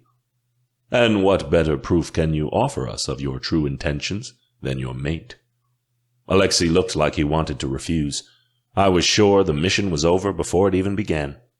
But then Kiara stepped around him and said, "I'm willing to do whatever is needed to join the Black Claw." "This isn't necessary," Alexei insisted. "I'm stronger than you think." Kiara leveled Alexei with a look, then turned toward the acolyte. "I am ready to take his punishment." "Excellent," Acolyte Vesper replied, and he motioned to the other acolytes. Hooded men disembarked from the bench and walked toward Kiara, extending their arms.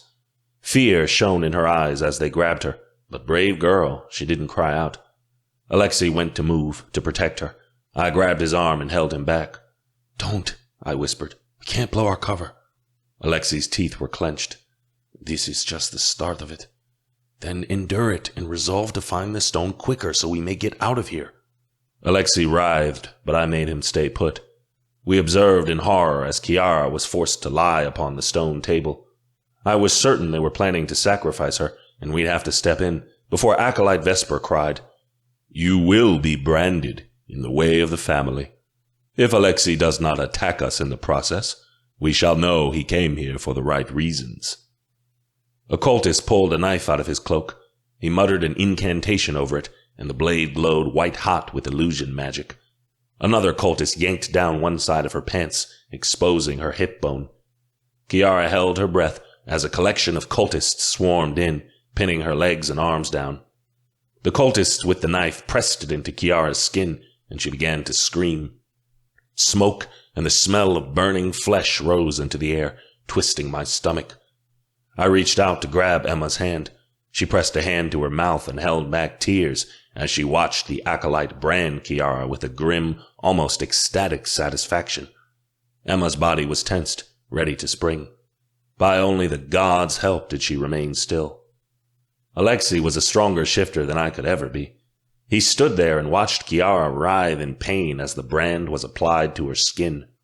Her screams wailed in our ears.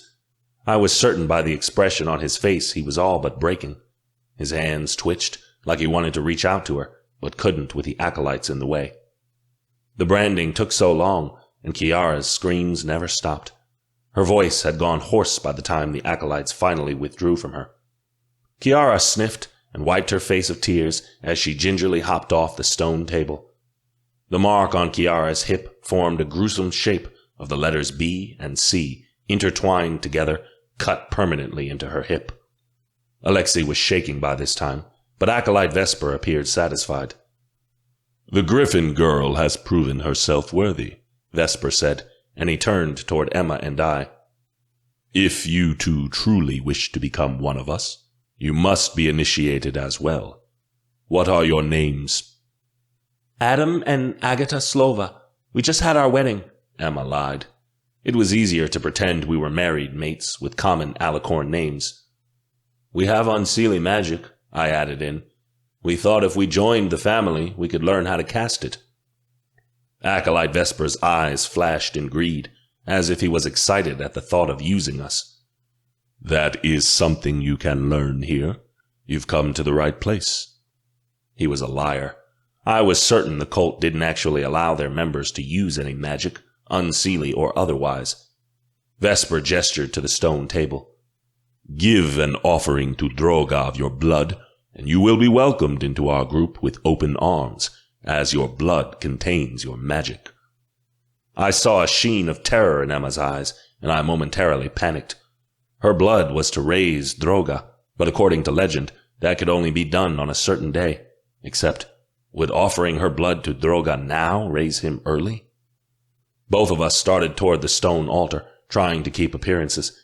I took the knife the acolyte had used to brand Kiara, slicing open my palm and letting the blood flow onto the stone.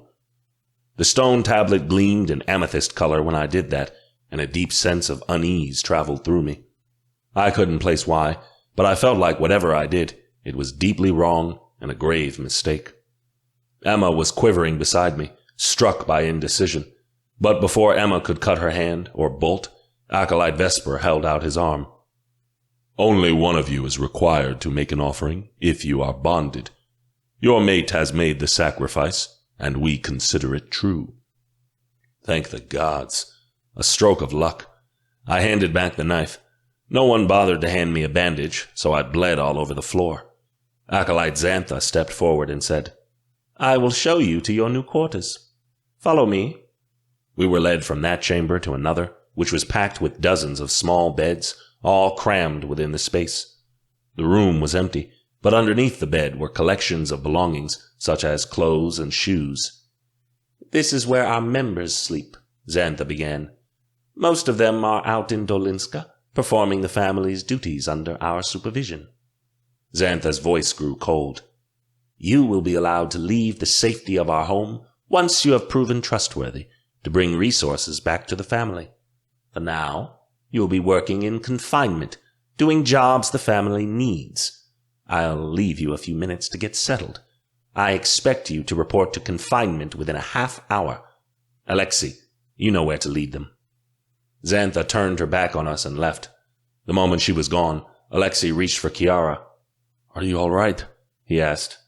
"I'm fine," she said before she winced. "A little pain can't stop me." Alexei's eyes went soft with concern. Her hands threaded his arms, and I swore even I felt the connection resonating between them. "I knew you'd get hurt if you got involved with me." His voice wobbled. "This is proof I'm bad for you." "I can take it," Kiara insisted. "It's worth whatever I have to do to be with you." Alexei's expression broke. I took the opportunity to change the subject, to try to help him hold it together. "I know Acolyte Vesper," I said. "I tortured him some time ago for information on the cult before he got away. He never revealed anything, but I'm certain he knew my secret identity. He'd hinted as such when I pressed him for intel." "He must have been one of the cultists who figured out you were the Phantom and told Gabby," Alexei replied. "Then we'll have to be extra careful around him," Kiara whispered. "What's confinement?" Emma asked. "It doesn't sound great." "I've been in confinement before. It's where they keep the new people and anyone who wants to run off. I was thrown in there when I tried to escape the first time," Alexei explained. Then he shivered. "I never thought I'd go back." "It sounds horrible," Kiara added, and she placed a hand on the back of his head. It was like the two of them couldn't stop touching each other. "It's mostly menial tasks," Alexei swallowed. "But if you're caught running off, they make you do worse things. Let's just do as they ask and hope we hear some rumors on the stone." "Alexei, what are the ranks in the cult?" I asked. They had to have them. "The acolytes are at the top," Alexei said. "They make all the rules. Then under them are the oppressors. They're the acolytes' guards and will do anything they tell them to. They're the ones that hunt down the people who want to escape and torture them. They're the only people beside the acolytes who are allowed to use magic. They're the people the cult used to attack Dolinska on Pelinok. Then there's the initiates. That's the bottom ranking, the people who the cult uses for work. You have to prove yourself to the acolytes if you want to advance, though most people never make it past the first stage. Most don't have the stomach to become an oppressor." I nodded. "Let's make them believe we aren't a threat, then." Alexei brought us to another chamber. This one was packed with people who were sitting at tables and chairs, doing work like organizing papers or fixing hems on worn clothes. People glanced up when we came in and just as quickly looked down. I was hoping we'd stick together, but that wasn't the case as Acolyte Xantha gave us our assignments. Alexei was pulled to the kitchens to sort food. Kiara and Emma were asked to wash the cult's laundry in tubs. I was assigned to cleaning the compound, which was a mostly worthless endeavor because the floor was always wet and we were in the catacombs, so it was constantly dusty or murky down here. As I swept and mopped, I kept my eye on the doors that surrounded the various hallways, any possible exits we could use to escape. All of them were guarded by oppressors, bulky shifters who'd definitely stop us if we tried to sneak out. Alexei wasn't lying when he said it was near impossible to leave. I didn't know how we'd get out of here without creating a scene once we had the Griffin stone. Another cultist had been assigned to clean with me and show me the ropes. Her name was Beatrice. She was a woven with white hair and age lines. She could have been my grandmother. She hummed a pleasant tune as she dusted, as if she was cleaning her own home and not a cultist's lair. "I wish you could have seen us when we had a compound," Beatrice went on. "It was so much bigger and brighter than this damp hall, though I shouldn't complain. A home is a home, after all." She was such a sweet old woman. I used illusion magic to manipulate the broom so it could sweep as I mopped. Beatrice's eyes widened and she gave a happy clap. "Isn't that darling? I just love watching illusions." "Why don't you cast one yourself?" I suggested. "The cleaning would go faster." "Oh, I don't know any magic." Beatrice's eyes fluttered. "I never went to school or any of that. I can do a few simple spells here and there, but it's mostly just changing the color of my sheets to brighten things up, or applying a little lipstick when I need it. Useful magic is out of my reach, I'm afraid." My stomach hollowed out. I bet most people in the cult were that way. Alexei had never been taught to manage his empathy magic until he came to Arcania University. The cult kept people helpless to manipulate them easier. They didn't teach you any Unseelie powers? I asked. Goodness, no, Beatrice burst. That's only for the acolytes. They deserve that right. I'm just little old me. I remained silent, and she went on. I know what you're thinking, Beatrice said. It's strange that the family doesn't teach us magic, but I swear it's just fine. I'm happy with my life. I live it in service to Droga, and what better life is there, being in service to my God? One couldn't have a happier existence. She dropped her voice. Though, if I'm being honest, some of the teachings are a bit, well, I don't agree with them, let's just say that. But I'm sure the acolytes know best. They're so full of knowledge that I can't understand. Why do you stay if you don't agree with the teachings? I asked. Oh, it was very important to my mother. She was one of the last full-blooded Unseelie, and she wanted me to grow up among my own kind, Beatrice said. I couldn't bear to leave her. If you leave, you're shunned, you know. We're not allowed to communicate with any outsiders. She was very sick, and she needed me. She wouldn't have survived as long as she did if she wasn't allowed to be in contact with me. It was for the best. Your mother is gone now, I said, implying that she could be free. She gave a laugh. I grew up in the Black Claw. It's all I know. Can you imagine an old woman like me trying to make it in that cold, dreadful world? No, I'm quite content where I'm at. Did you ever want to go to school? I asked. I thought about it, Beatrice said, but the outside world is a terrible place, and the Seelie Fae hate us. I knew if I was found to have Unseelie blood, I'd be rejected and scorned, maybe even killed. The acolytes said I'd be an outcast, and I dare say they're right. She wasn't completely wrong about the prejudice against the Dark Fae, but at the same time, the acolytes were purposefully misleading people. Why did you join our family? Beatrice asked. Your Unseelie blood must be important to you. I pondered her question before answering. I knew the Black Claw could give me something I couldn't get on my own. That's the answer for so many of us, Beatrice swooned. This family is the only thing we Unseelie Fae have left in the world. I know it'll be uncomfortable, settling in at first, but I promise you'll get your bearings here. Once you do, you'll realize you've done the right thing.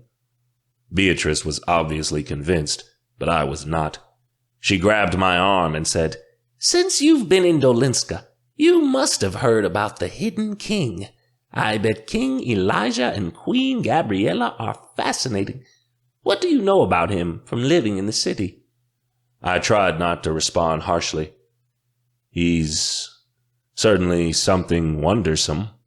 As in, I wondered what was going on in his crooked head most days. Oh, I bet, Beatrice's eyes glimmered. The way they talk about him during meetings, it makes him sound like a god. I can't believe it. Our hidden king, finally here to lead us into a new era. I've been waiting for this moment for decades, and it's finally coming true. Beatrice spent our time together, babbling about Elijah, most of which was fabricated nonsense. I felt bad for her, getting her news directly from the acolytes and nowhere else. We spent the rest of the day cleaning until dinner. At this point, we were escorted to some sort of large lunchroom and served a cold supper of bread and cheese. I found my friends at an isolated table in the corner and slid beside them. Alexei appeared completely miserable. Kiara threaded her fingers through his and asked, "Are you okay?" He scowled. "I hate it here." "We'll be gone as soon as we retrieve the stone," Kiara said, but with a wary glance at me, she didn't look entirely convinced. Getting out of here was no small task, even if Arthur and the rest of them came in to provide backup. "Did any of you hear rumors?" I asked. I poked at my stale bread and gave Emma my cheese, seeing as how it was the only thing she could eat. Emma shook her head. "We haven't found a thing." "Maybe we made a mistake, and the Griffin stone isn't here," Alexei worried. "Maybe we've damned ourselves." "Don't say that," Kiara insisted. "We can't give up." Alexei appeared on the verge of doing so. As the lunchroom doors opened, more people flooded in. "There are a lot more people here now than there were before, Emma said, as she watched all the Fae march in. Where'd they come from? The Black Claw owns a couple of businesses secretly in the city, Alexei explained. Cultists are escorted there by the higher members to work for free, to bring money back to the cult. They don't even get paid? Emma asked. No. They give their wages as an offering back to Droga, but we all know it goes into the pockets of the acolytes. And since the businesses are owned by the Black Claw, trying to leave during your shift is near impossible. They have supervisors watching at all times. I shook my head in disgust. So many in the cult were ordinary people being exploited by the evildoers at the top. I'd thought anyone who was a part of the Black Claw was evil, but clearly that wasn't the case. The group was mostly made up of victims, with a few perpetrators and their bullies running the show. Still, as full as the lunchroom was, there weren't as many cultists here as I'd estimated there would be. The cult was clearly dying. They didn't number in the thousands like they had when they'd attacked my father on Palinok, the night of burning skies. Judging by the beds we'd seen, the cult only had 100 or so members left, and I bet the acolytes at the top were the ones murdering people, keeping all the power. Callista slid into the seat next to me. It made me bristle. Hey, guys, she said in a cheery tone. How'd your first day go? Her friendliness was fake. She'd been assigned to watch us. It was fine, Emma said with a shrug. Alexei stared down at the table, and I hoped he kept it together long enough for Callista to leave. I know the menial work is boring, but trust me, it won't last forever, Callista said. Once you earn their trust, you'll be assigned to the real work. Meaning? Emma asked. I'm recruiting students from the school to come join us. That's why they let me come and go, Callista said. The acolytes trust me. If you four work hard enough, they'll let you go back to the school too, to convert others. It's our most important mission.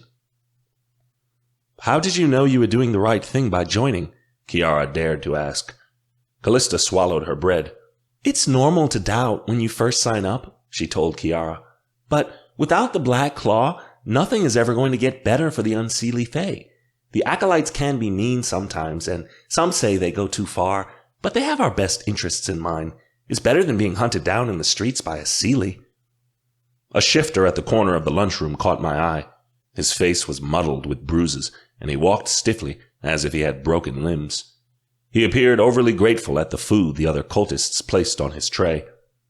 Callista nudged me and pointed at the poor-looking shifter. He just got out of custody. It's where we keep all the traitors, she noted. Tried to run away and all that. Her meaning was clear. They'd beaten and starved him until he complied. She shrugged. I mean, he knows better. The punishment for trying to leave is set. Alexei knows that. Alexei paled. Kiara trembled, about to stick up for him, but Emma cut her off before she could reveal too much. Serves him right, Emma said. He obviously doesn't understand the concept of loyalty. Exactly, Callista brightened.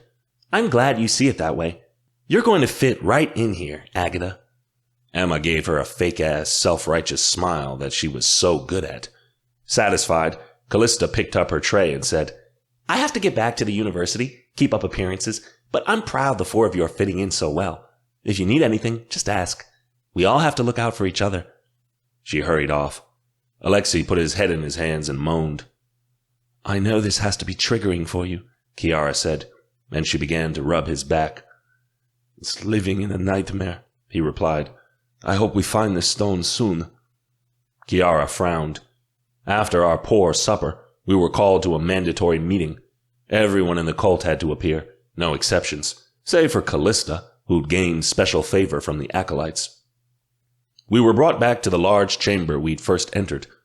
The four of us took seats as far away from that horrible stone table as we could.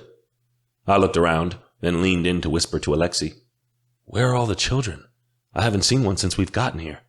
His mouth thinned. They're here. They're kept hidden, away from their parents. I'm sure we'll discover where they are at some point. My innards twisted, remembering what Alexei said about his childhood and the wicked things they did to the children here. We can't possibly leave without helping those kids, Emma whispered, and the four of us nodded. Agreed. We'll find a way to help, Kiara said. Though how, I wasn't sure. Our first priority was getting our hands on the Griffin stone, But if we found it before we discovered where the children were being kept, how could we escape without saving them? Acolyte Vesper began the sermon from the large bench that was above all the chairs. He spread his arms wide and asked, "What does Droga require of us, my brothers and sisters? He only requires our lives, our souls, our sacrifices.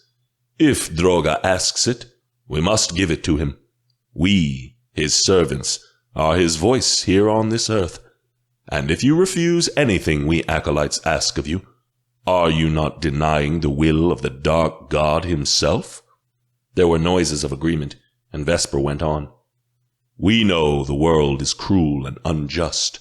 What you may experience up there on the surface is a life of vile sinfulness, so much worse than the good deeds Droga would have you do down here." Vesper pointed up to the ceiling and to the city above. "We all know that Droga is coming back someday. At some point, he will be resurrected, awakened by the World Weaver's blood. We know the day is coming very soon." Emma shifted uncomfortably beside me, and I laid a hand on her knee to comfort her and keep her in place.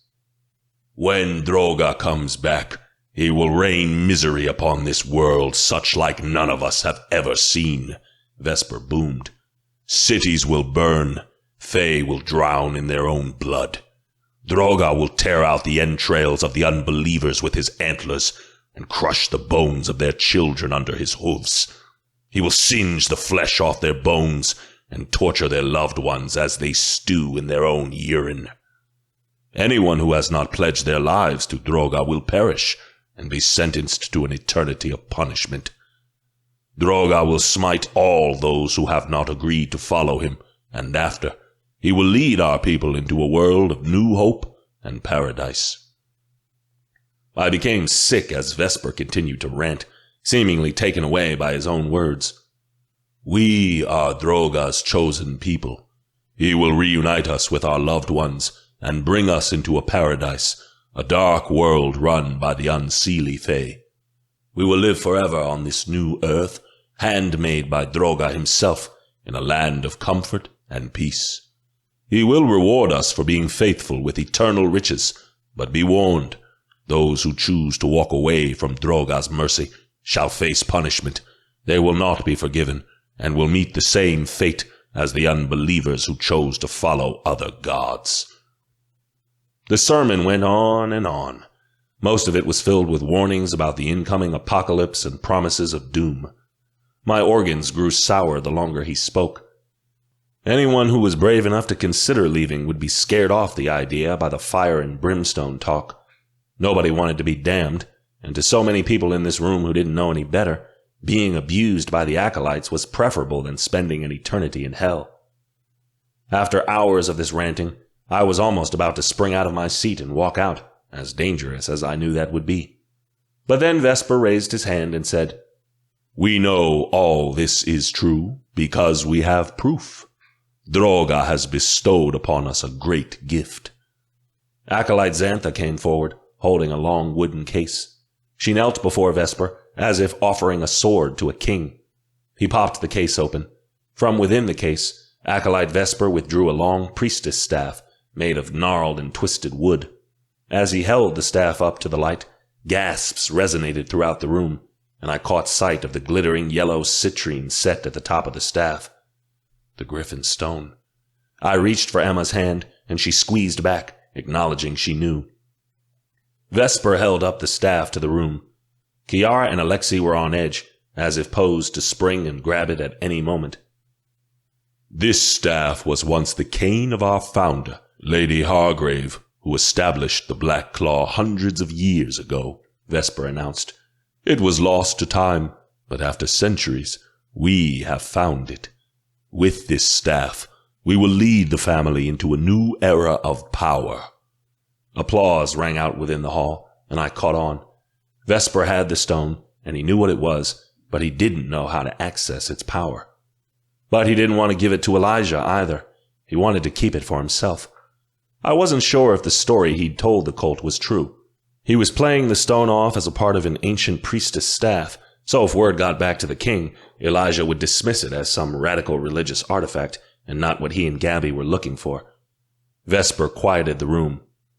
However, in order to access the power of the staff, a sacrifice must be made to Droga, he announced. The room had gone deadly quiet, permeated with the scent of fear. One of you will be strong enough to unlock the staff's power, Vesper boomed. To become an offering is a great honor. Only one who has a strong line of Unseelie blood will be able to unleash the magic within the staff. A couple of men dragged someone into the room. I felt my face blanch of color as I realized it was the same shifter we'd seen earlier, the one who'd been beaten and starved. He was taken to the stone table, even as he cried out and tried to fight back. In his weakened state, he was unable to get the cultists off of him. Acolyte Vesper came down from the bench and laid the staff across the stone table. Everyone in the room watched, but did nothing to intercede. On the other side of the room, Beatrice had her eyes covered, as if she could not bear to witness. As the shifter was forced onto the table, I realized Vesper's plan. He was trying to get the stone to work for him by offering up bodies, but it wouldn't work.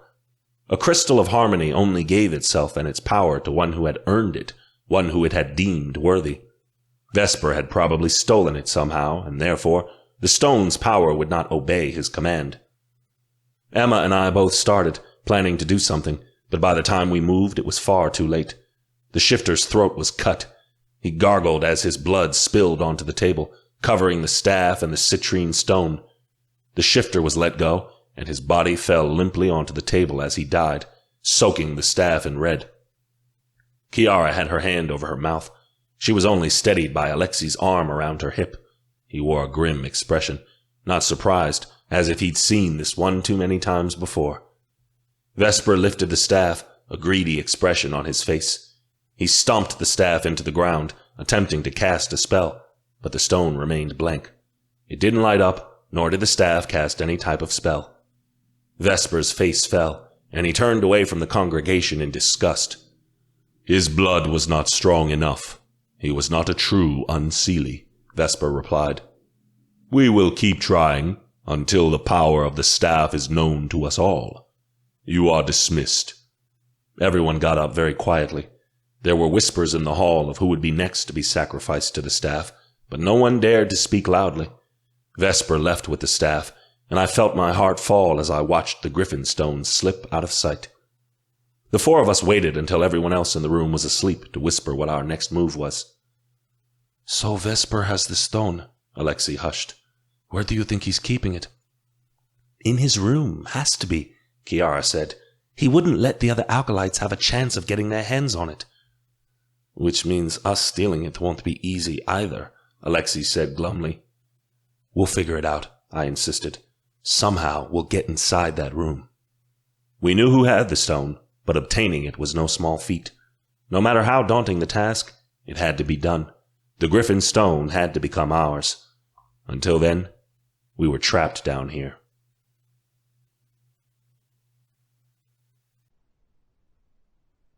Chapter 22. Emma. The cult kept us so busy with work that we didn't have time to plan how we were going to steal the Griffin stone from Vesper. The acolytes basically used us for slave labor, forcing us to do stupid chores and separating us into different tasks, so we hardly had a spare moment to discuss plots amongst ourselves. If we weren't working, we were attending meeting after meeting. Seriously, the meetings were ridiculous. There were at least 3 a day. I didn't think I could take another hours-long sermon on Droga's return and how the rest of the Fae were damned to the underworld. No one else was sacrificed to the staff in that time, but I knew someone would be chosen by Vesper soon. He was only looking for who he thought was the right person, someone whom he thought the Griffin stone would accept as an offering. 3 days had passed since our arrival, but it felt like 3 years. We'd confirmed Acolyte Vesper had stored the staff in his quarters because we'd heard rumors. Some people had witnessed the staff disappearing into Vesper's room after the sacrifice the other night. Yet his chamber was guarded day and night. There was no way in or out of his room without causing a brawl. Even if we cast some sort of illusion to distract the guards, once the staff was missing, the Black Claw would erupt into chaos. We had to leave the moment the stone was in our grasp, otherwise we'd be discovered and killed. That wasn't an easy decision to make when we knew there were innocents here who still needed our help. "We should just go in and take it," Ethan suggested during dinner one night. "We'll eliminate the guards by force and make a run for it." "And leave those children behind?" Kiara asked. "I can't do it." I couldn't either. Not even for the Griffin stone.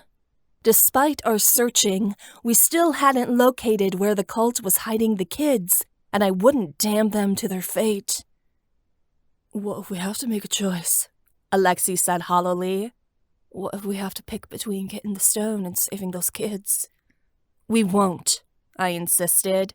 "It's not one or the other. We aren't leaving here until we have the stone and those kids are free. It's both or nothing at all." "Why can't Emma just make us a portal into Vesper's room? Then we can get in and out," Alexei suggested. "There's a ward around it. I already checked when I was cleaning the hallway near his quarters yesterday," I said. "Even my portals wouldn't break through it." Ethan handed me the sorry strip of meat they'd given us for dinner, and I gobbled it down while he nibbled on a crust of bread. I was starving and felt weak. The meals here were already poor, and I couldn't eat much of what they'd provided to us, as I was gluten intolerant and allergic to most of the food. I'd had scraps here and there, but I couldn't do this for much longer without passing out and potentially exposing us. Not to mention I was due to take my medicine soon and couldn't skip it. We hadn't planned on being down here this long. Shit. Maybe we would have to take the stone by force and leave those kids behind. The thought made me queasy. "Alexei!" Alexei went rigid at the sound of a loud, trilling voice approaching. He turned in place, and his face went white as a middle-aged woman and a man came running to our table. I knew who they had to be. The similarities between Alexei and his parents were striking. Alexei stood, and the woman had tears in her eyes as she swept him into her arms. "My baby boy's returned," she wailed. She kissed Alexei's head and squeezed him tight. Alexei hugged her back, but his body was stiff. "We knew you'd come back someday," Alexei's dad said gruffly, patting him on the back. "You have no idea how long we've prayed to Droga for your return." Alexei's smile was vacant and pained. "I suppose Droga had always fated to bring me back here." "Is this your mate?" His mother gestured toward Kiara and squealed. "Oh, Alexei, she's so beautiful." Kiara gave a forced grin. It was such a strange and common reunion that it put me off. These people were welcoming their son back into a cult like it was some amazing thing. His mother dotted her eyes. "We've been so sad since you've been gone." "I ran away for what I thought were the right reasons," Alexei said. His tone was on the edge of despair. His father's face hardened at the hint of what Alexei had gone through. "You know, the things we had to do were for your own good," his father noted. "We never wanted to hurt you, but the acolytes said that's what was best, and..." Were they actually trying to justify the abuse Alexei had suffered? It was awful. It was like they believed every word they said. But Alexei nodded and said, "I know why you thought that way. I've had a lot of time to think about it." His parents appeared relieved, but I knew the truth in Alexei's words. He knew how his parents thought, the why behind their reasoning to give him up to the acolytes, but he'd far from forgiven them for it. His mother's face shone as she said, "Well, you know we owe the family everything. They took us in when no one else would. I'm sure the life you had was hard out there. That's why you came back. Such a terrible world it is outside the family." "It's definitely different," Alexei said blankly. His mother reached out to give him another hug. "Oh, we're so glad you came back home. Your father and I have to run. We have a night shift at the shop. But we can't wait to see you again. Perhaps if we ask nicely, the acolytes will agree to letting us work in confinement together." Alexei nodded numbly. Both of his parents gave him kisses on the cheek before they swept off. Alexei's whole body was shaking. Ethan jumped up out of his seat and told us to follow. Kiara and I each grabbed one of Alexei's arms. We marched him out of the makeshift cafeteria and into a silent catacomb near the sleeping quarters. Once we were out of sight, Alexei took one look at Kiara and broke down. His shoulders shook with sobs as she wrapped her arms around him and held him tight. Ethan patrolled the end of the catacomb to watch if anyone came by. Myself, I felt helpless as I observed Alexei collapse into Kiara's arms. "I'm here," Kiara told him. She stroked his hair and kissed his head in the way a sorceress should, and at that moment I thought there was no better match on earth than these two. "I let them go a long time ago," Alexei sobbed. "But I can't say I don't feel anything for them. It would be untrue. I don't want to leave again without them, but they won't abandon their cult, and I can't stay down here."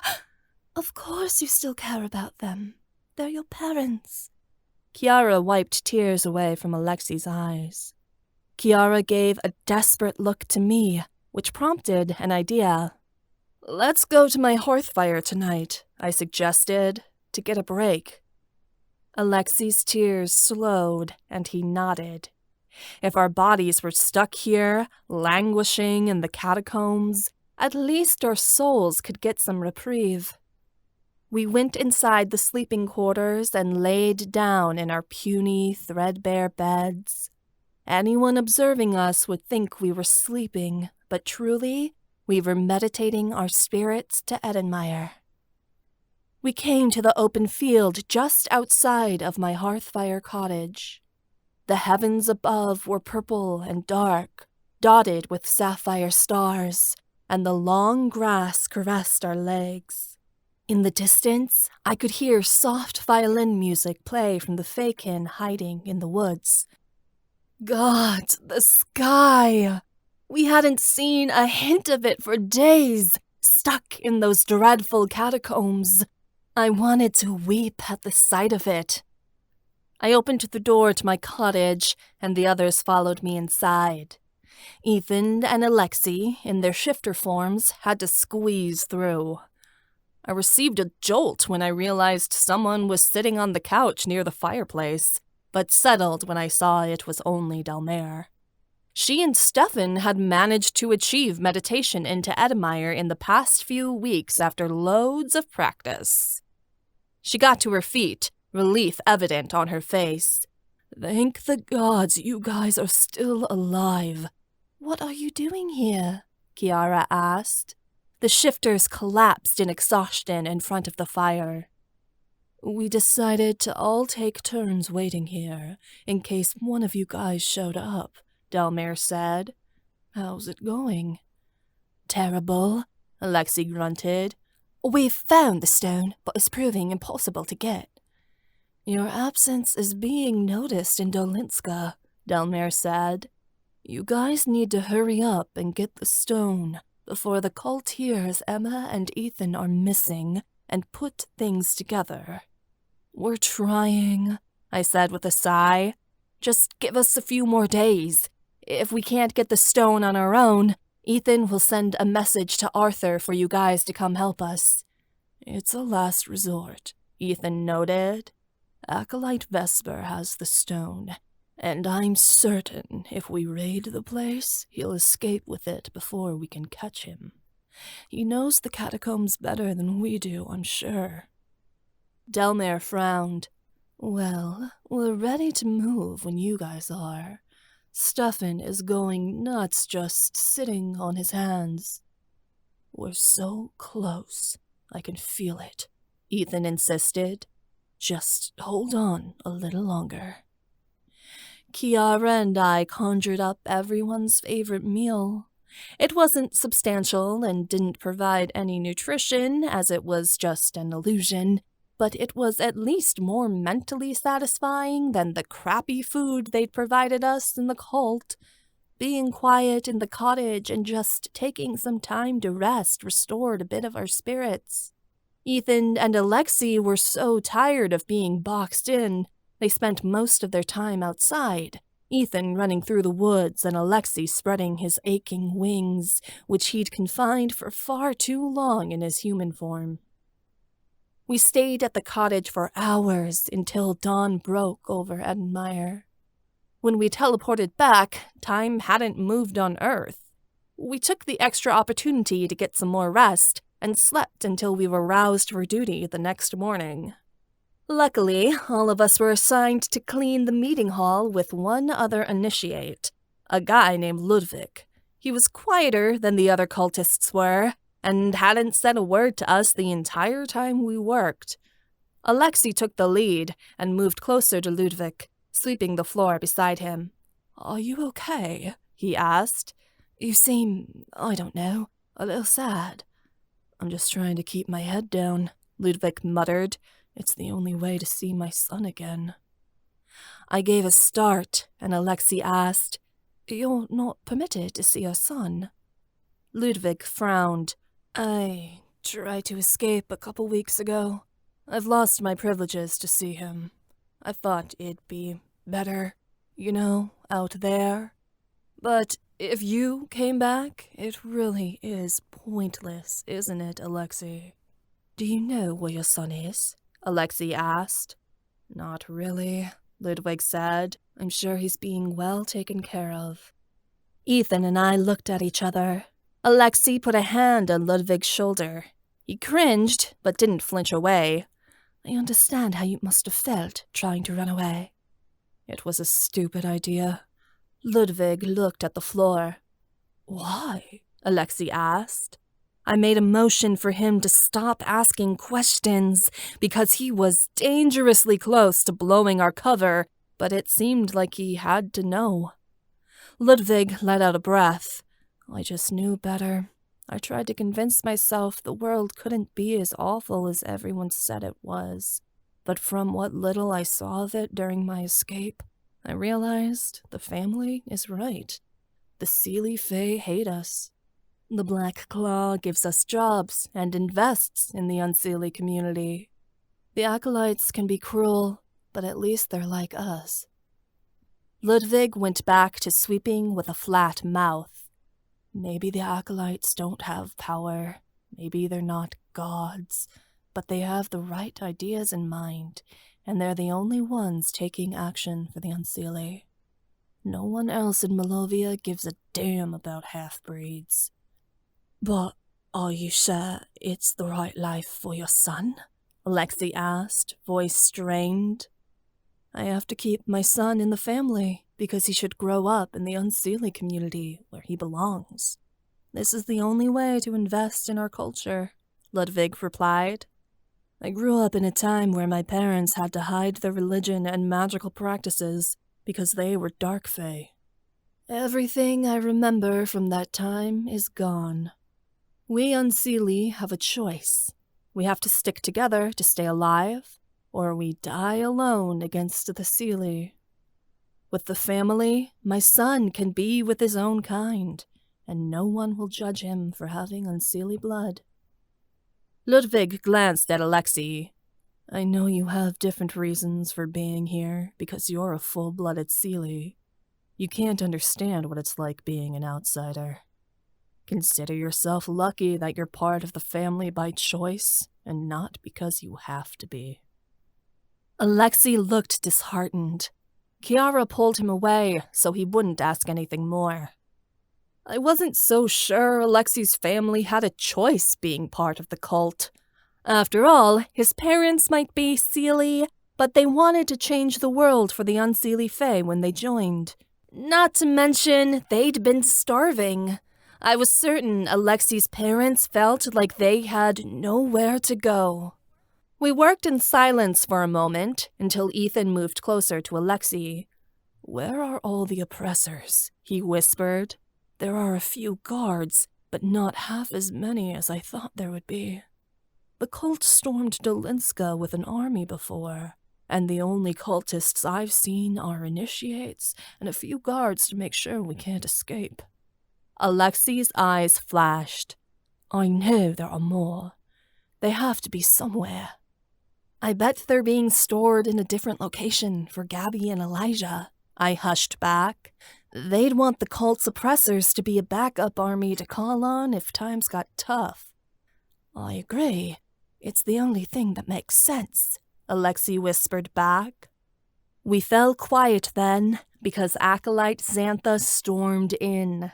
She grabbed Ludwig by the shirt and shoved him backward. His broom went clattering to the floor.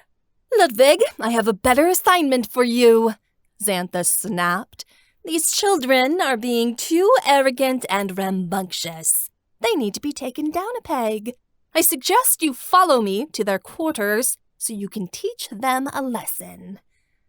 Ludwig's face drained of color, going completely white. I felt like I was going to throw up as I realized exactly what she meant. "But my son." "And?" Xantha raised an eyebrow. "It's time you instruct him on how to become a man."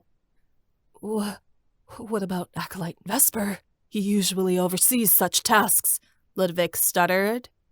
What a disgusting pedophile. He was going to get his one day. And it was going to be soon, because I wasn't leaving here without crushing his heart in my hand.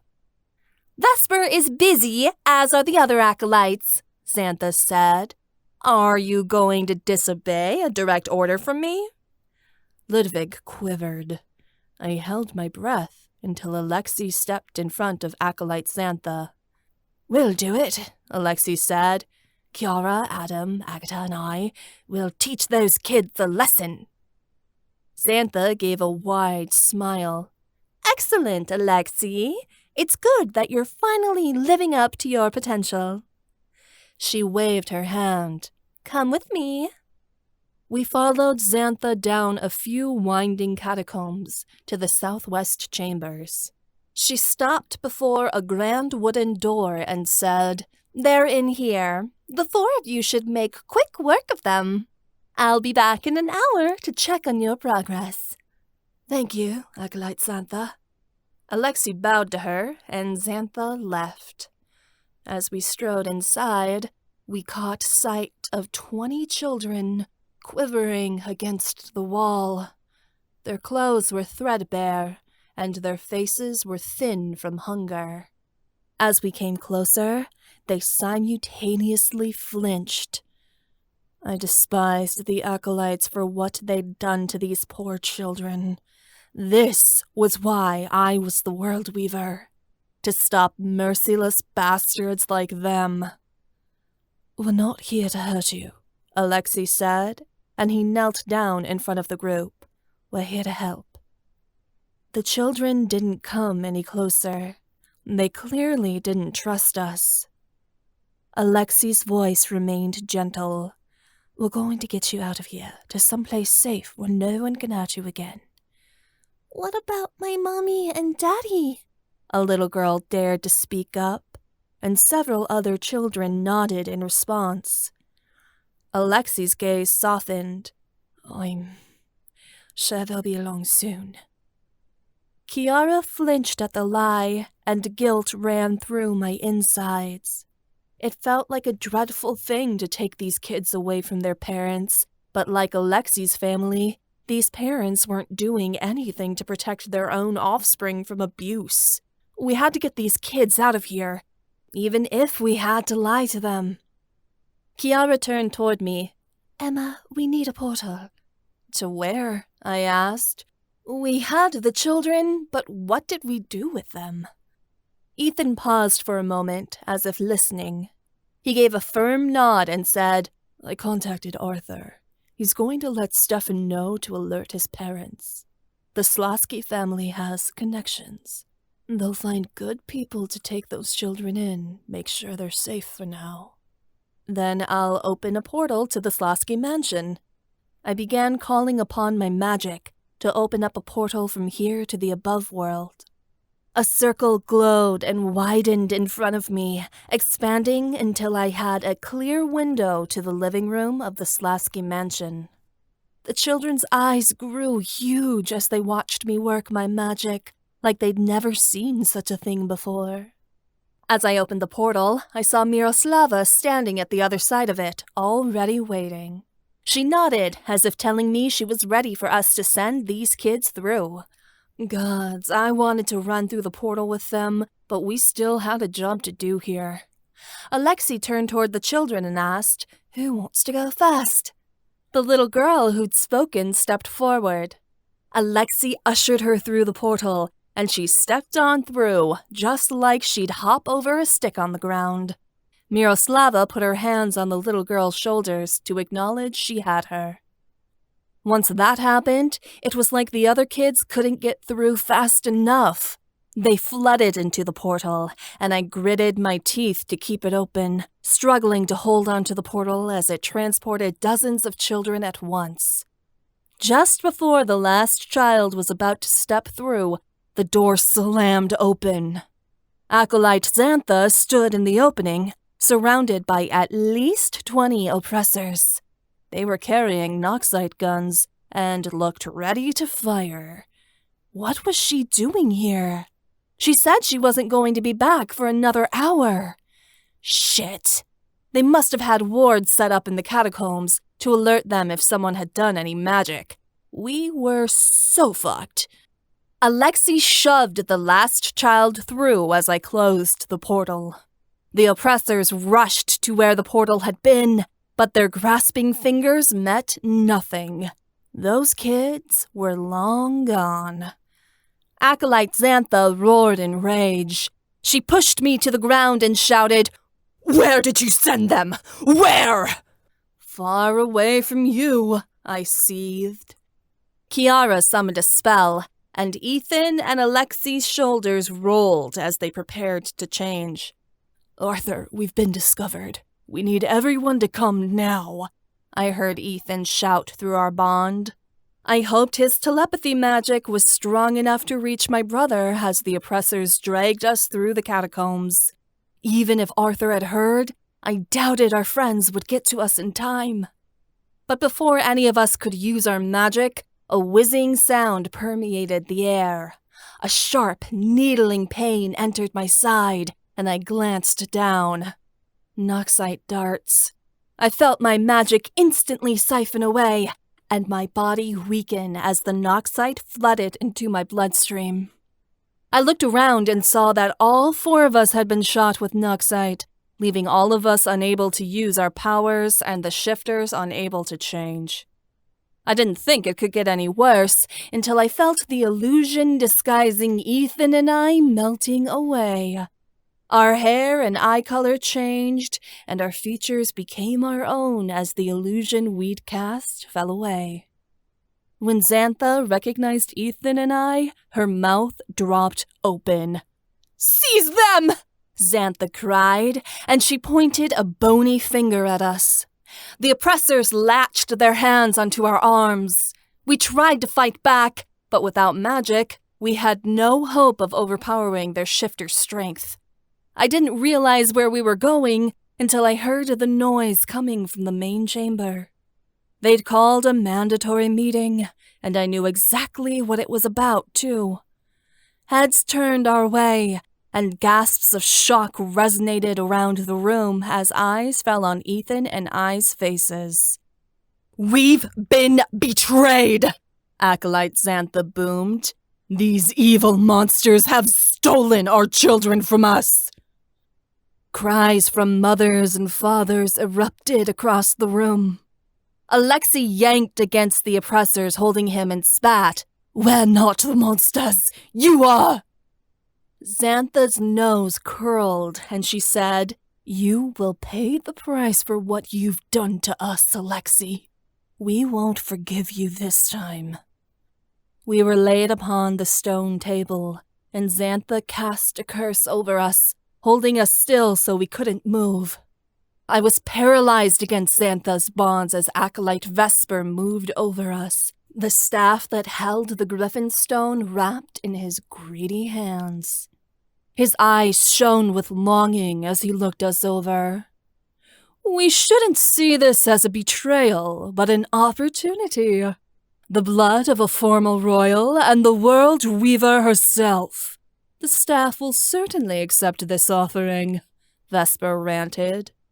Xantha's mouth dropped open. "Vesper, it's not the proper time to take the world weaver's blood."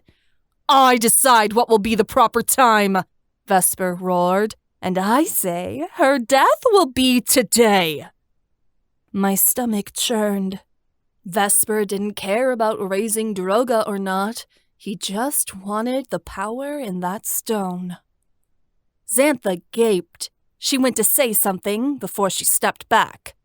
Vesper sneered at us and said, "You'd better get any last words out, you disgusting heretics. Even the gods can't save you now." Ethan's hand shook beside me. Despite the binding spell, we were able to fight against it enough to at least hold hands. If we were dying, at least we'd die as mates. And I hoped to the gods that at the very least, once they took my blood, it wouldn't raise Droga because it wasn't the proper moment. It was the only way I could get back at these bastards. I'd failed my goddess. I'd failed everyone. The Fae were going to die out, and it was because of me. Milana's last champion. Her final hope struck to dust. Across from us, I heard Alexei say, "I'm so sorry, Kiara. I never should have brought you into this." "I regret nothing," I heard her reply. Her voice was scared, but not as much as I thought she should be. As the acolytes appeared with their knives, looming overhead to cut our throats, Alexei hurried to get out the words. "I do love you. You are my mate," Alexei confessed. "I only wish I had told you sooner that you are my world. It was foolish of me to deny my feelings, and I only pray that the gods give us a second chance so that I may make up for my mistakes. I am in love with you, Kiara. Please, my mate, forgive me." "Alexei," Kiara whispered, and I'm sure I heard tears in her voice. "Of course I forgive you. I always will." At Alexei's confession, the Griffin stone in the staff ignited. A great golden light burst through it, pulsing through the room and blasting the acolytes holding the knives off their feet. Their blades skittered across the floor. Acolyte Vesper staggered with the effort of trying to hold on to the staff, which was shaking in his hands. "What is this strange magic?" Acolyte Vesper hissed, peering at the glowing stone. He shook the staff a few times, but it did nothing, and he let out a scream of rage. "Why can't I use it?" "Because the Griffin stone is the stone of compassion," Kiara hissed, "and you don't have any." Vesper's mouth dropped open in surprise. Then there was a shattering sound, like wood breaking, and an explosion echoed through the room, leaving our eardrums aching. Xantha's shock caused her to drop the binding curse, setting us free. Arthur burst into the room in his woven form, ridden by Vara. They were flanked by Theo, who was in his alicorn form, Odette on his back. Delmare had a battle orb at the ready, and Stefan carried his sword, looking all too eager to use it. Beside them were Jasper, Ozzy, Amantha, and Finley, all carrying their own weapons and ready to fight. "Stop them!" Vesper cried. The oppressors fired off a round of Noxite darts, but Odette flung up a shield, and the darts were turned to ashes once they hit her protective barrier. Soon, the guards were out of ammo. They abandoned the Noxite guns and shifted into their animal forms, or pulled out swords. Soon, the sound of swords clashing and shifters brawling echoed around the room. The initiates, who had no power and couldn't fight, ran screaming from the meeting hall. Alexei wasted no time hopping off the stone tablet and beating the crap out of any oppressor who was within reach. Ethan jumped off the stone table and started punching people out with brute force, planting himself in front of me with no concern for his own safety. My heart swelled. That was my alpha. Kiara spun upward from the table and elbowed Acolyte Vesper right in the face, making his nose bleed. He grabbed at it, and for good measure, I socked him right in the jaw. My hit was so strong, he let go of the staff. Kiara reached out to grab it before it fell, and once the staff was in her hands, the Griffin stone ignited once again, sending beaming rays of light resonating all over the chamber. The Noxite had taken away Kiara's magic, but she could use the power in the Griffin stone. She pointed the staff at Acolyte Xantha and let out a yell. Glowing golden magic fired out of the end of the stone and slammed into Xantha's chest. Xantha let out a gasp, and her eyes rolled back in her head as she collapsed upon the floor, dead. Our friends were killing the guards, dropping them like flies. The acolytes knew when they'd been beaten and went to flee. Kiara pointed the staff at Alexei now, and as she commanded it, the golden ethers of the stone wrapped around him, causing his entire body to shimmer. He'd been poisoned with Noxite just like the rest of us, but a crystal of harmony was stronger than the effects of Noxite, and as Kiara flooded the Griffin stone's power into Alexei, he regained the power to shift again. He exploded into a griffin and spread his wings, giving an eagle's cry. Alexei soared across the room and blocked the exits.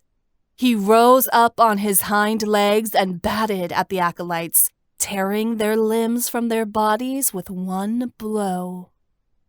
Kiara rushed to join them. She fired off spells from the Griffin stone as Alexei forced acolytes to the ground, ripping out their hearts with his beak. His black eyes glittered as he took his vengeance for his childhood and all the other children they'd tortured, showing them no mercy. I turned away from the carnage in search of my mate. Ethan was going after Vesper. The acolyte was running across the room through the fight, trying to escape. I gave chase after him. We couldn't let that bastard go. Ethan and I were forced to a halt as a figure stepped in front of us. Callista took a wide fighting stance and opened her hands like she was ready to call magic to them. She had created a barrier between us and Vesper, and without magic, we couldn't fight her. I gave an aggravated noise as I watched Vesper duck through another doorway and out of sight. "Callista, get out of the way!" I shouted. I couldn't believe she was defending this twisted fuck. "You killed my friend!" Callista shouted, pointing at Ethan. Tears streamed down her face as she cried out, "And now you're trying to take the family away from me!" "I'm sorry, Callista. I made a mistake," Ethan said, his hands raised in an apologetic gesture. He was trying to calm her down, but it was far from working. "I won't let you do this," Callista cried. "I'll die for the Black Claw! I'll die to avenge Janetta and my father against Unseelie!" A blue battle orb began to form in her hands. Callista grew it larger and larger, her eyes wild and frantic. She didn't let it go, and I realized she'd do anything to kill us. She didn't care if she brought the whole place down with her. All she cared about was getting revenge on Ethan for murdering Janetta, even if she sacrificed herself. Callista, don't! I shouted, but it was too late. Callista lost control, and her spell self-destructed. Her magic enveloped her completely, and she screamed just before the battle orb enveloped her body in blue light, killing her instantly and singeing her body to nothing but charred bones. Her battle orb swelled and expanded throughout the room. Odette noticed what was happening at the last minute. She threw up her hands, expanding individual shields around us and our allies. Ethan shoved me to the ground and climbed over me just before the explosion hit the walls. I gritted my teeth as the ground beneath us shook, and from everywhere there were screams as the explosion killed whoever was in its path. Stones began crumbling from the ceiling, smacking into initiates and oppressors alike. The earth shuddered for a moment until the battle orb dissipated, and all that was left of it was the aftershock.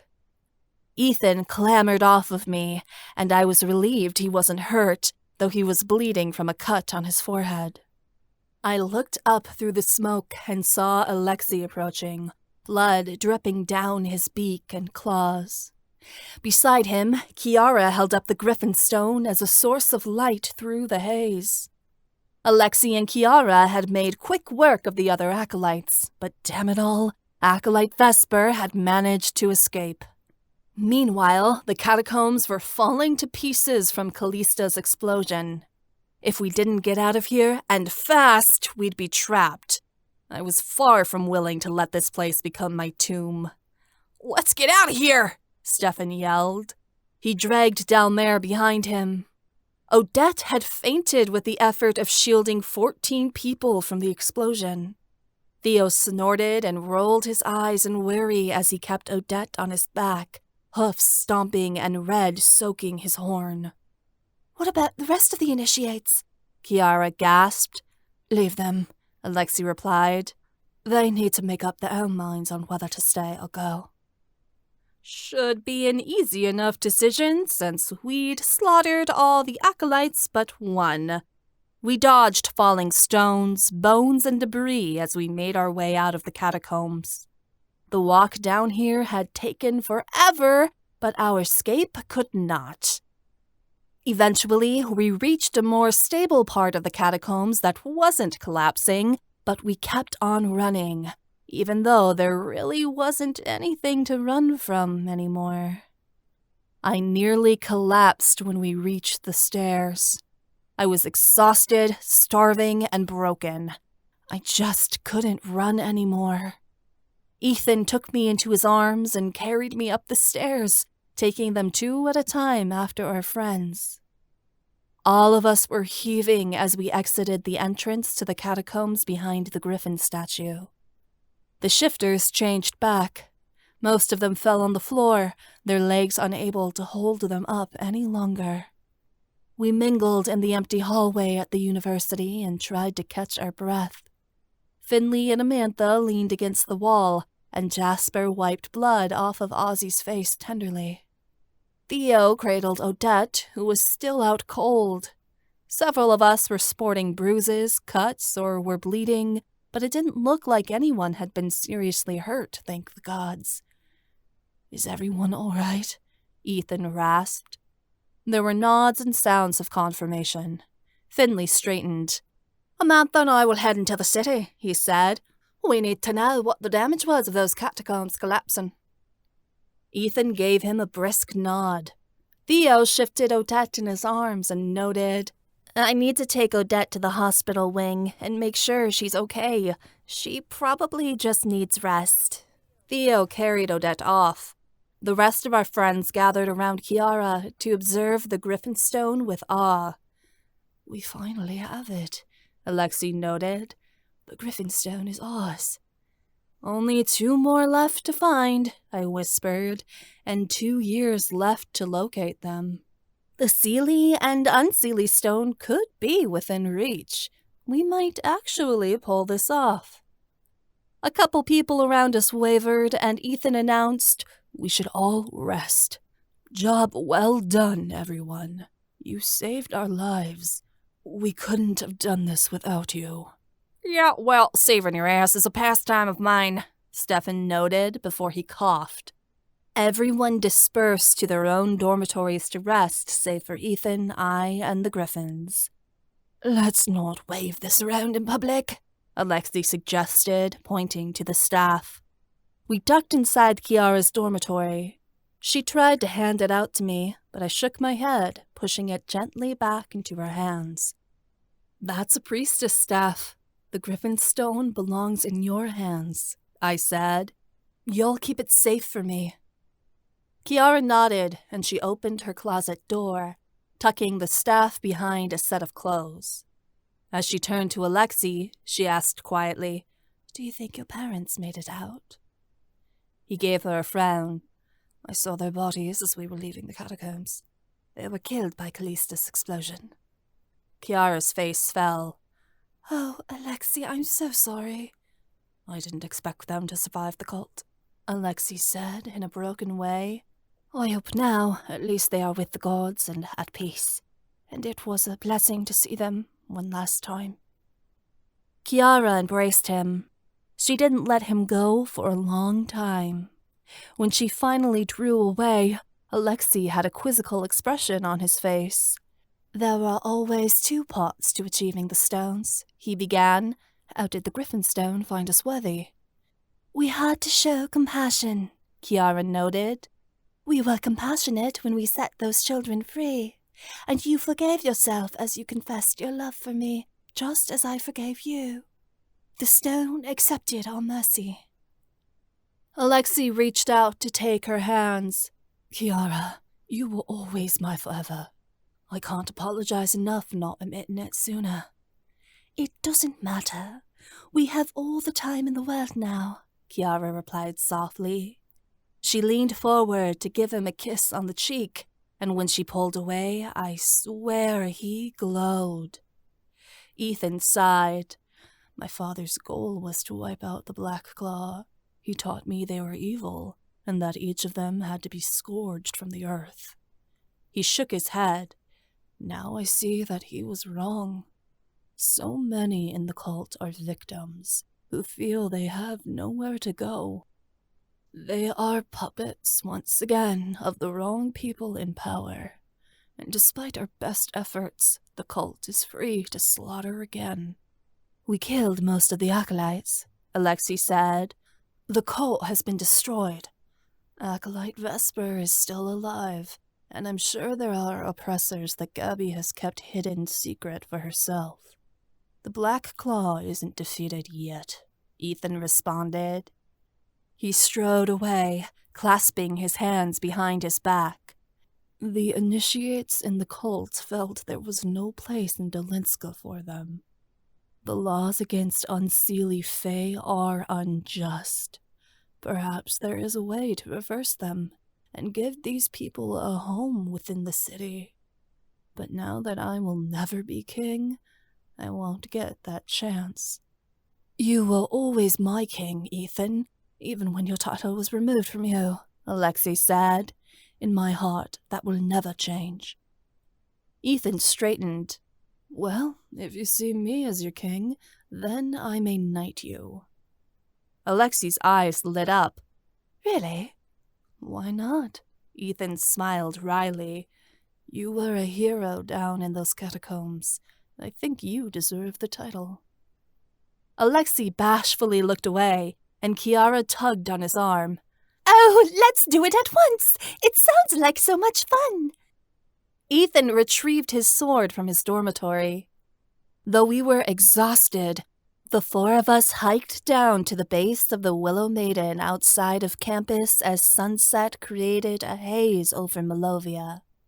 There, before the great tree, Alexei knelt before Ethan on one knee, ducking his head low. It almost felt like we were children again, playing pretend, but yet this felt more solemn, more real than all of that.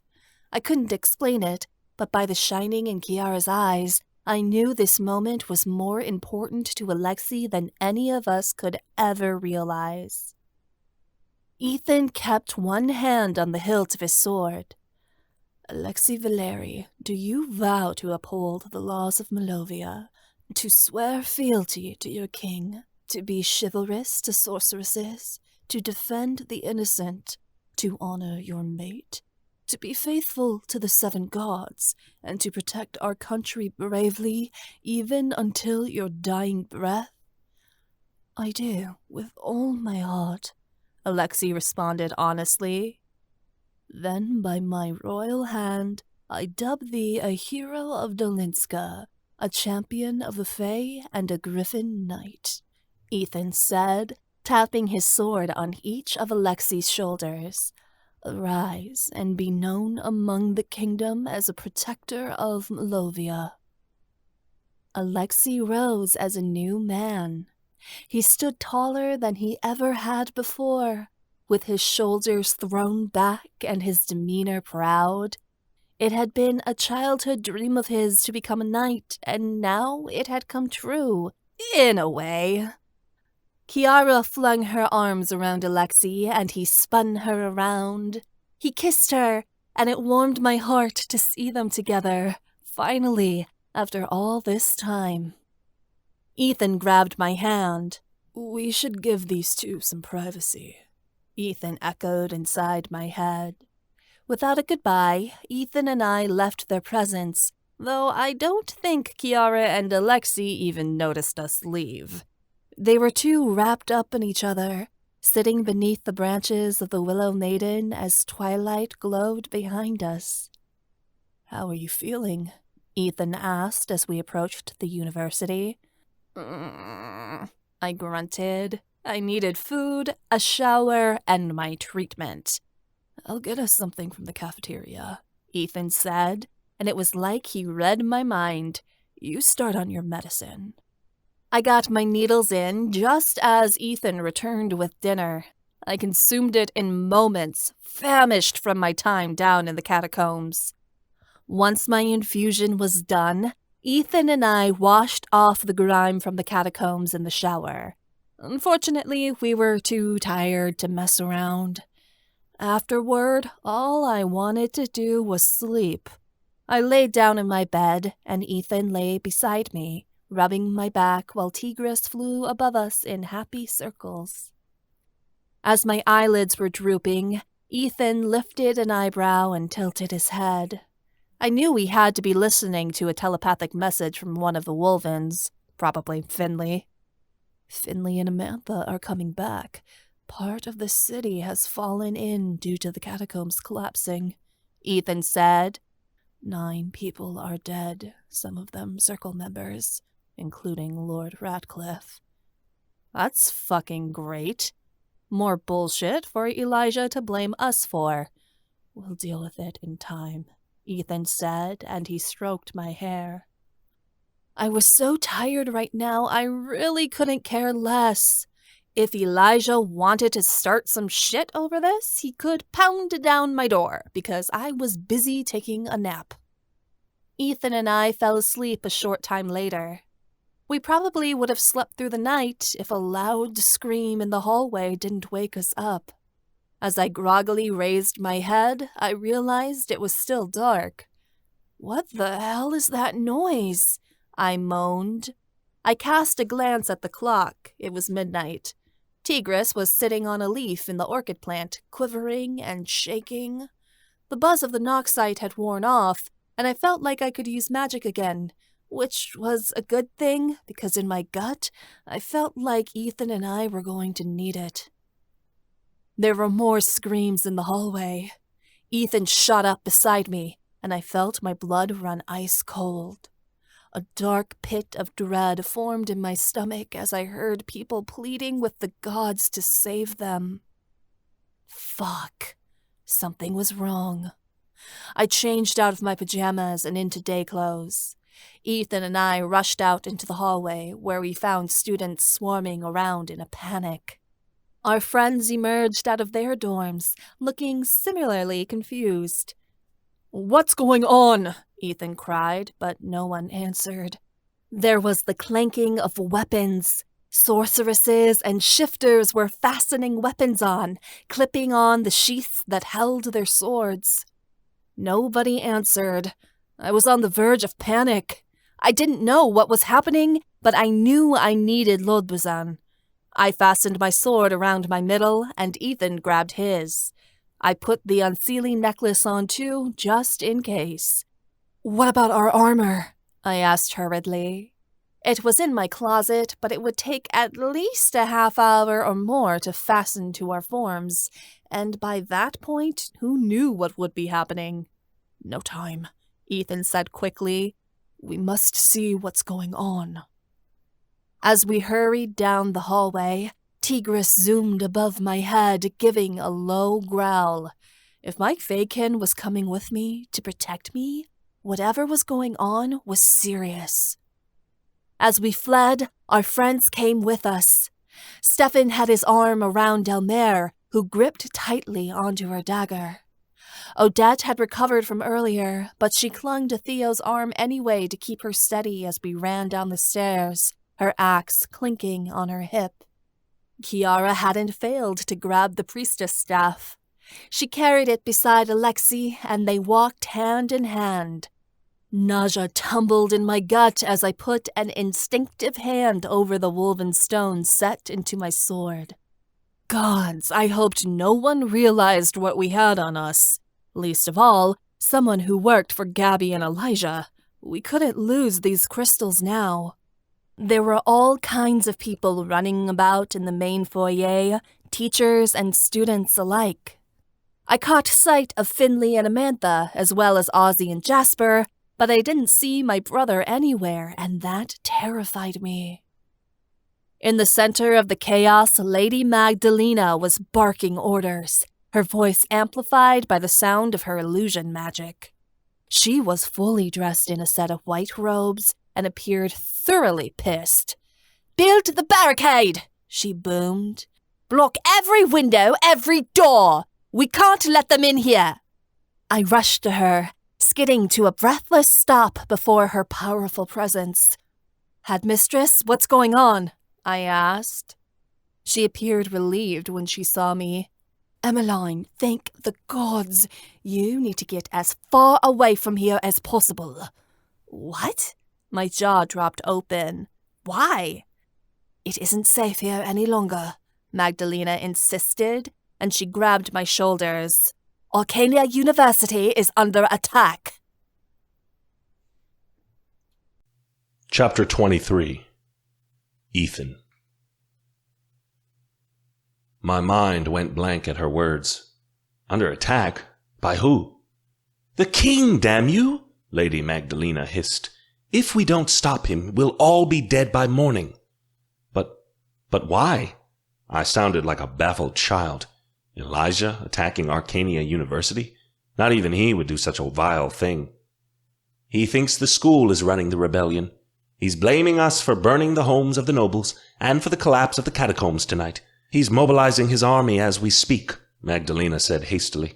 "He seeks to raze this university to the ground, and by the gods, we aren't going to let him." I knew my cousin would take revenge for what the Malovian Revolution had done. Now he was waging war with the university. "Emmeline, you must go," Magdalena insisted. "The king cannot find you here with the crystals of harmony."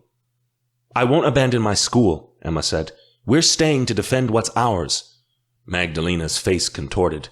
"If you will not leave, then fight! Fight them with everything you've got!" The sound of battering rams slamming into the doors began echoing through the grand foyer. Elijah's men were already here. Woven students were levitating chairs, furniture, anything they could get their hands on to create a barricade over the windows and doors that rose 20 feet high. Alicorns used their shield magic on the barricade, making it impenetrable. Dragons stood by with battle orbs, while the Griffins held their swords aloft, ready to fight. Magdalena placed wards around the school to prevent anyone from using a portal to get inside. Emma and I got to work helping the other Wolvens, levitating anything that was within reach onto the barricade to make it taller. Emma's forehead beaded with sweat as she asked, "What's the plan?" "Arcania University used to be a palace for the king. It was built to defend itself from invaders," I said. "We can hole up in here and fight them that way." "But Elijah's not going to quit."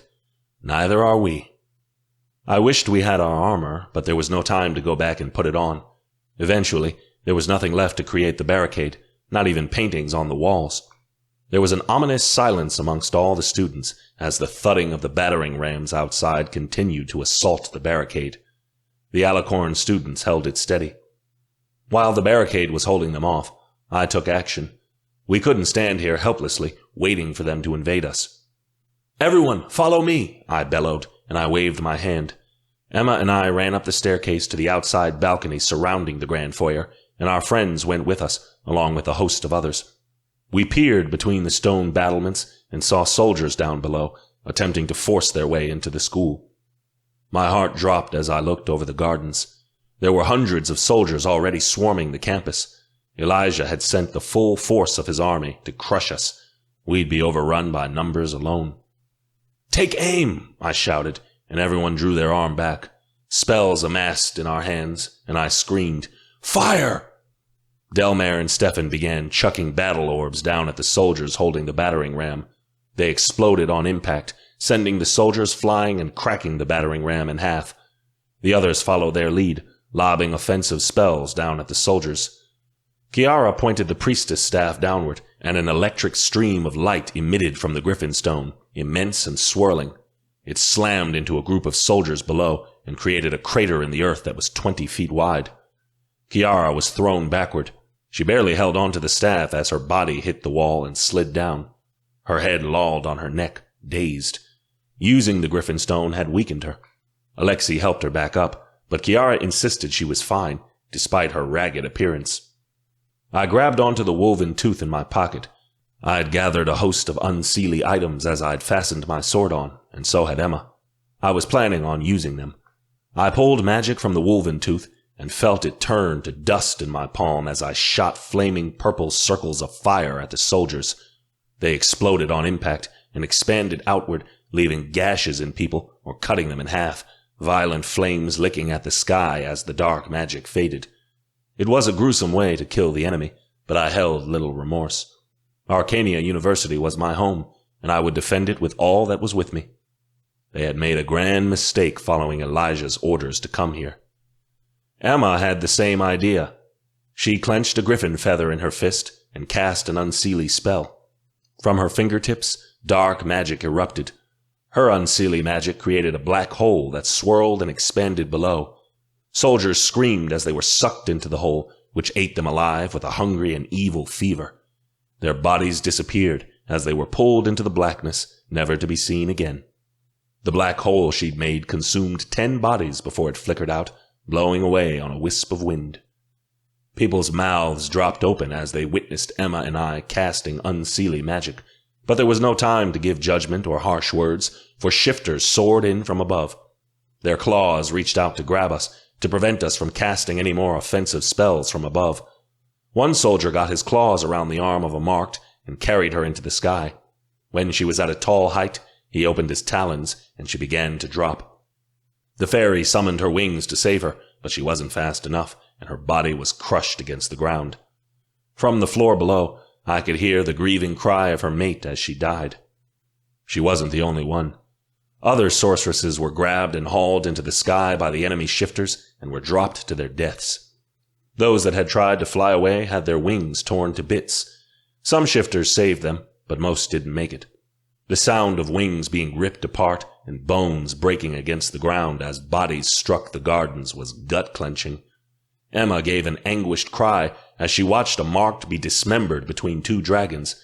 The blood spattered upon us like rain, scattering across our faces. "Get down below!" I bellowed. No longer safe outside, we hurried back down the staircase to the main floor. Above us, the soldiers had landed on the balcony and were breaking in the topmost windows to get inside the castle. Odette and Theo, as well as the other Alicorns, put up shields to stop them, but there were so many soldiers flooding into the second floor, we couldn't stop them all. Some soldiers jumped down from the second floor. They landed and transformed as dragons, lowering their horns and charging toward the barricade. In moments, the shield protecting the school was snapped in half and the barricade was in pieces. The dragons breathed fire and lit the barricade aflame, sending the room into a mess of fire and smoke. The soldiers from outside flooded into the building, surrounding us. "They've broken into the Grattan foyer! Shield wall!" Magdalena screamed. Students conjured shields and huddled together to create a wall against Elijah's army. Emma and I created shields of our own and stuck together with the other students. We moved as one unit, blocking the hits from the soldiers as they swung their swords against our shields. I saw a small opening in the shield wall and poked my sword through it, piercing a soldier's side. I used my shifter strength to cut straight through his armor. He gave a panged cry and went down. Students around me were doing the same, striking out their weapons in small openings in the shield wall. My breathing was ragged, and my heart was tight with fear. We'd been taught all of this in class, but that had been practice, and this wasn't a horrible dream. Our training hadn't come in use against monsters, but against each other. Here we stood, brother fighting brother, and there seemed to be no end to it. The dragons who'd broken the barricade turned and charged at the shield wall, horns down. I pushed Emma out of the way just before a horn struck us, and the students who'd been beside me went hurtling through the air. The boy next to me lay pierced on the horn of the dragon, dead. The soldiers shook him off as if unbothered. The shield wall broke, and students were sent scattering as Elijah's army stormed through the grand foyer, swinging swords and ending lives. "Malovian Revolution!" Finlay screamed, and he charged into the fray. He changed and dove down upon the nearest soldier, ripping his throat out. Growls resonated throughout the room as shifters took form and began tearing each other limb from limb. There was no strategy left to take, because the battle had turned into a bloodbath. Emma unleashed Lodberzan, and I jumped forward, shifting into a wolven. I slammed into another wolf mid-jump who was reaching for Emma's throat and pinned him to the ground. We snarled as we tumbled until my fangs created a cavity into his chest. I ripped out his heart, and the soldier gave a rasping wheeze as he died. Beside me, Emma was in hand-to-hand combat with a female soldier who raised the sword above her head. Emma blasted the soldier back with a burst of blue magic from her hand and sunk her sword into her gut. In such close quarters, there wasn't much room to cast elaborate illusions. You either fought with your sword or you died. Any time wasted to cast an intricate spell would get you killed. Above Emma, Tigris flitted from left to right. He bared his little fangs and moved his antennas. If anyone got too close to Emma, the Fakin's magic would nab them, shooting them across the room. One soldier grabbed Emma from behind, and I rushed forward to end him. But before I could, Tigris emitted a burst of magic, and the soldier let out a scream of agony as all the bones in his body broke simultaneously. He slumped to the floor, and Tigris growled proudly. All around us, there was pandemonium. I lifted my head from the Griffin whose throat I'd ripped out to locate my friends. Alexei was flying above the room, and Kiara was on his back, ricocheting spells towards the soldiers on the ground. Stefan had changed and was warring with another dragon.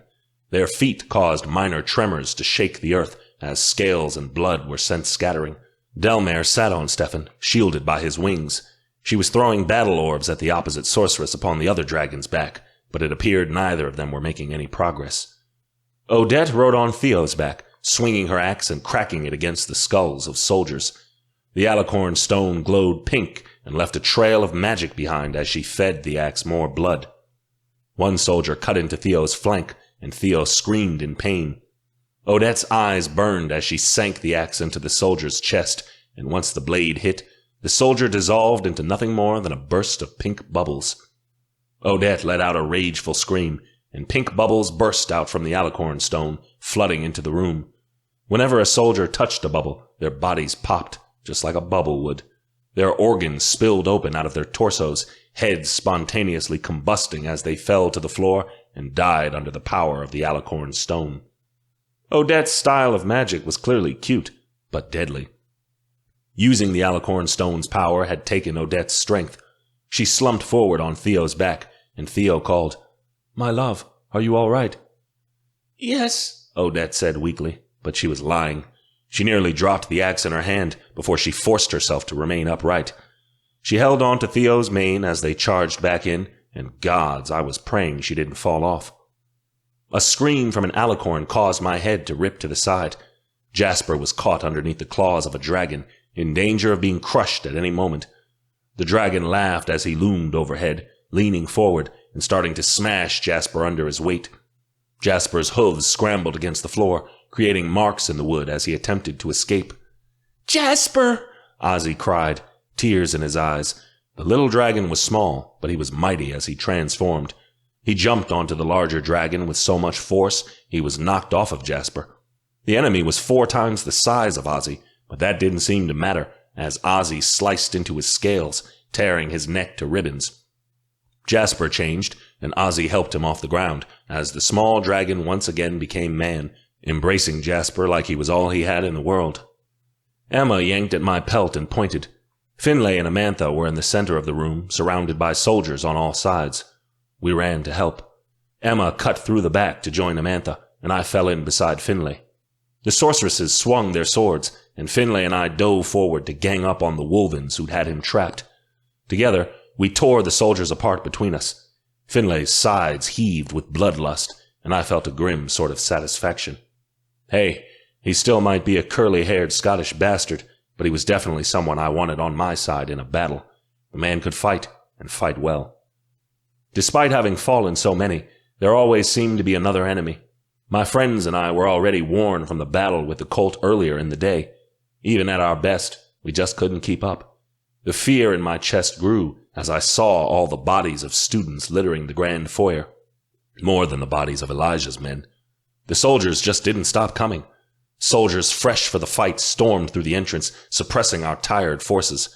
I changed back, relying on my sword instead of my fangs in such tight quarters. "We're being overwhelmed," Emma cried out. Above her, Tigris let out an exhausted mew. She was right. "Fall back!" I shouted. I amplified my voice with the power of my magic as I cried out again, "Fall back!"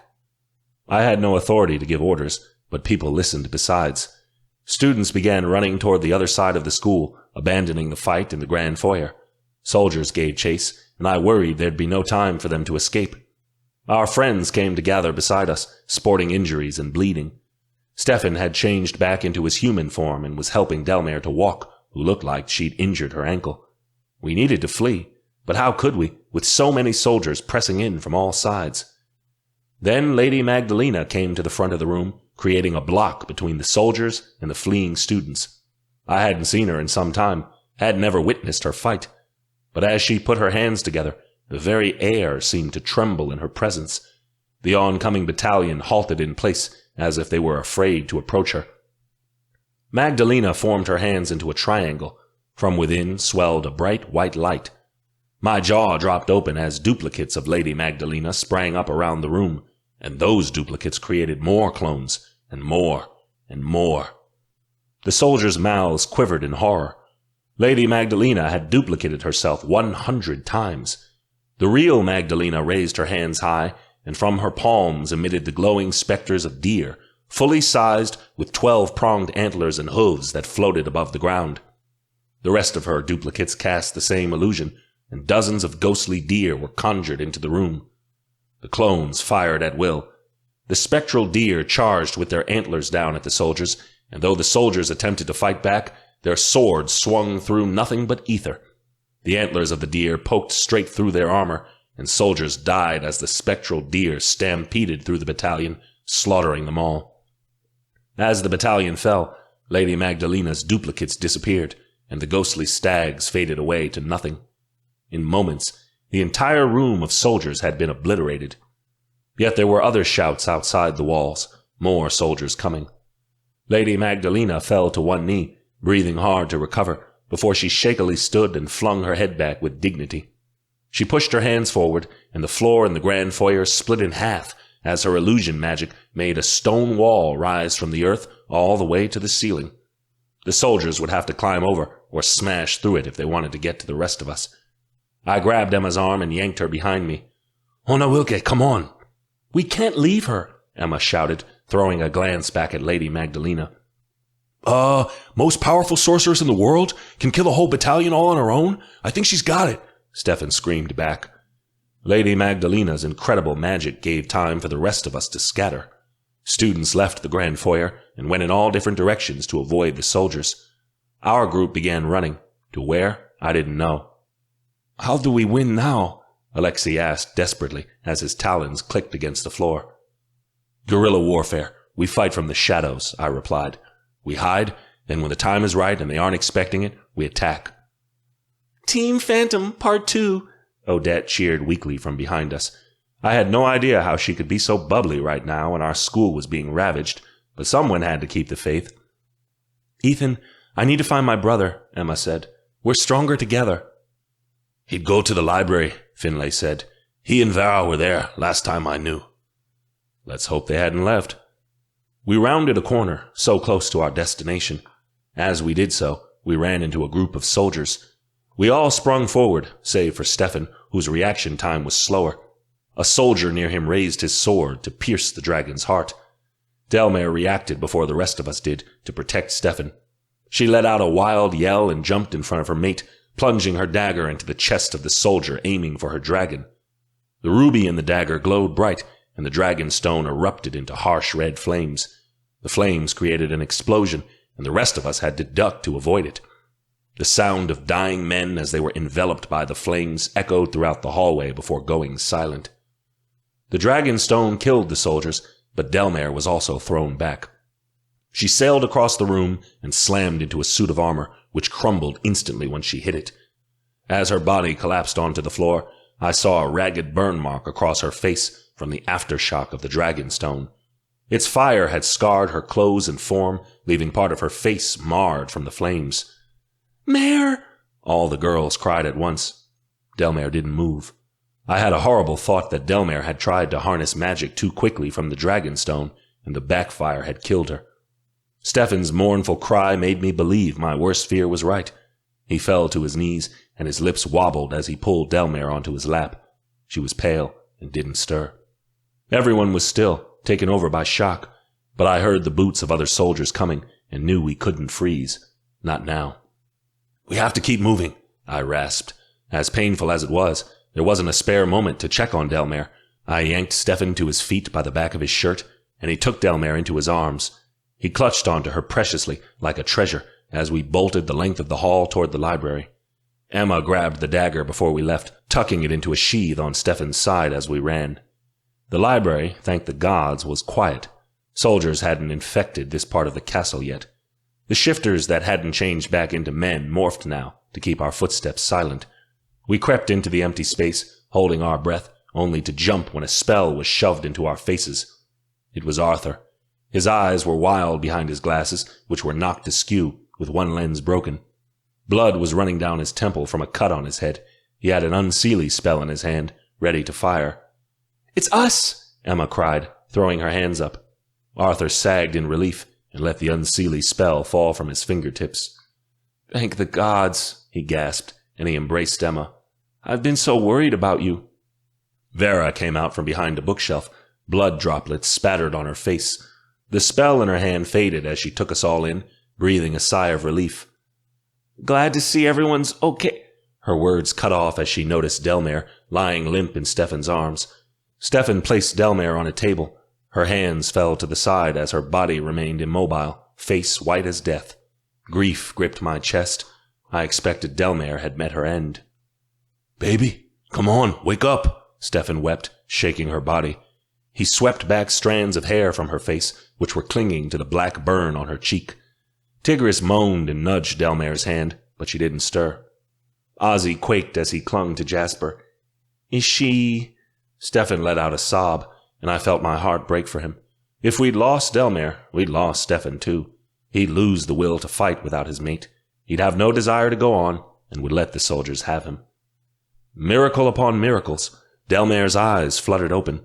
Stefan gave a ragged gasp of relief, while Delmare blinked in obvious confusion.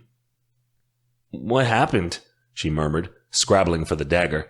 Stefan snatched her hands away from it, like he didn't want her to touch it. "That's it. We have to stop using the crystals of harmony," Emma snapped. "We can't.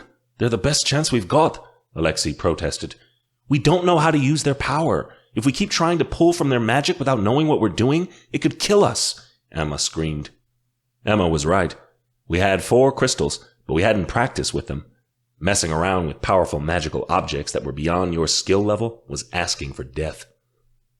We need to set traps, I commanded. Soldiers will be here any minute. Once they do, we'll be waiting for them. Who decided you should start giving orders? Finlay challenged. I grabbed him roughly by the neck and tossed him to the floor. I did, and if you're not a fool, you'll seek to obey. Finlay scrambled to his feet and didn't object further. Around the library, my friends were casting illusions, placing secret hidden spells in the aisleways amongst the library. Stefan took Delmare to a closed-off classroom to recuperate, while the rest of us searched for places to conceal ourselves. Do you think this will work? Emma asked, as she and Arthur placed an Unseelie trap on the floor. It had better. Every night I'd ever spent as a vigilante was practice compared to this. If this didn't work, I was out of ideas. That wasn't an option. We had to win tonight, or at the very least, survive. Let's see what my mask and cape had really taught me. That's enough, I cried, hearing the sound of boots marching down the hallway. I signaled to everyone that it was time to hide. We fled to our individual hiding places.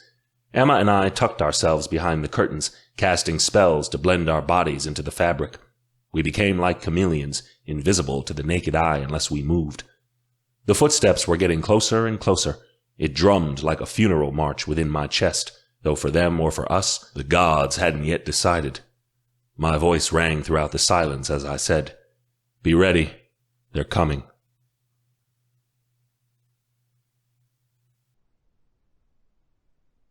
Chapter 24. Emma. Ethan and I pressed ourselves into the curtains. We held our breath as 20 soldiers walked in, their swords aloft for any signs of trouble. The first line of soldiers hit my Unseelie trap first. A black hole appeared beneath their feet, sucking them downward. They screamed as they were dragged into the black pit, until the hole closed up on the floor and left not a trace behind. Spooked, the other soldiers advanced slowly, on the lookout for other traps. One of the soldiers stepped into a trap Arthur had set and was tossed across the room, 50 feet. He hit the wall, and there was a crunching sound as he slid down it. By this point, the rest of the soldiers were terrified.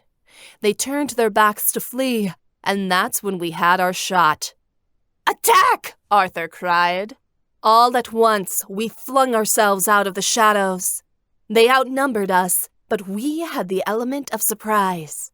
Offensive spells flew everywhere, and the cries of soldiers as they died resonated throughout the library. We sidestepped to avoid our own traps as we ducked battle orbs and tossed back spells of our own. A group of soldiers surrounded me, pressing me into the wall, but Tigris shook his little head and gave a harsh growl. He flew in front of me and set off a telekinetic blast that shot the soldiers straight through the Grand Library window, shattering the glass. "Good boy," I praised, and Tigris purred. I tossed an Unseelie spell at a soldier. It hit him in the chest, and he went down. Our traps were working. A couple of soldiers were on the ground, holding their heads in agony as the Griffin's empathy trap caused them to inwardly crumble, rendering them incapable to fight. Portals had been set up around the room, transporting soldiers from here to God's knew where once they stepped through them. The rest of the soldiers figured out our ruse and cast magic to see where the traps were.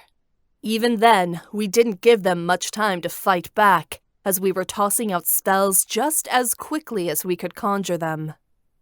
Delmare was back on her feet, but she needed to hold on to Stefan to steady herself as she tossed battle orbs.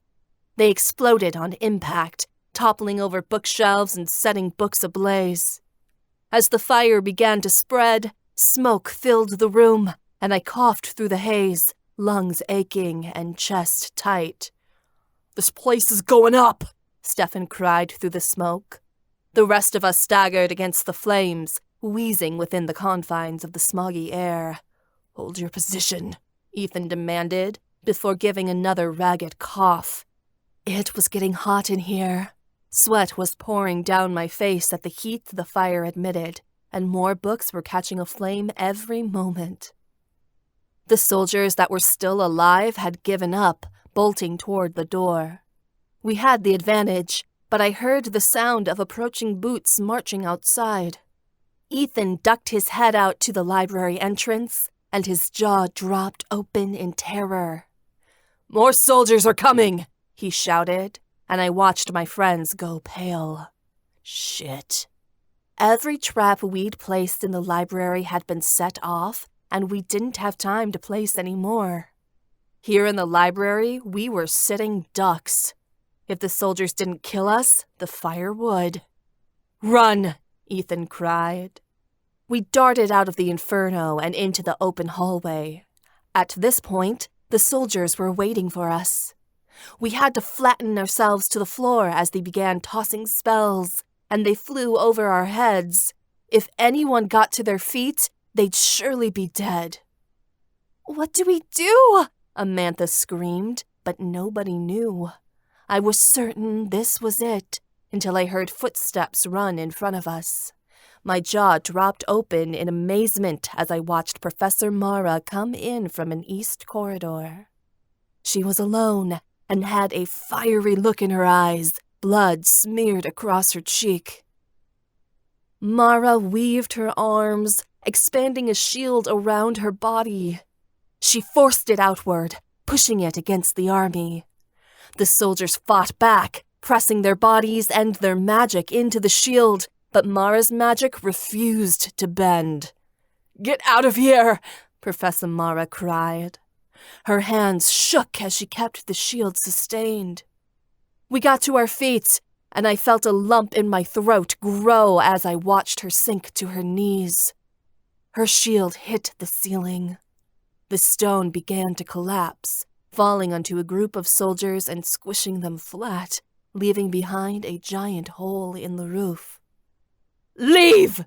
Mara gasped. Her magic had reached the extent of its limits. Professor Mara's eyes contracted, and she slumped forward. A spell broke through her shield and whizzed through the air, severing her head from her shoulders. Finley let out such a great cry of grief it shook me to my core. He rushed forward toward Mara's headless corpse, but Amantha held him back. The soldiers were rushing through the gap, climbing over the stones and bodies Mara had dropped. It wouldn't take them long to clear the debris and get to us. I darted ahead and forced myself not to look back. Professor Mara had sacrificed herself so we could get away, so the Malovian Revolution could continue. I wouldn't waste that sacrifice. The soldiers loomed closer and closer, and I kept running and running. As my brother and I stopped to catch our breath in an abandoned hallway, I turned in a circle and realized that we were utterly alone. "Didn't they follow us?" Arthur asked, near hysterics. "Apparently not." Fuck. Under fear of being caught by the soldiers, everyone had scattered in different directions. The only person that remained with me was Arthur. Who knew where the rest of my friends were? "Ethan?" I cried out in my head, feeling panicked. "I'm alive," he replied. "They cut me off before I could get to you. We're running from soldiers in the South Gardens." I caught a mental picture from Ethan, who was with Stefan, Delmare, Kiara, Alexi, Odette, and Theo, all trying to escape an onslaught of a battalion outside the school walls. The image suddenly cut off, as if Ethan had to divert his attention elsewhere. "Ethan's on the south side of campus. Where's Vara?" I asked Arthur, turning to him. Arthur tilted his head to listen, then said, "She took off with Finley and Amantha. They're near the dining hall." I let out a groan. The dining hall wasn't anywhere close to the South Gardens. "Both of our mates are in entirely different directions," I face-palmed. "Who are we supposed to go after first?" "I don't know, but..." Arthur's words were cut off when an arrow went whizzing by his face. I jerked him to the side, and the arrow embedded into the wall. Dozens more followed, flying faster than rockets. We flattened ourselves against the wall, and I looked to the side where they were coming from. My chest squeezed as I saw the arrows materializing from thin air. The arrows were firing from everywhere, but no one was shooting them. It was an illusion. Someone was fucking with our heads, but I bet those arrows were just as deadly as real ones. "Emma!" Arthur gasped, and I caught his meaning. I grabbed his hand, and we stepped in front of the arrows. Both of us flung out our free hand at the same time. A black orb welled between the two of us, and we held onto it for a moment before firing it off. As we sent our spell ricocheting through the air, the illusion of the arrows shattered. Each arrow dropped to the ground as our Unseelie magic broke the illusion apart. Standing in its place were two soldiers who appeared completely baffled we'd broken their spell. Arthur let go of my hand and transformed. He jumped upon the closest soldier and ended him, while I drew my sword. I stabbed it into the other soldier's heart, then ripped my weapon out. She collapsed at my feet, torso gushing blood while her form twitched helplessly. My brother changed back. He stepped over the body of the soldier he'd killed and grabbed my hand again before breaking into a run. "What are we doing?" I asked as we took a sharp left turn. "The South Gardens are closer," he breathed. "We'll start there." "But your mate, Vara's powerful. She can handle herself," Arthur told me shortly, though his eyes shone with worry. I knew he was fighting against instinct, running away from her to help me. "Arthur, you're the World Weaver. You're supposed to save Malovia. You can't be without your mate. It'll leave you weak if Ethan dies, and this is a sacrifice I'm making for my country." Arthur didn't give me a choice. He forced me to keep up with him as we darted through the halls. There was an urgent, terrified thought from Ethan, and I brushed against his consciousness to let him know I was still alive. I was so caught up in the response that Arthur had to yank me to the side, so I avoided tripping over a soldier's body in the hallway. He'd died with his sword upright, and I'd nearly fallen on it. Mates weren't supposed to be separated in battle like this. It was distracting, checking in with your mate every few seconds while trying to keep your own head attached. We'd almost made it to the South Gardens before Arthur let out a cry beside me. He let go of my hand and fell to his knees, clutching his temples. "What's wrong?" I asked, dropping beside him. "My head, it burns," Arthur seethed. "There's something inside my brain eating me alive." Nothing was wrong with him that I could see, which meant it had to be another illusion. I put my hands on his shoulders and forced my Unseelie magic into his body. I could feel the illusion of a fae somewhere nearby, torturing his brain. I yanked it out with such a violent tug, I felt the surprised reaction from the sorceress casting the spell on the other side of it.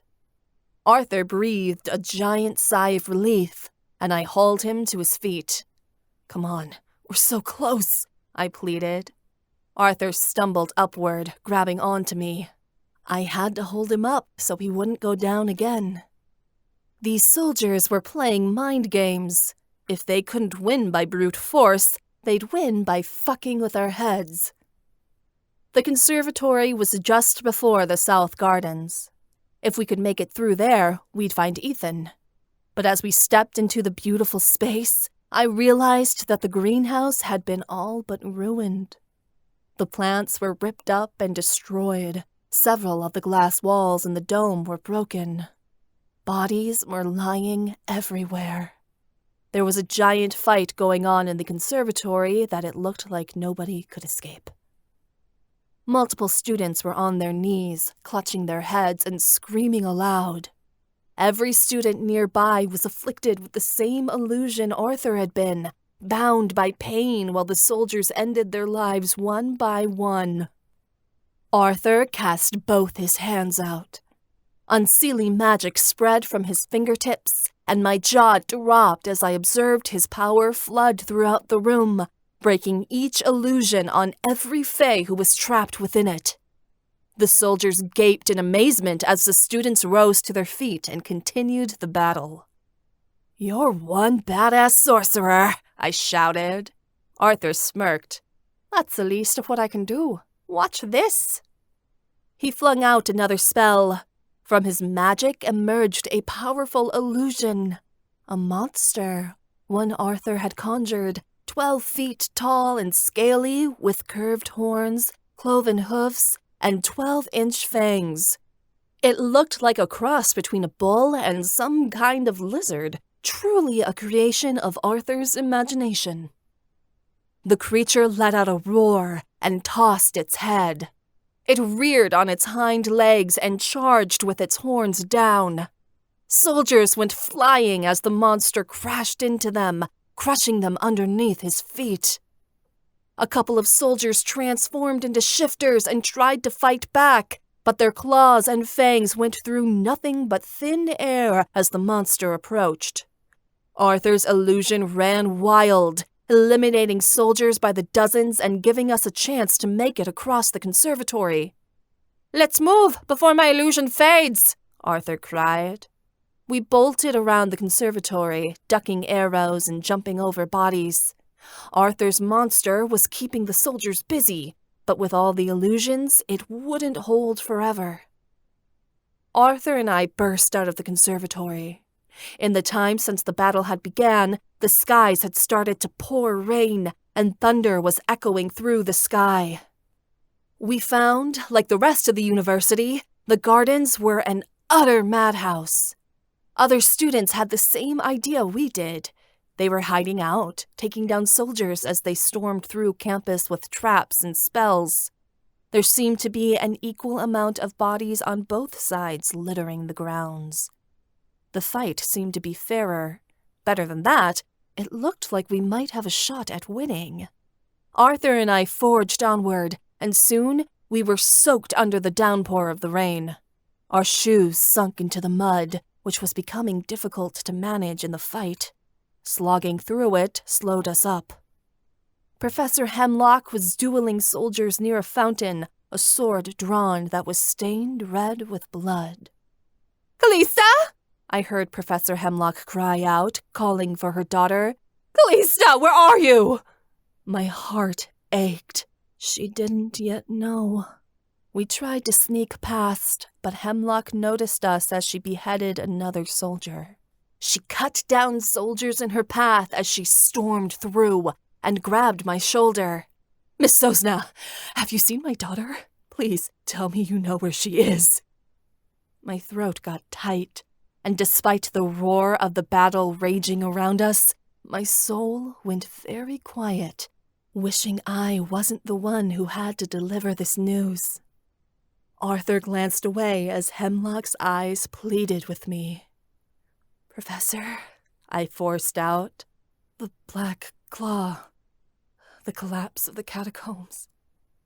She caught the meaning in my strained voice. Hemlock backed away, shaking her head. "No," she whispered as rain flecked across her face. "No." Hemlock tore off. She ran in the direction of Dolinska, calling Callista's name even more desperately. "We can't help her," Arthur told me as tears beaded in my eyes. "She's already lost."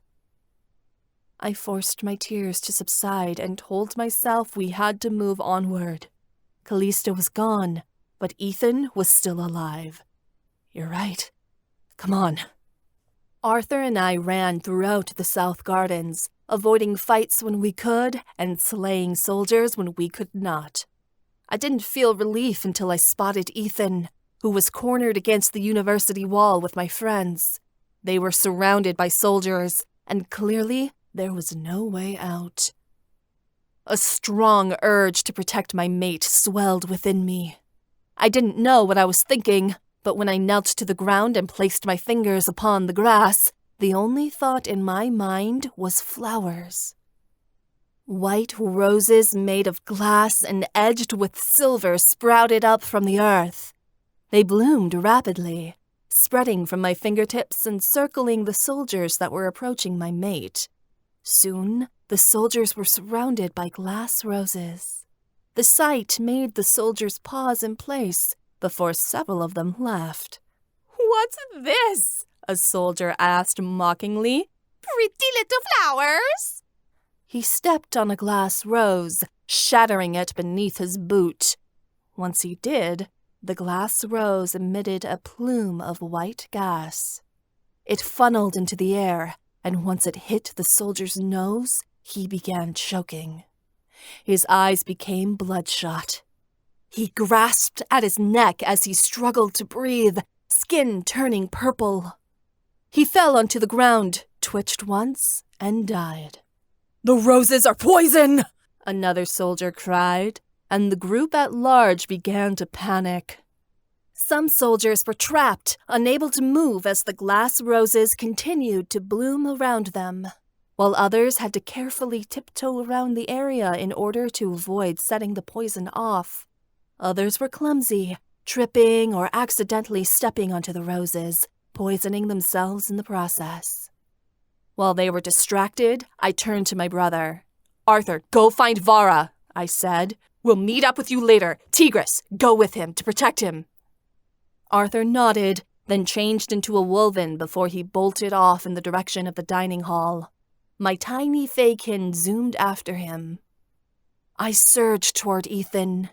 He grabbed my waist and brought me to his side as he said, "Thank the gods you're all right. Lady Magdalena was right. This was a foolish fight. We need to go." I opened my mouth to object, but I didn't have the time. With a glance at the fence line surrounding the university, I saw that more soldiers were coming. We ran. There was no escaping campus, so we headed inward. I cast more white roses behind us to give us more time. "Hold the line," Ethan cried out to other students as we darted past. "Don't let any more soldiers into the university or we'll collapse." "Hey, buddy, we get you have a boner for being all noble and shit, but we gotta go," Stefan screamed. But there wasn't anywhere else to go but up. Soldiers were funneling so quickly into the university that to fight them, even with powerful magic, was futile. The skies were our only hope. The shifters transformed and took to the air with their sorceresses on their backs. Ethan, who didn't yet have wings, was forced to remain on the ground. I wouldn't abandon my mate, so I grabbed his hand.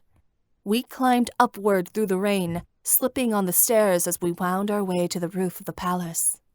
"You need to fly away, Emma. Leave me here," Ethan begged. We had reached the roof of the university, and now we were trapped. Never.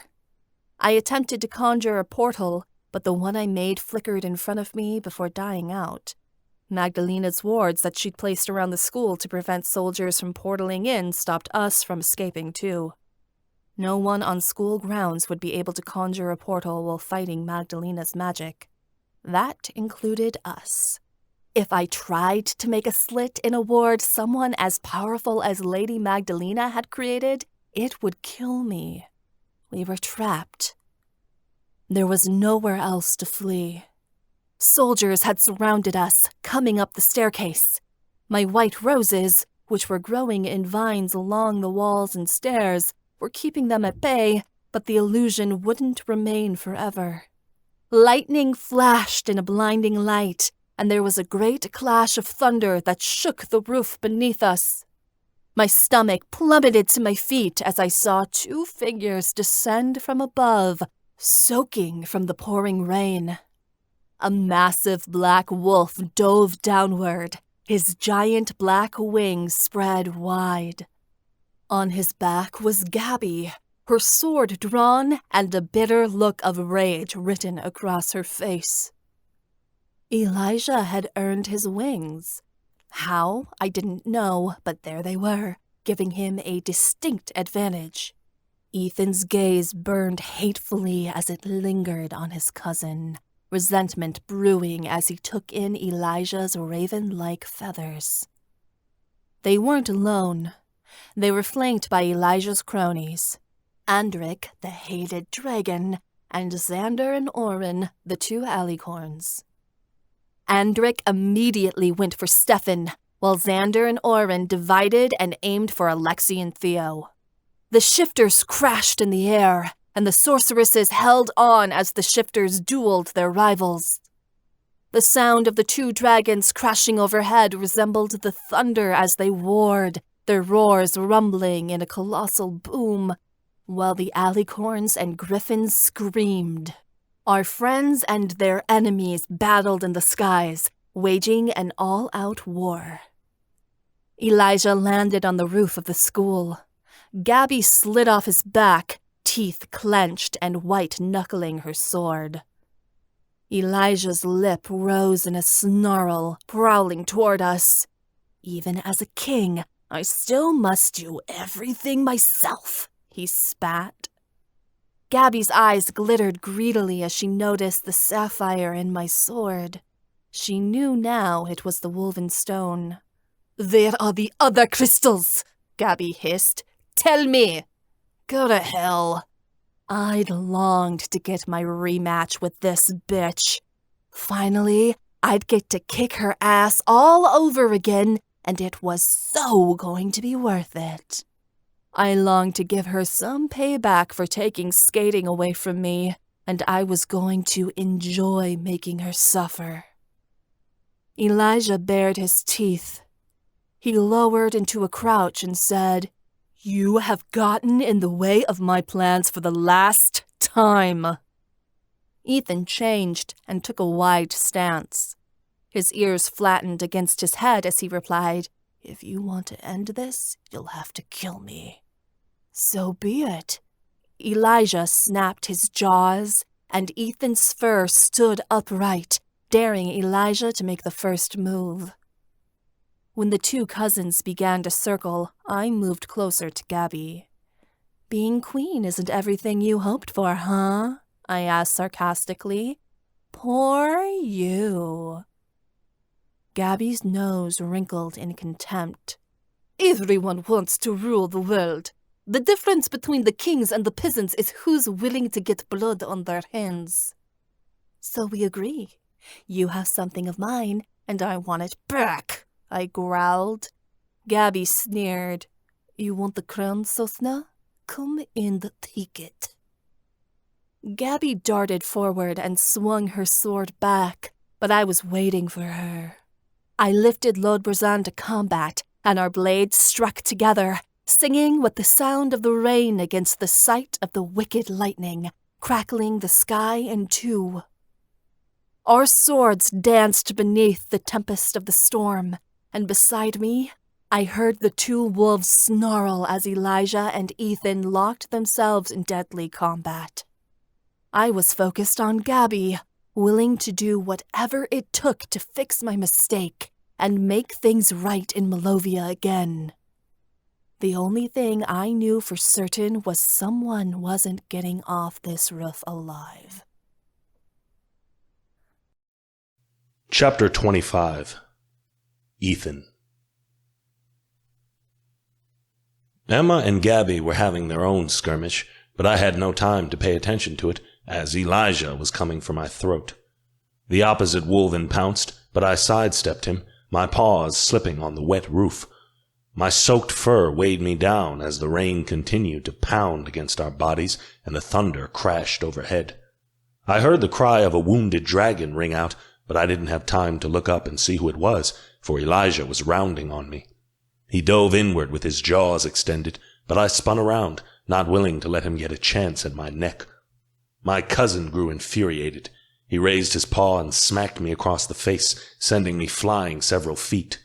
"You insolent bastard! I'll kill you!" I laughed as I got to my paws once again and said, "You are a poor king, Eli. You can't even win a battle against a fucking school." He showed his teeth, and it was my turn to attack. I charged toward him, but Elijah crouched and spread his wings wide. He took to the air. I furiously jumped upward to try to drag him down. I missed, and he flew out of my reach. Elijah landed, and I tried again. But once my fangs were inches within grabbing him, he flew away once more, like a maddening bird I could not catch.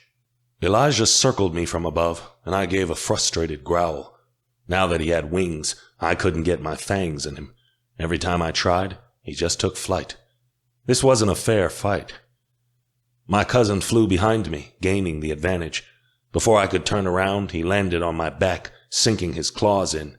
I gave a shout of pain as he dug his fangs into my flesh between my shoulder blades, tearing out my fur and ripping my skin. "Ethan!" Emma screamed. I heard her sword ring out as it clashed against Gabby's. "Don't worry about me." I blinked rain out of my eyes as I slammed myself onto my back. Elijah let out a grunt, crushed under my weight, and he had let go, though blood was still slicking down my shoulders. As he faced me once again, I felt my stomach turning sour with dread. Elijah had a crazed look in his eyes that made me fear he'd gone mad. "Who do you think you are? I am the Hidden King, the Black Claw's heir and lord of the Unseelie Fae," Elijah bellowed. "I am the one destined to offer the World Weaver's blood and raise Droga from the dead. All must bow down to me." "I will not let you hurt Emma." Odette's prophecy would not come true. The Hidden King would not end her, for tonight I was ending him.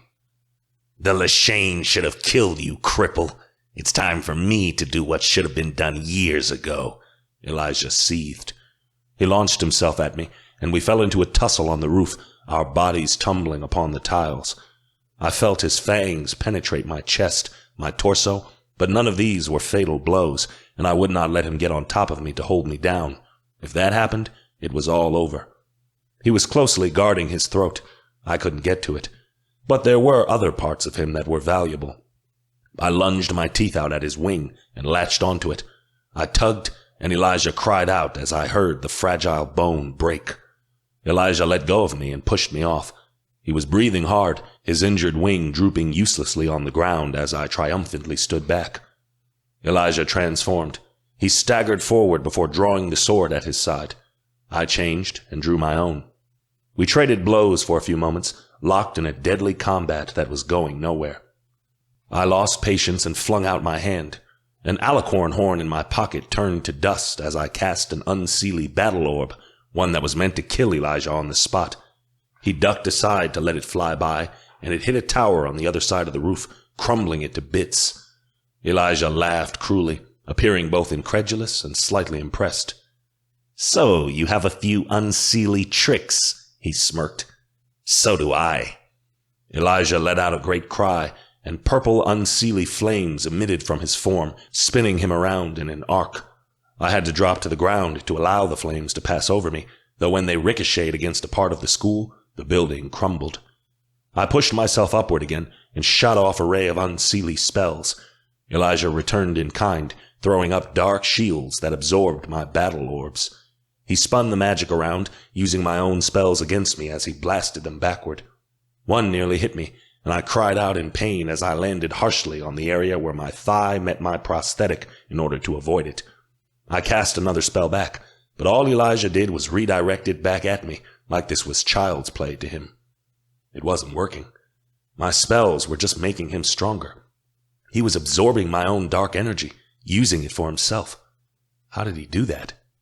Elijah snickered at the bewildered look on my face. "I've been studying Unseelie magic far longer than you," Elijah said. "Do you think we won the king's contest without help? Do you think anyone does?" My mouth twisted in rage. "You liar! You cheated just as we did." "We used the tools at our disposal, dark magic being our greatest asset. And if you weren't such a cowardly, insufferable, holier-than-thou prude, the crown would be sitting on your head right now. But it isn't. It's on mine, and you will always lose to me."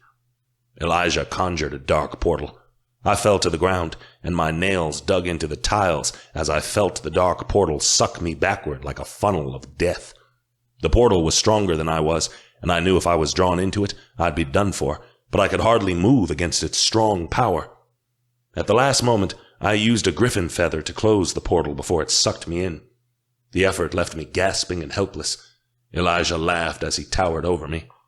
I felt around in my pocket, and my heart dropped as I realized I'd used all my objects. I didn't have anything else to pull Unseelie magic from. I had to keep him talking so I could recover and plan the right moment to attack. I forced myself to get back up, though I was so tired, and said, "So you relied on Unseelie magic to get you through the contest. What other dishonorable things have you done to feed your own ambition?" Elijah's expression heated with rage. "I will do what is necessary for Malovia's sake. Could you?" "Necessary?" I gave a bitter laugh. "All of what you've done is necessary?" "You have no idea what it's like to be a king, the power that rests on my shoulders. Malovia's future depends on me." Elijah's voice edged on the note of fanaticism. "You wanted it. I didn't realize what I was asking for." Our swords clashed a few times more as he struck out at me. I was too slow, and he slapped me across the face. His armored glove caused a tooth to break off in my mouth, and I felt blood spill over my tongue as I collapsed onto my knees again. My arms shook as I tried to rise and failed. Elijah was approaching me far too quickly, his armor clanking as he advanced. "So you underestimated what it was like to be king?" I asked coldly.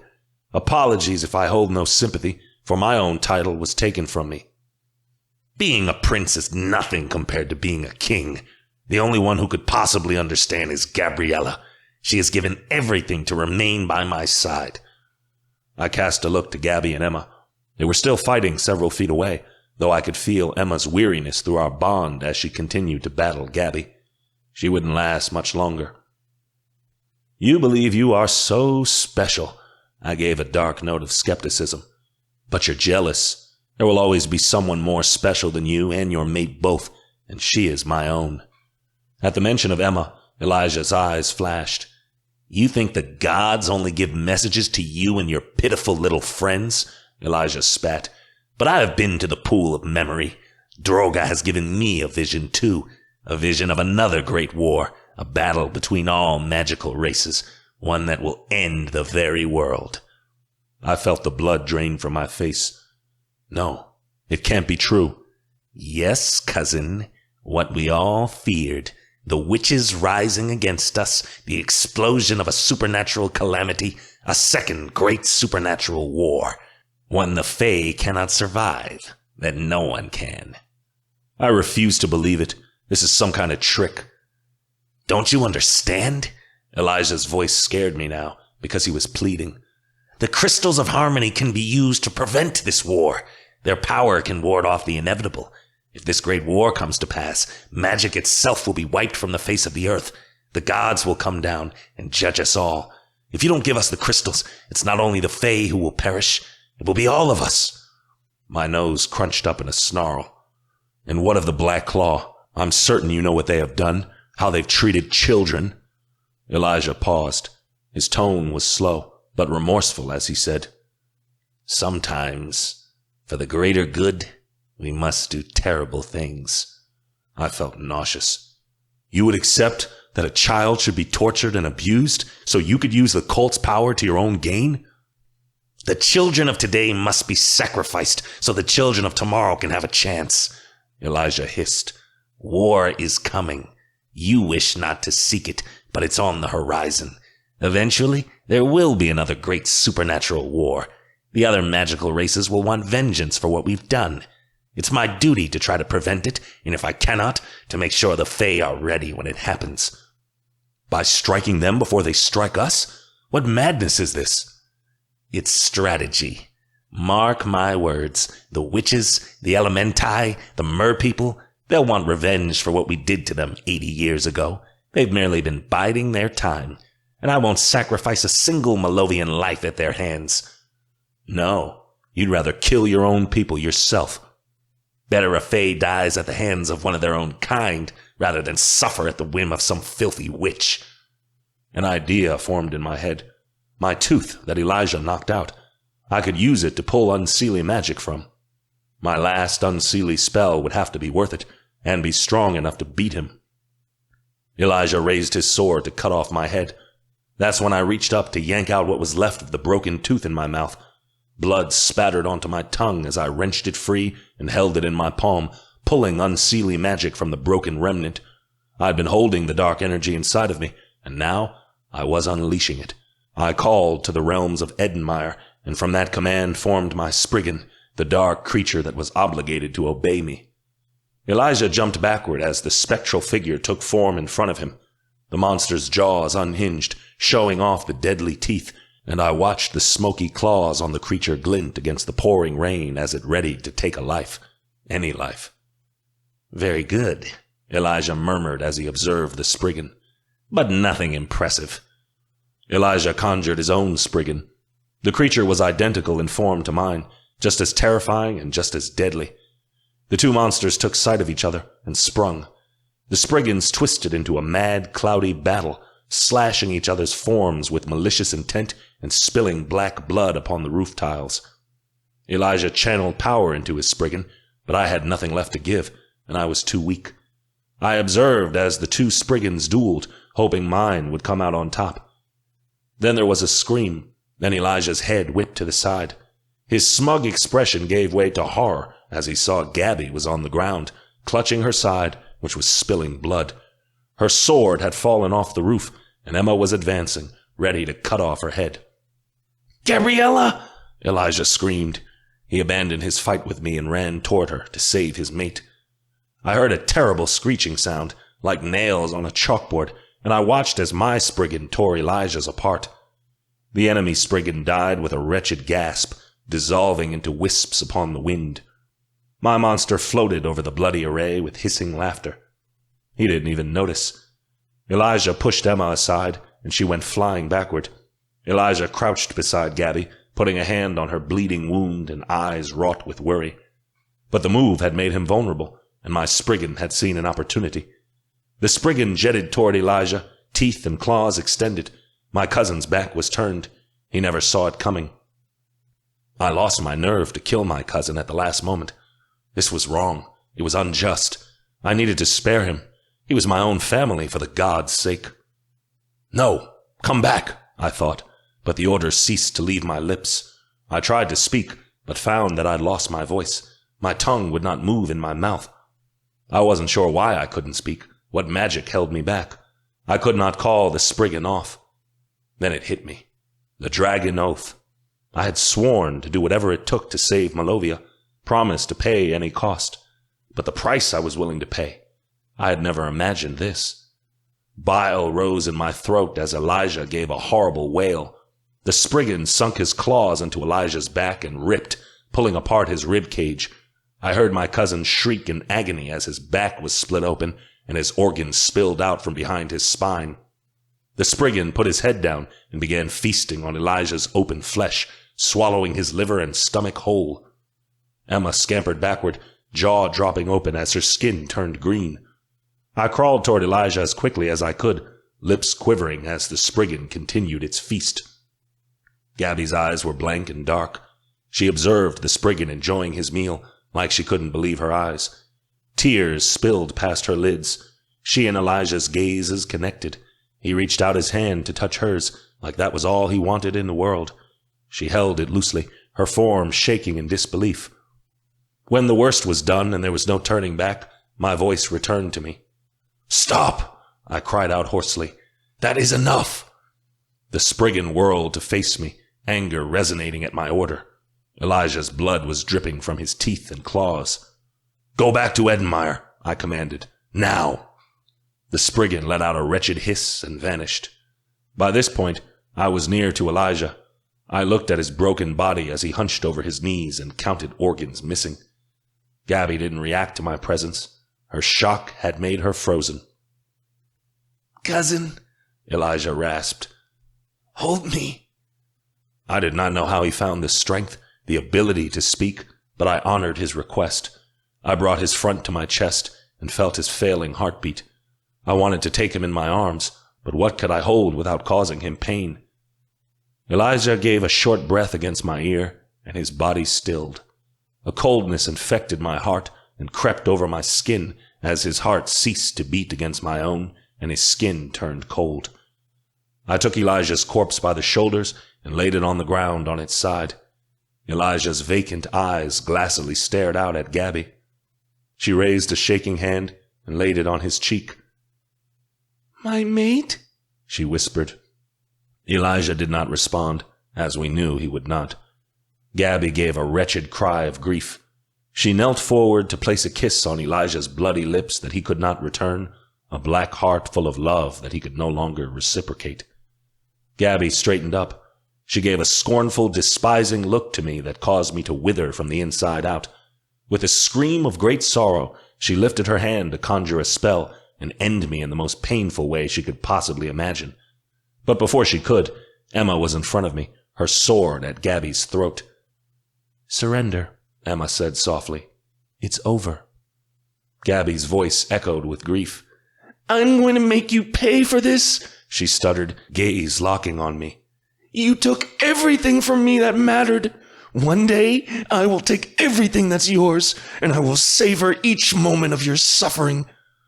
Gabby cast her spell, an explosion meant to kill us both. Emma flung up a shield at the last moment to protect us, but it was almost too late. Both of us were still blown backward by Gabby's magic. We rolled against the roof, and once the world stopped spinning, I looked up. Gabby had taken to the sky, spreading her wings and soaring into the gray clouds which had ceased to pour any rain. Gabby amplified her voice, and it echoed over the entire university as she cried out, Retreat! The king is dead! Retreat, if you vow to one day avenge your king! There were multiple noises that rose above the university. Victory for the students, moans of despair from the soldiers. Gabby flew off, heading in the direction of the mountains. With the loss of their king, his army began to scatter. Some broke off and made a run for it, but most summoned their wings and followed Gabby, soaring through the air. Andrik, Oren, and Xander abandoned their fight with our friends and sailed after her. I was still kneeling by my cousin's body. Emma put a hand on my shoulder. I grasped it as our friends came to land on the roof beside us, gathering in a circle. Odette put a hand to her lips. I can't believe it, she breathed. King Elijah? Really dead? Let's burn him and be done with it, Stefan said blatantly. I long to be rid of him. No, I said sharply. His body will be moved to lie in state at the Caterina da Duboina. What? Everyone looked up. He was a king, I said. A miserable king nonetheless, but still one that should lie in the halls of his fellow monarchs and be buried in the tombs where my father is after next Heimskanun. Elijah wouldn't have afforded me the same privilege, but I was a better person. What were we if the Fae didn't follow tradition? My cousin had been a poor king, but if Malovia forgot him, we were bound to repeat the mistakes of the past and put another royal on the throne that was just as bad as he. Elijah's legacy, short and brutal as it was, had to be remembered. We'll take him, Alexei offered, and he nodded to Theo. Alexei conjured a stretcher, and the two of them laid Elijah's body upon it. Though it was difficult, his organs kept falling out, and there wasn't an easy way to lay him on the stretcher with his back severed open as it was. Parade him through the streets before you do so, I ordered. The people must have proof that their king is truly dead. Theo nodded. He and Alexei proceeded down the stairs with Elijah's body, and their mates followed. Delmare looked over the balcony of the roof and said, Em, your brother's down there, as well as Finlay, Amantha, Ozzy, and Jasper. Looks like they made it out all right. Go to them and tell them the news, I said with exhaustion. Gather all of them in the grand foyer. We must reorganize and strategize. Ethan, you need to rest and to grieve, Emma said firmly. We cannot rest. This will have to be dealt with. Delmare and Stefan hurried down the stairs. Emma grasped her hand in mine. I'm so sorry. Bitterness infected my insides. That was a terrible, miserable way to die, I spat. I will never conjure another Spriggan again.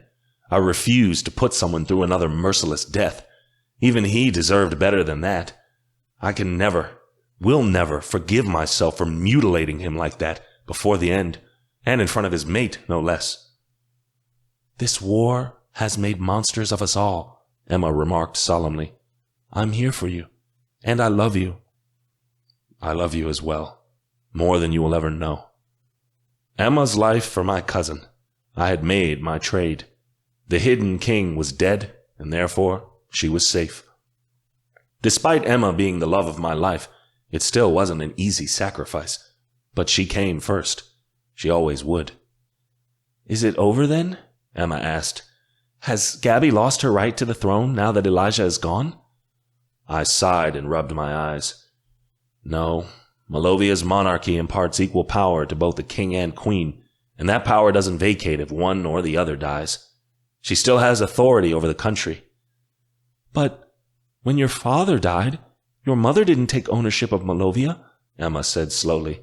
The king's contest was held immediately that year. Because by the decree of the gods, the king's contest is sworn to be held every 20 to 25 years, regardless of whether the king is dead or not, I replied. By the time he died, my father had been on the throne for over 20 years.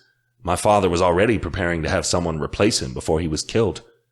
It will be another 2 decades before Gabby will be forced to give her throne up to another contest winner. But she can't rule here in Dolinska, Emma blinked. After what she did to the university, she'll be an easy target at the palace. I know where she's going, and she's got enough followers to keep her crown. We still have a long road ahead. Emma fell silent. I massaged my temple. A pounding headache was beginning to grow there, the lack of rest and the pain of grief causing stress to gnaw away at me. I know you don't want to hear this right now, Emma said quietly. But you did the right thing, wrong as it feels. He put Malovia through so much pain. It is a better world now that he's gone. He was a cruel king indeed. I sighed. But he was right about one thing. War is coming. The magical races will rise up to fight each other again. Whether it's tomorrow, next year, or 20 years from now, there will be another great supernatural war, and I'm not sure if the Fae can survive it this time. Then we'll prepare for it. Emma put a hand on my arm. But we have to make sure the Fae don't go extinct before it happens, one step at a time. Emma guided me down the stairs. We entered the school and walked toward the grand foyer, as I'd told everyone that's where we needed to gather. As loud as the battle had been before, now everything was deathly quiet. There were so many bodies scattered around, people that we lost, soldiers that had died defending Elijah's rule. I tried not to look at them, but it was hard.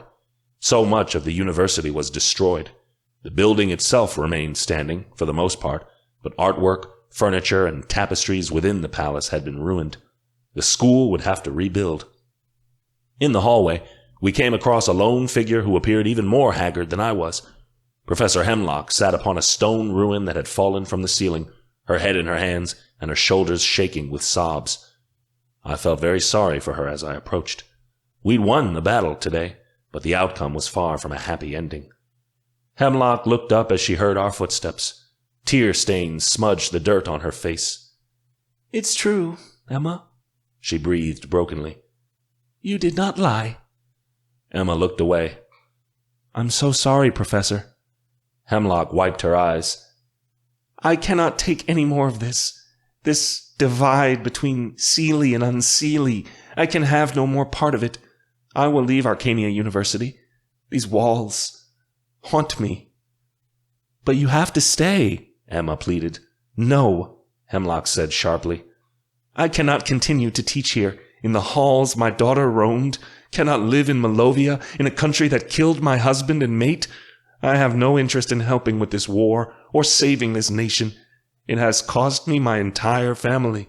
For that, I believe the Fae deserve to rot. Where will you go? Emma asked.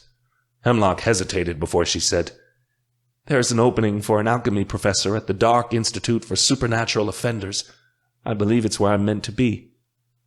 A reform school for magical delinquents? I asked skeptically. Professor, you have so much experience, so much knowledge. You should teach at a reputable institution, not a juvenile prison. And that's exactly why they need me, Hemlock replied. I failed my daughter. She fell into a bad crowd, aligned herself with bad people because she felt like she had no other choice. It led to her demise. I tried, but I could not save her. Hemlock's voice quivered as she added in a whisper, But perhaps there will come another girl who I can save. If I can save just one young supernatural who's on the wrong path and help them turn their life around, maybe my daughter's death won't be in vain." Emma placed a hand on Hemlock's arm. "Callista didn't die for nothing. I'm sure you're meant to help someone out there. I know she'd be proud of you for making this decision to teach kids who need you. Maybe one day a girl out there will be able to say you've saved her life." Hemlock gave Emma a wet smile that was full of misery but warm. We continued on, leaving Hemlock to grieve on her own. As we grew closer to the grand foyer, Emma became tense. "What are we going to do, Ethan? People saw us use Unseelie magic," Emma said. "That's a crime."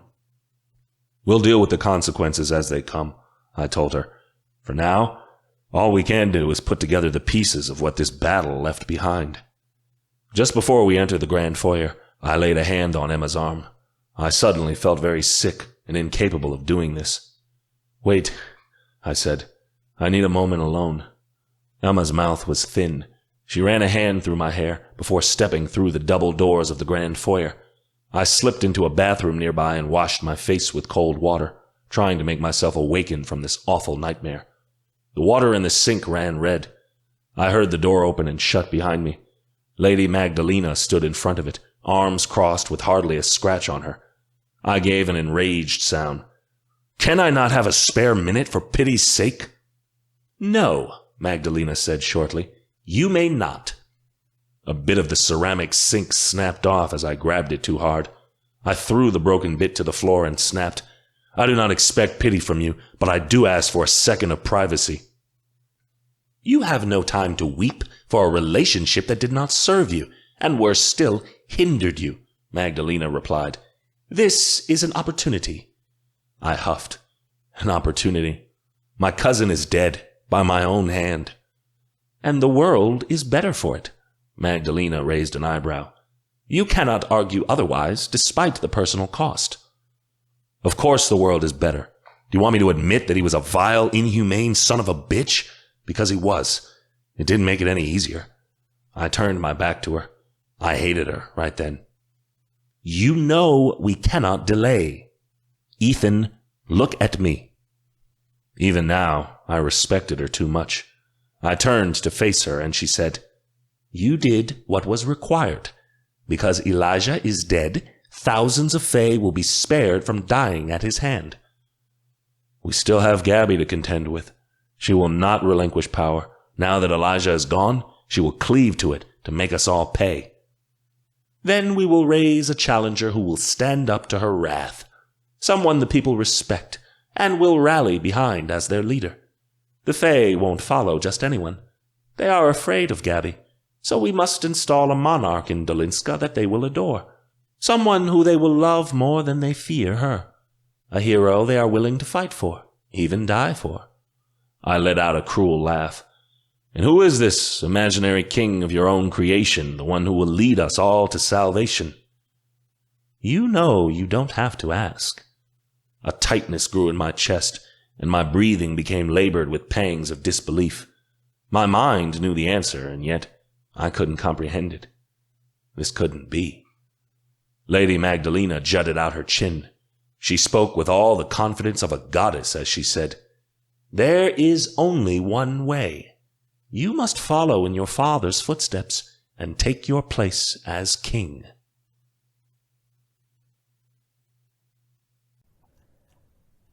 Ethan and Emma wage war for the crown in the Shifter Empire. University of Sorcery, Book 5. The End. This has been The Griffin Knight, written by Megan Linsky, performed for you by Max Pinkins and Liana Walsh. Copyright 2021 by Megan Linsky. Audio production copyright 2022 by Megan Linsky.